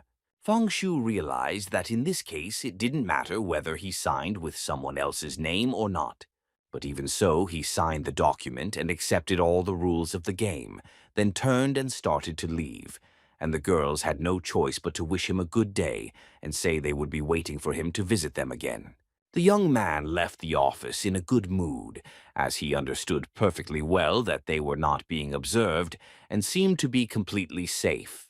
He stood in the middle of the room and thought that 200 coins for the education club's eyes was pretty good, but he wanted to see how much he could earn for their chapter. The next day he met with his friend Zhao, who still couldn't accept the idea that he was now also in the organization, and also with his friend Fang Shu. After that, they went to the president, who told them that as a result of the invasion of entities, complete confusion reigns in the country and in the world in general. Some associations began to cultivate their own espers, while others invited them from other countries. Roughly speaking, he asks the guy to go. They have training. Zhao was extremely happy with the offer, as he understood that this was truly a great opportunity, but Fang Shu's face couldn't express it. Yang Ming, who was also nearby, added that since they were already partners now, he definitely needed to gain experience to keep up. But he was interrupted by the president, who suddenly asked what he knew about the Ace of Spades and how Bai Qi was feeling there in general. Yang Ming replied that behind this letter, there is an incredibly large organization called Poker. Its secret is surprising. Nothing is known about the composition, the strength of the espers, and the head. Well, as for Bai Qi, he is recovering confidently, but he still can't do anything on his own. The president told him that this was of course very good, but still asked him to learn more about poker and help Bai Qi recover completely. Fang Shu thought that the Ace of Spades, disguised as a shadow, and the King of Spades, capable of creating entities, he thought that this organization was very strong, and it was still unknown what kind of monsters still lived there, so he believed it was necessary to find them. Even so, the boys agreed to take a training course to become espers, and the first day was devoted exclusively to theory. While Fang Shu tried to get at least some sleep during these classes, Zhao didn't listen much either, but instead looked closely at the person teaching them this theory. The next day came training, which was much more interesting, as they had a little shooting practice, and Fang Shu decided to put a watermelon on his friend's head and shoot a little. Today, Zhao was lucky that Fang Shu was more accurate than ever. But after a week, Fang Shu found even this activity very boring, because after so long they hadn't even started fighting the entities, and not even the Black Rose had responded to him. The man was extremely angry because his brother was destroyed. Who dared to do this? He looked at his subordinates and made it clear that whoever did this was clearly targeting him and the education club, and he would not allow this to happen to anyone. So he immediately ordered that anyone who dared to do this be found and removed from the land. Everyone who was at that meeting was fortunate enough to have his companion next to this man, who was able to calm him down quickly, which only worked in his favor. She gave him another glass of wine, which calmed him down considerably, and he drank happily. But suddenly he stopped drinking because he felt a strange taste that he didn't like at all. The wine was really bad this time. She began to approach him and asked him to think slowly and guess for himself what that wonderful flavor was. But he immediately pushed her away from him because he knew perfectly well where her mouth had been before and didn't even want to think about her kissing him. She didn't understand why he was so angry and shouting. He could scare everyone anyway. Everyone would be loyal only to him. After that, she got up from the table and asked her dear boss to give her just 1 week, and he would be extremely pleased. The president and Yang Ming spoke with Bai Qi on the phone, and he told them that the doctor said he was already recovering, but that he would not be able to return any time soon. The boss told him that while he was recovering, they needed to find a replacement for him who would explore the hospital's territory. He believed Yang Kun would agree. Yang Ming added that, after all, he is also a strong Isper, for whom this task will not be a problem. And Fang Shu, he was the one who managed to get out of there, wasn't he? The president replied that he was also very strong, although he had only recently become an Esper. So the man wanted to first test him on 5th grade tasks, and only then send him to 3rd grade and above, when he had enough experience for that. Yang Ming felt the old man cared too much about him. What was the difference between Danger Class 5 and Danger Class 4? The president started yelling at him, because of course he is a level 3 Esper, and for him there is no difference at all. If before it didn't matter who you sent on a mission, now these players can attack them at any time, The president didn't understand why it was so difficult for him to understand. Bai Qi also kept in touch and added that because of Yang Ming's luck, absolutely everyone around him except him could die, so the guy believed that he shouldn't care at all. But Yang Ming thought differently. He was sure that a real man should go through fire, water, and copper pipes, which was why he insisted on calling Fang Shu. The president didn't really want this, but he still called Fang Shu into his office to have a serious talk with him. After organizing his thoughts a little, the man told him that he had called him to entrust him with a special mission. Fang Shu immediately made it clear to him that if this was not related to them, then he would pass. But the man assured him that this task was related to the incident that occurred due to the fault of the entities of Heishui village. After that, he gave the boy a piece of paper that contained complete information about the story, and the boy immediately began to familiarize himself with it because he had never heard of this village before. The president added that this is a very small town, practically impossible to access, which is why few people know about it. And it got its name because of the color of the water. There's black water everywhere, so over the years, many residents drowned in the river, but everyone thought they were just accidents. But according to village stories, there is definitely some kind of entity living in the river, which is waiting for its prey in the depths, and as soon as it gets there, the entity pulls it to the bottom. In the context of a series of similar events, a local resident had a dream in which he found himself on the bank of a river. But it was reality, so he managed to wake up in time and save his life. And this case was not the only one. The organization has already started an investigation into this incident, codenamed Glubina. The initial evaluation of this mission was 4th grade. At first, Fang Shu wasn't very eager to do such things, but still, when the president told him more details, this story interested him. The guy knew that for Class 5 incidents, the organization pays 10 coins, for Class 4 incidents, 100 coins, for Class 3 incidents, 1,000, and so on. He thought it would be easier for him to win a spot in the education club this way. The president took into consideration that this was the first case, and his abilities were still a secret to them, so he would have a partner who would be Investigator Shen, and Zhao would also go with them. The boy began to smile because finally, after a week without contact with the entities, he had the chance to meet them. Although he tried to take revenge on his wife, due to the level difference between them, he constantly died and retreated. But this was all due to a lack of experience. The man watched Fang Shu whisper something to himself and thought about how depressing the fellow's aura was, that he didn't look at all like an esper who had successfully passed the test to lose his reason. And yet, the president forgot to add that an ordinary person will go with them on this mission. He will help them deal with this matter, because Investigator Chen and his assistant are already a formed duo. After that, he picked up the phone and asked the same partner, Fang Shu, to come to his office. It was a girl named Su Kexin, who was supposed to be Fang Shu's partner, who simply flew into the office like lightning as soon as the man called her. As soon as she entered, the president introduced her to Fang Shu, who she would work with from then on. The guy looked at her and thought she was a graduate of a prestigious university, trained in the organization, and she couldn't help but know that espers have all their senses, much sharper than an ordinary person. She tried to introduce herself and talk a little about herself, but Fang Shu simply asked her to keep quiet and send her number and friend request, and asked that until he accepted her, not to try calling him. She was shocked when she heard this, because she couldn't expect such behavior from him.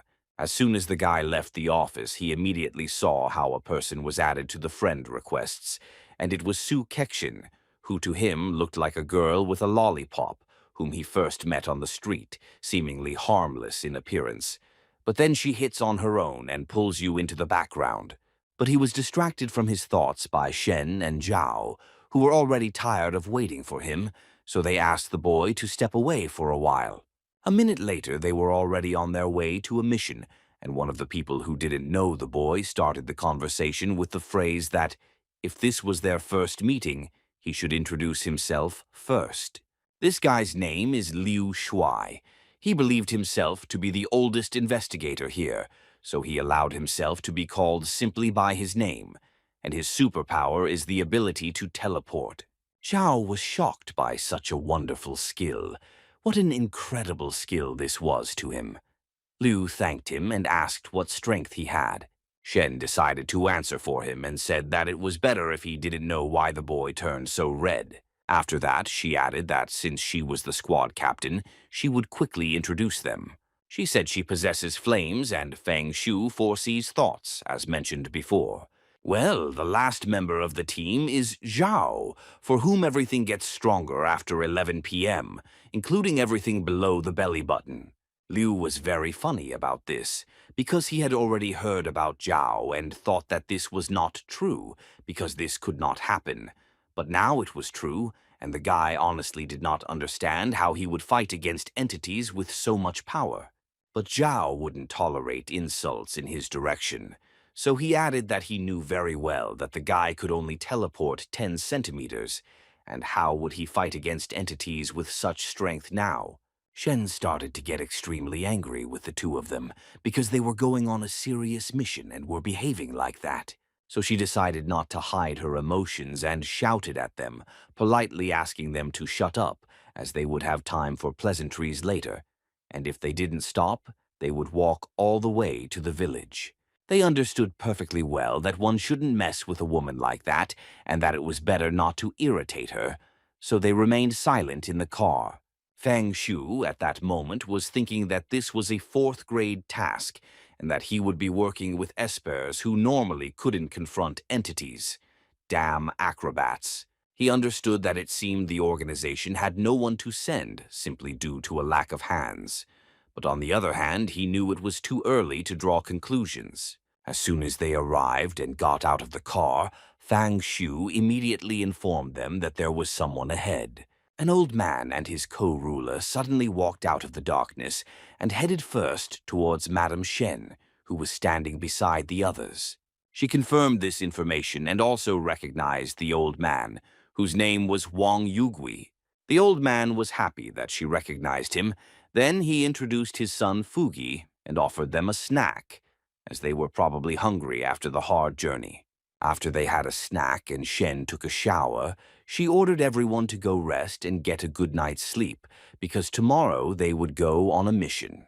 But Fang Shu didn't seem to be able to sleep, as he kept repeating the same word, which was hair. Shen didn't understand why he was saying this, and asked him to explain what he meant.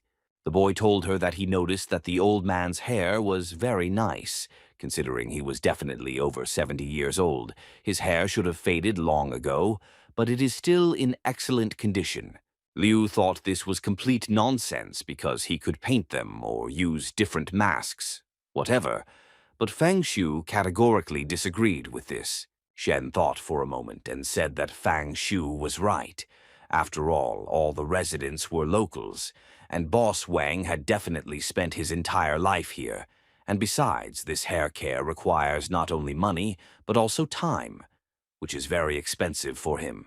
Anyway, she understood that now they wouldn't change anything, so she ordered them to go to bed, and she would be on duty, then they would change. Fang Shu was the first to jump off the table and head for the exit, ignoring Zhao's question, who wanted to know where he was going if he really wanted to face this entity. He went out into the street and thought it would be better to meet her in person, because it seemed to him that she would only attack one at a time and that she would not touch the group. Well, the most important thing is that he realized that when they arrived in this village, there was no entity here. He lay in his room and thought that the only place he found entities was in the hospital, and all because they were able to connect his world with the human one. But he didn't imagine that the same situation would happen here, because, if we compare, in the hospital there wasn't a single source of communication with the outside world, but here there definitely is one.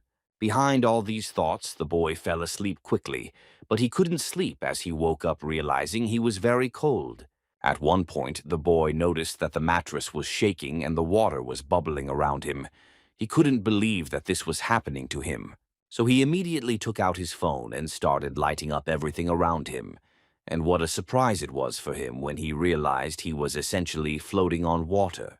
The boy understood that this was no ordinary river, but one about which there are legends in this village, a black river in which many people have drowned. Shen, like Fang Shu, woke up from the cold, but was also helped up by the bright light that blinded her eyes.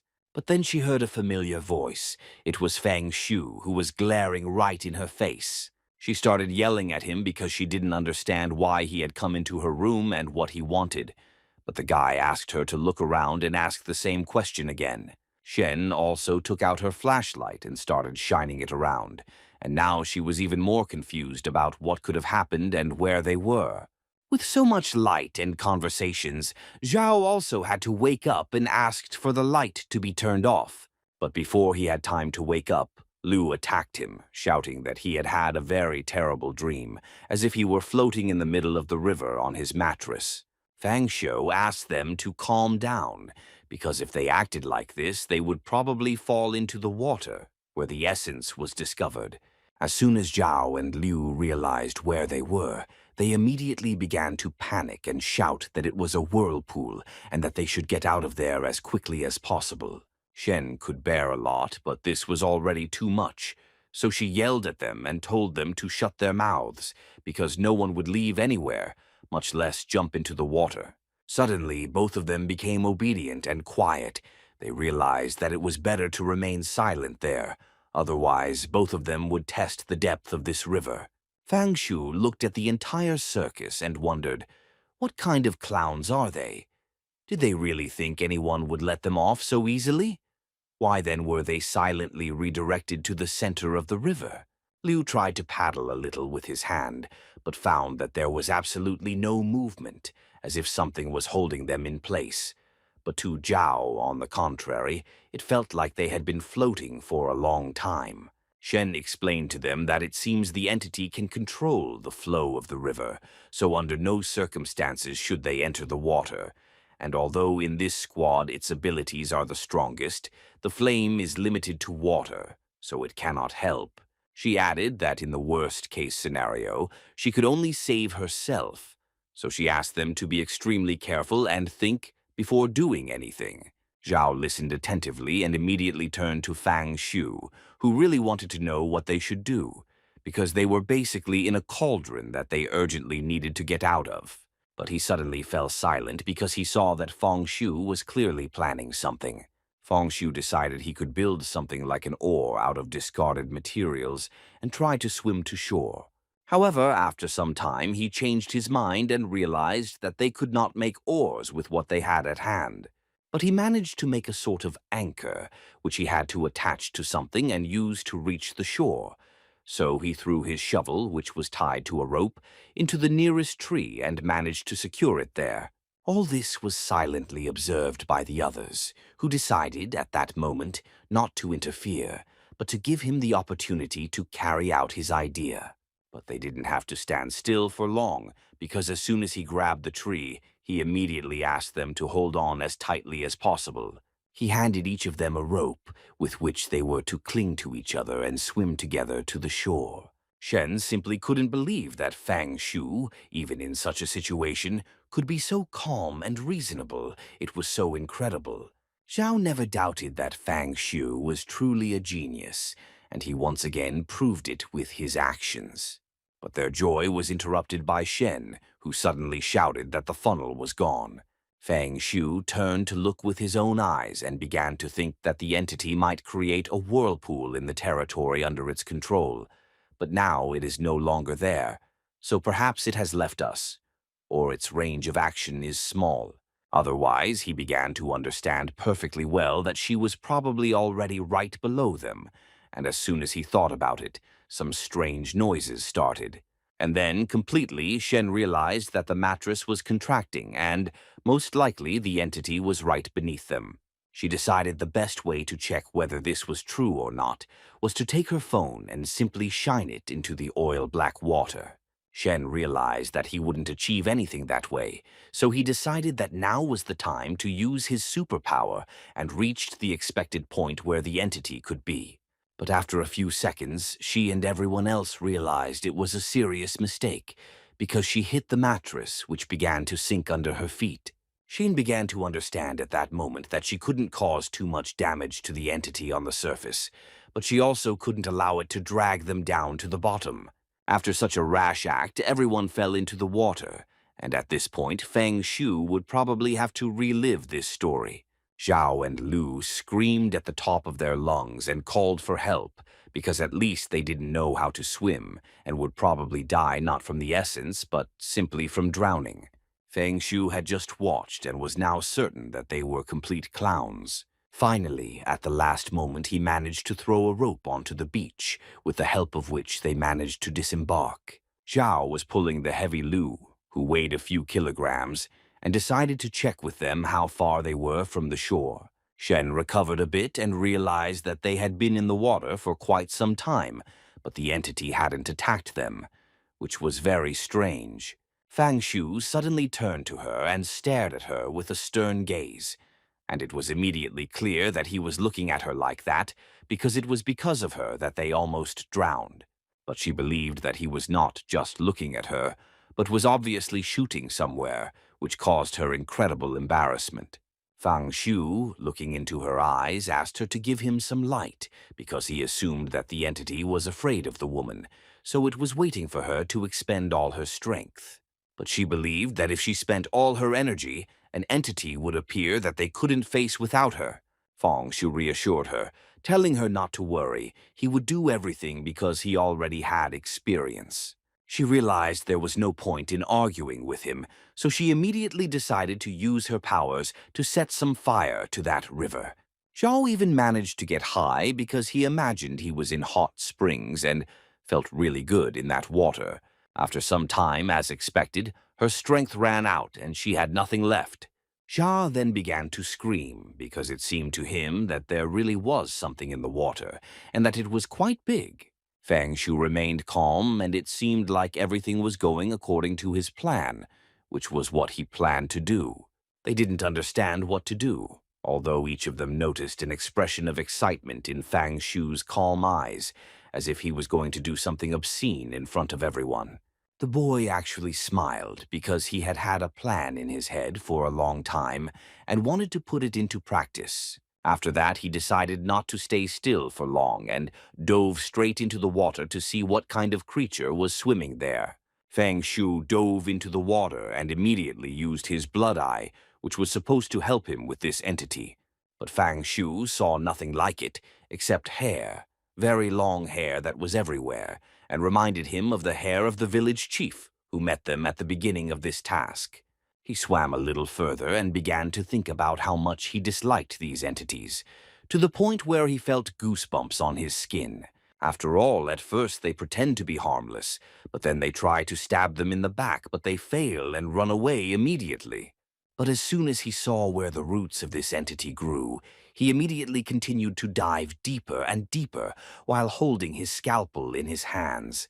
As soon as he got a little closer, he began to cut everything he saw with his weapon, as he understood that only in this way would he be able to reach the center of that entity. At some point, he began to realize that he was running out of air, but either way, his desire to destroy that entity was stronger, so he continued his fight. But at one fine moment, the entity appeared. But that wasn't all. It grabbed the guy by the neck and began to suffocate him, squeezing with all its strength, and the guy felt it perfectly. No matter how hard the monster tries, you cannot destroy it so easily. Such tricks were few to face it. And at a certain point he began to smile and promise this entity that it would regret what it had done, because now he would show it all the pain he had experienced. This wasn't the most beautiful monster the guy had ever seen. He even admitted at one point that even his wife, in her best image, was much more beautiful. But that wasn't what confused him most at that moment, but the fact that he'd struck her twice, and she was already dead. Is the submerged entity really that fragile? He stared at the headless entity for a while and tried to understand what was wrong with it. But then he realized what her true incarnation was. It was terrifying. The air was still at its limit, and this should not be forgotten, so the boy immediately surfaced to breathe a little. But he did not return in a good mood because that entity had unfortunately escaped, so he suggested going to land for now. They carefully disembarked and rescued Liu, who in this mission still plays the role of a burden rather than a member of the team. Shen understood that if they didn't help the boy urgently and give him mechanical ventilation, he might die, so she asked someone who knew how to do it. Xiao decided not to miss the moment and suggested that she solve the problem herself. But Fang Shu came out of the water and started approaching Liu, and the woman was already starting to think that he would now perform this ventilation.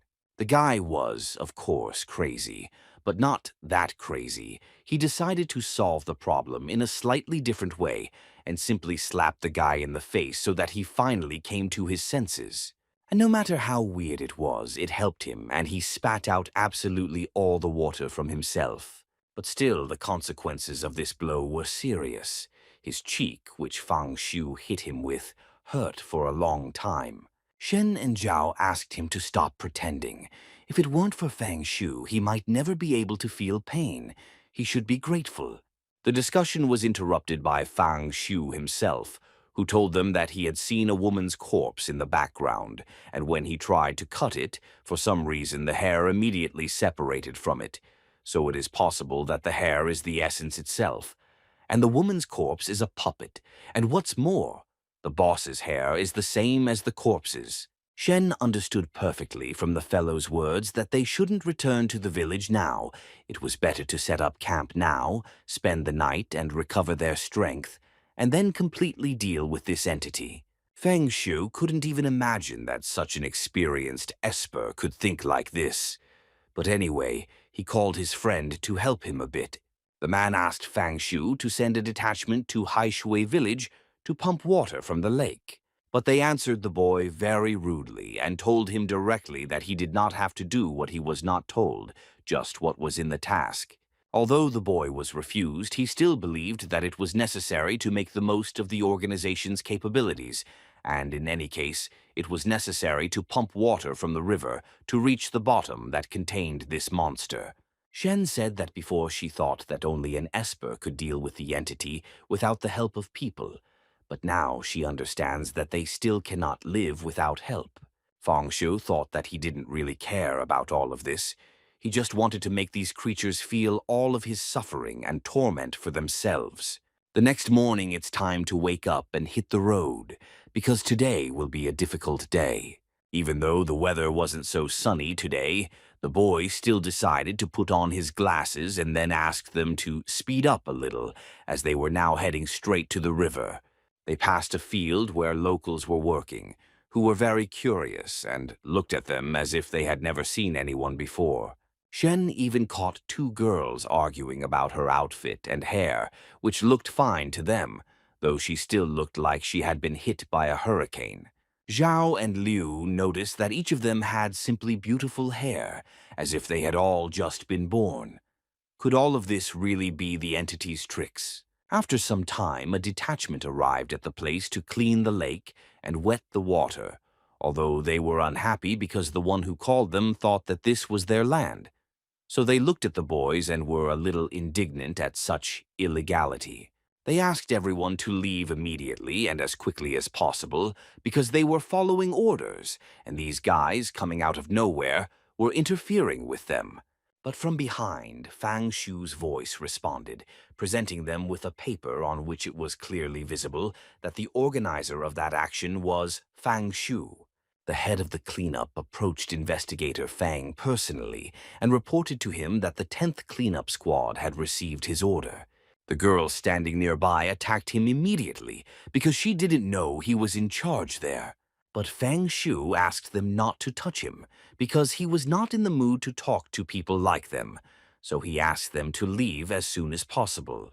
They didn't calm down, so people from the 10th squad had to intervene and help these guys leave the territory, because they really started to interfere in the process. Meanwhile, one of the squad members reported that these two claimed that they are just travelers who like to go to remote places. Fang Shu didn't care who they were or where they were going. He was only interested in the process of pumping water out of the lake. so he asked to inform him only about that.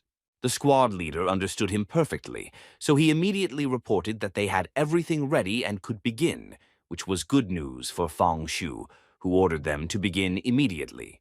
Zhao was a little shocked by the scale of this team's work, but Fang Shu added that if conventional weapons were effective, there would be no need for them. After 3 hours of work, the guys in the squad pumped out all the water, and suddenly Zhao saw a woman. She looked the same as the one Fang Shu saw while diving, but she looked very scary. They couldn't even imagine who had cut her face like that. Fang Shu looked closely and saw that there were still tufts of hair. Therefore, he immediately asked Investigator Shen to burn that hair immediately. This time, she silently decided to comply with his request, but in her head she was thinking, had he really predicted where the entity would appear? She struck a powerful blow at the spot Fang Shu had indicated, and from there immediately flew out an entity that had been hidden all this time until Shen fried its tail. While everyone began to panic upon seeing this entity, which was much larger than anyone could have imagined, Fang Shu just stood there, watching what would happen next. And so, Shen decided to take some revenge on this entity for yesterday's incident and attack this monster to destroy it once and for all.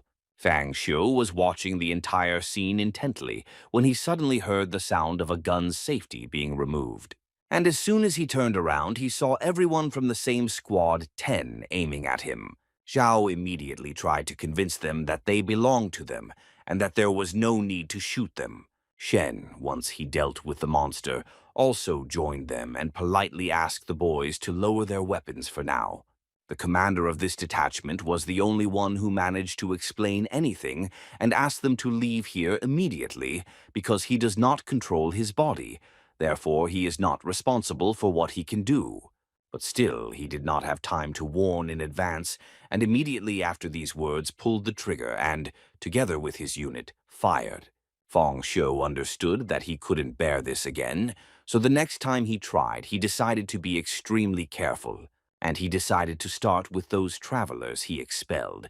They both seemed like ordinary people to him, but still, for security reasons, he decided to neutralize them. Then he struck with his magic scalpel, which interrupted the conversation of these people. Shen and the others couldn't believe what Fang Shu had just done, so they were in a stupor for a while. He slit their throats to rule them out as options for the one who could destroy him in the previous attempt. Fang Shu understood that perhaps he had jumped to conclusions or made a serious mistake, but he wasn't sure if those guys were ordinary. Although, on the other hand, it was quite obvious that his appearance there was completely out of place. Shen and the guys were angry with him because they honestly didn't understand why he had just killed 2 innocent people. Fang Shu didn't intend to answer all the questions, so he asked the Rapid Response Squad to remove all weapons and continue pumping the water. Shen immediately intervened in the conversation and forbade the squad from doing so, because she first wanted to find out what was going on with Fang Shu. Why was he behaving like this? The guy keeps saying that they are asking a lot of unnecessary questions that are not helping at all. Xiao was the only one who spoke to him calmly and simply asked what would happen to them since he had just killed 2 people. The guys from the special squad talked among themselves that if Investigator Shen was there, then everything would be under control and, in theory, they could continue their work. Fang Shu again asked Shen to set fire to the area where the hair was sticking out, and he would leave immediately. As soon as Shen did this, an entity immediately jumped on her and was ready to dissect her into tiny details. But the entity had no idea who was attacking it, and Shen decided to demonstrate this to it, so it used its power to the fullest. Just as she decided to prepare for the next attack, after the smoke cleared, she suddenly realized that the entity had disappeared, but a new problem emerged. Absolutely every member of the special response team said they had no control over their actions. Fang Shu didn't quite understand how it worked, because Shen destroyed all the hairs that were there, but they still lost control. How is that possible? But it seems that there is another entity here, so he understood that they were hitting the wrong target. Fang Shu decided to eliminate everyone who could interfere with him in any way, But the battle was not over yet, as he still hadn't found who controlled this detachment.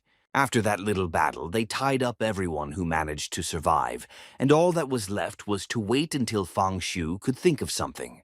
Lia was exhausted before he could even reach these guys and was extremely happy that Fang Xiu disarmed them before they rushed at them, and they only just managed to escape. They watched Fang Xiu talking on the phone and saying that it would be nice if the organization instituted a thorough vetting of the participants in this special operation. The guy still couldn't understand why the squad lost their composure. Was it the hair, those travelers, or someone from outside? In any case, he understood perfectly well that nothing would change now, so he invited everyone to return to the village. In Heishui village, after the entity is destroyed, the villagers' hair should return to its natural state. But Zhao realized that to him nothing much had changed, and when he still looked at them, they scared him even more. Fang Xiu believed that in this case, the best way to get everything back to normal was to eradicate the entire anomaly. So he decided to ask the village chief a question and ask him directly how he manages to have such beautiful hair at that age. The old man replied that it was better not to play like that, as he had already spent a lot of time taking care of his hair.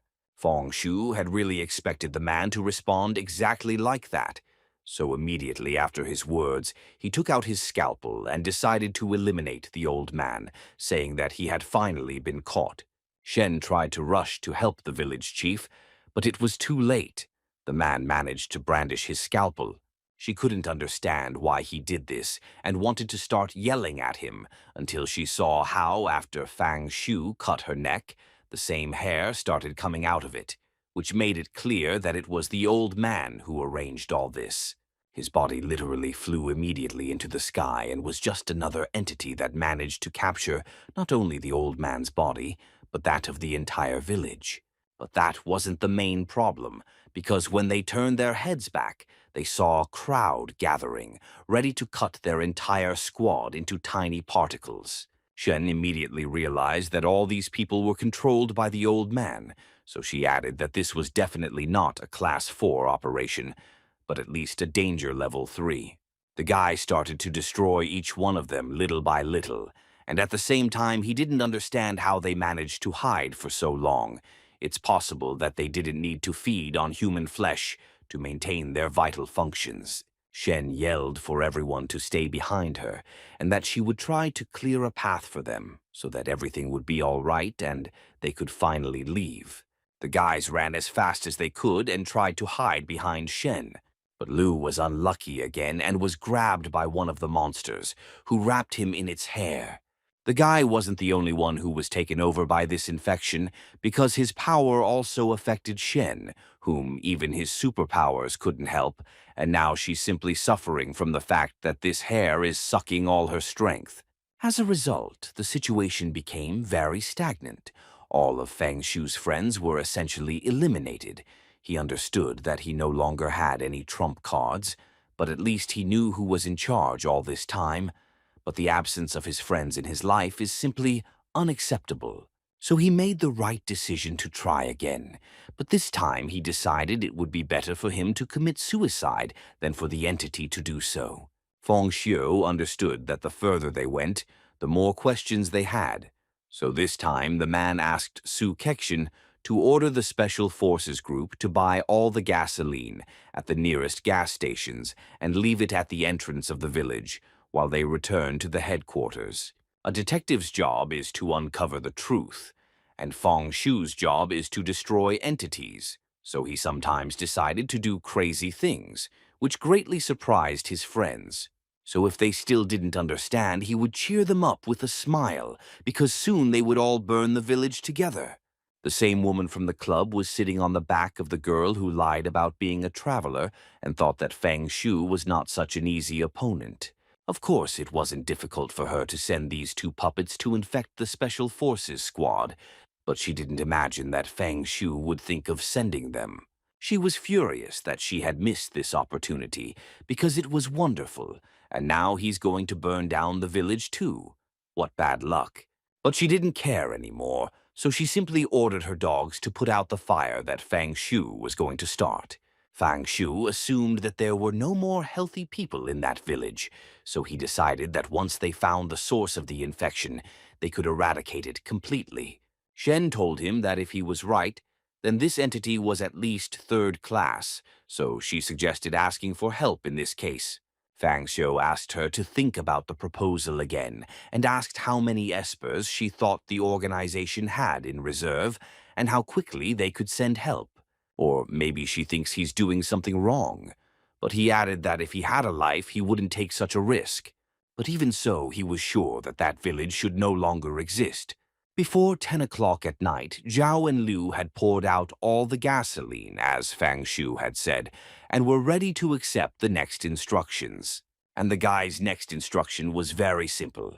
He asked Shen to set everything on fire. That's what she did, and a second later the flame rose like a small mountain. Now it's unlikely the village will survive this night. Zhao watched all this and worried only that there might be someone in the village who hadn't yet been infected and was perhaps making a fatal mistake. Liu supported him, adding that it was strange that, from such a large fire, there were no screams or shouts. Fang Shu just stood there looking at the huge fire and mentally asked him to leave. Suddenly, a very unpleasant sound came from the epicenter of the fire, screaming at them that they would all die that day and that it was inevitable. Liu and Zhao tried to close their eyes to avoid hearing that sound, as it was really too difficult to bear.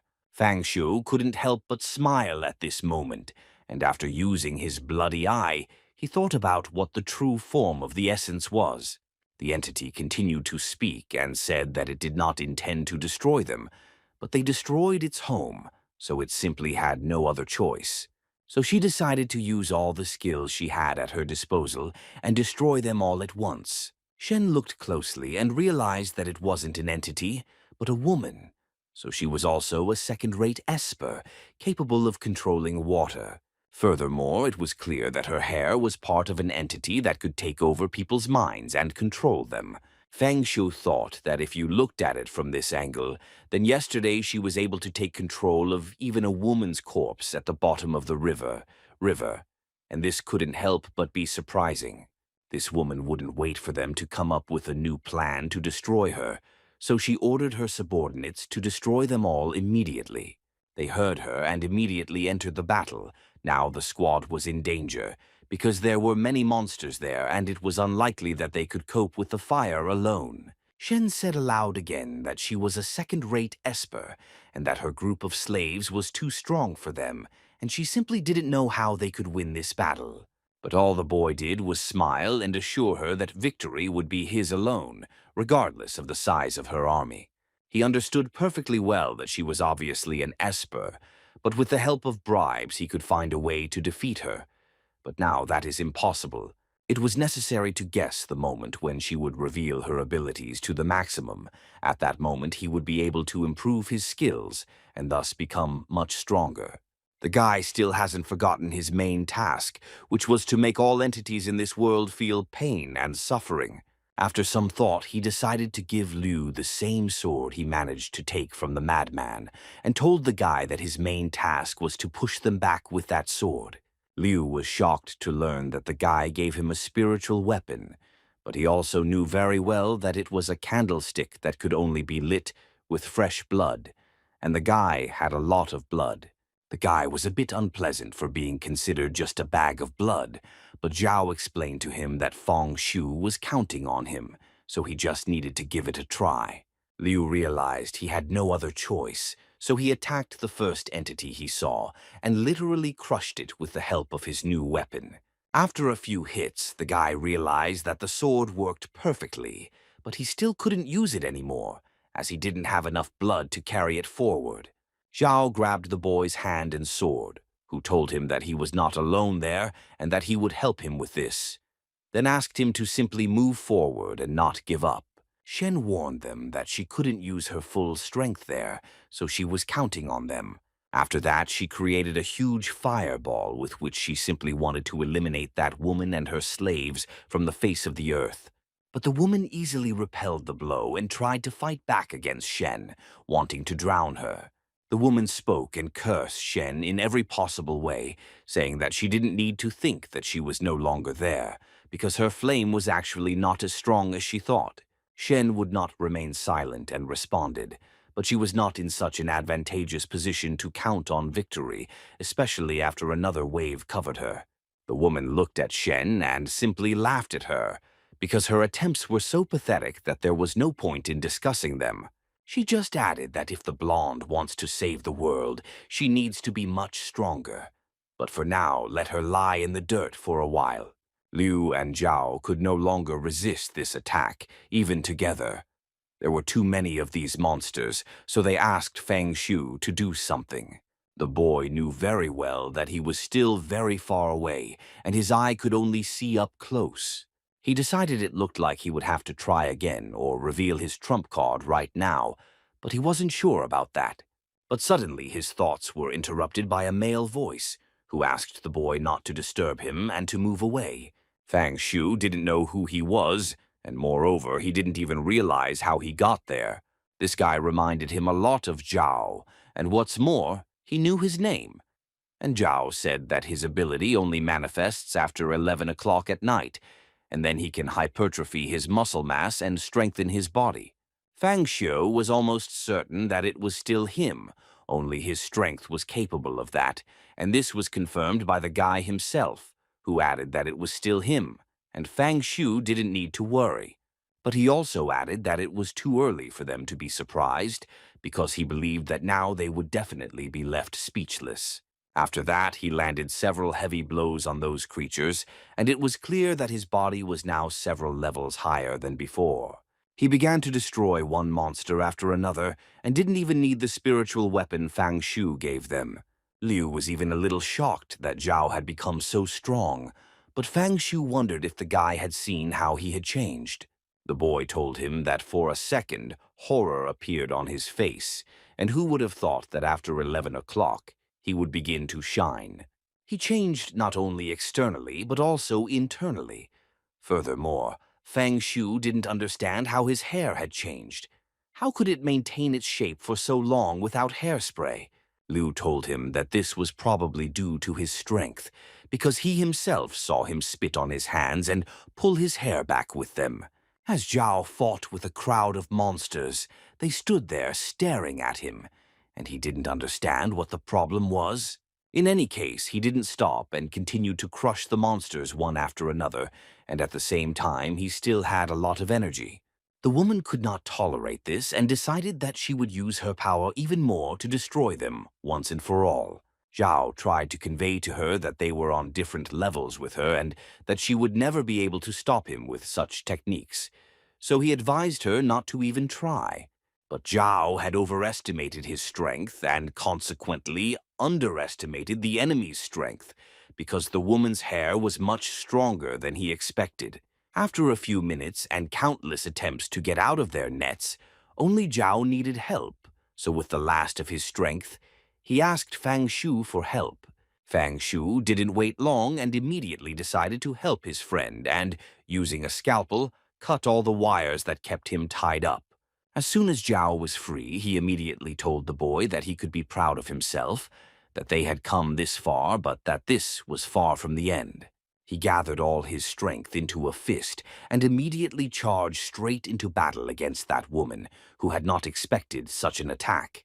But still, the guy couldn't defeat her with his strength alone, because she dodged all his blows and simply launched a counterattack, from which he fell unconscious to the ground. She asked him never to do that again and, according to tradition, called him every name under the sun. But during all this conversation, she didn't notice how Fang Shu was flying towards her, who took advantage of the moment to deliver a powerful blow to her. But even though he didn't do anything, considering he got as close to her as possible, and it was unexpected, that didn't stop the woman from dodging the blow. Fang Shu suddenly realized that he had a variety of hair, and silver hair would be much stronger than black hair. At what point did she turn into a terrifying creature and try to scare the guy? She asked him to look her straight in the eye, but she couldn't expect that as soon as he did, it would be her fatal mistake.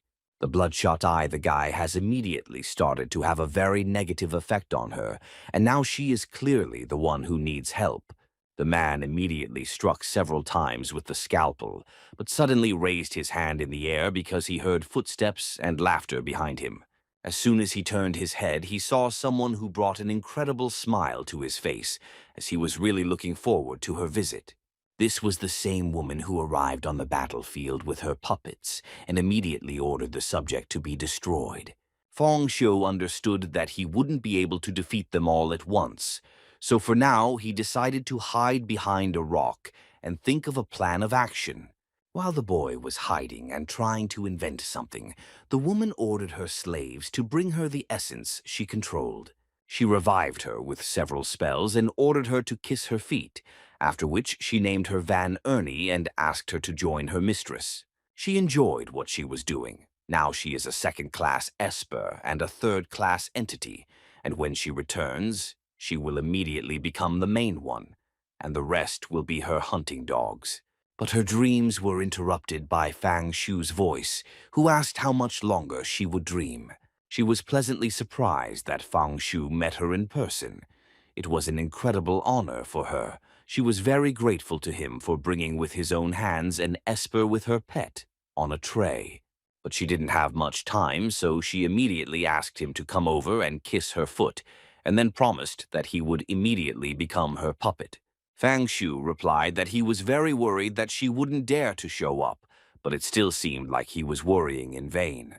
She thought he would be smarter, but in reality he was just a useless piece of Esper, so she ordered him to die.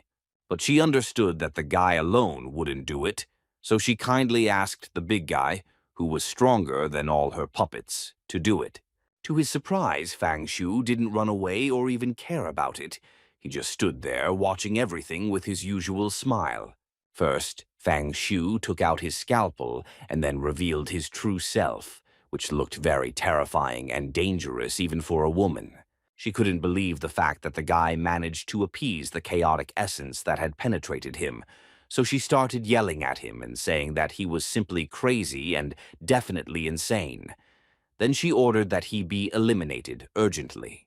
But it was already too late because Fang Shu was inspired and went on the attack, saying that her train had already left, and now it was his turn to laugh. To begin with, he eliminated his puppets, who were calmly watching the battle. The woman would not give up so easily, so she sent her big man into battle, which was supposed to put an end to that fight. But Fang Shu was one step ahead everywhere today, and didn't even give this creature a chance to do anything to him. So he attacked first, and simply knocked the big guy away. The woman couldn't believe it, as the steel golem was an Esper with 15% of its power revealed. She had to try very hard to obtain it. She simply couldn't understand the fact that Fang Shu had destroyed him with one blow, without even putting in much effort. She understood that this was practically impossible, because a first-class Esper would literally explode within an hour due to the sheer amount of energy absorbed. But Fang Shu was much stronger, so he simply mocked each of them and enjoyed it very much. She became even more furious and tried with all her might to destroy him, so she struck the hardest blow possible. But Fang Shu continued to play with them and basically didn't pay attention to all this. He just watched and enjoyed it. The woman understood perfectly well that after he destroyed the golem with one blow, the next would probably be Wag Ernie, and then it would be logically possible to assume that she herself would be attacked. As Fang Shu continued his attack, he understood very well that this Esper was also a second-rate Esper, and it seemed like he had wasted 200 coins on the assassin. Anyway, he continued to dodge all of this Esper's attacks and reached the finish line, where he had to eliminate this doll, and all because, in his opinion, he was too slow. The woman still had hope that he would stop and not destroy her, so she screamed and asked him to stop. But it seems that the guy didn't care about her words at all. Carefully and without her noticing, he and his puppet approached behind her and were ready to cut her neck with a precise cut, which he ended up doing, but the one thing that confused him and that he didn't understand was that she didn't make any sound. But then he turned to that same woman, because he understood perfectly well that she had simply turned her into his puppet, which means that she herself felt all the pain. She was literally ready to cry because she didn't understand how this guy could know that she would bring puppets to end everything once and for all. But still, she didn't understand why he was still able to maintain consciousness when any other Esper would have gone mad long ago. He looked at her and the situation looked dire, so he advised her to run away as quickly as possible. She didn't think any man had ever resisted her tenderness, and besides, she understood perfectly well that she had no chance with his speed. The woman understood that it might not work on him, but either way she had no other options, so she decided to try anyway and use all her charm on him, and at the same time ask him not to kill her. She also added that she had always just followed orders, and that if she went back, Fang Shu suddenly stopped her and asked her not to worry, because he would not destroy her. Only his pain and suffering would enter her. She didn't fully understand what he was talking about, what it could mean. Was it really a play on words? The woman decided to play all her cards, because if he wasn't going to kill her, then she would allow him to do whatever he wanted. Fang Shu had no objection whatsoever to doing what the woman told him, so he picked up his scalpel and was happily ready to begin. She asked him not to do that. She was ready to do whatever he wanted. She just asked him not to make fun of her. She saw him stop and suggested he taste her first before doing what he had in mind. The woman did all of this with the understanding that no man could resist the depth of the soul in her eyes, and she was practically certain that Feng Shu was no exception. Feng Shu at that moment remembered his wife, and it became incredibly disgusting for him to think about all of this. Then he gently grabbed her face and said that their appearance was incredibly similar, and she continued and asked who. Feng Shu added that her appearance was similar to his wife's, so she decided that she would do whatever he wanted. He could use her as his free wife. But she had no way of knowing how much he hated his wife, but she realized it when he approached her and whispered that today was her last day. The guy destroyed her, and the last thing she could think was that she would die because she had the same eyes as his wife.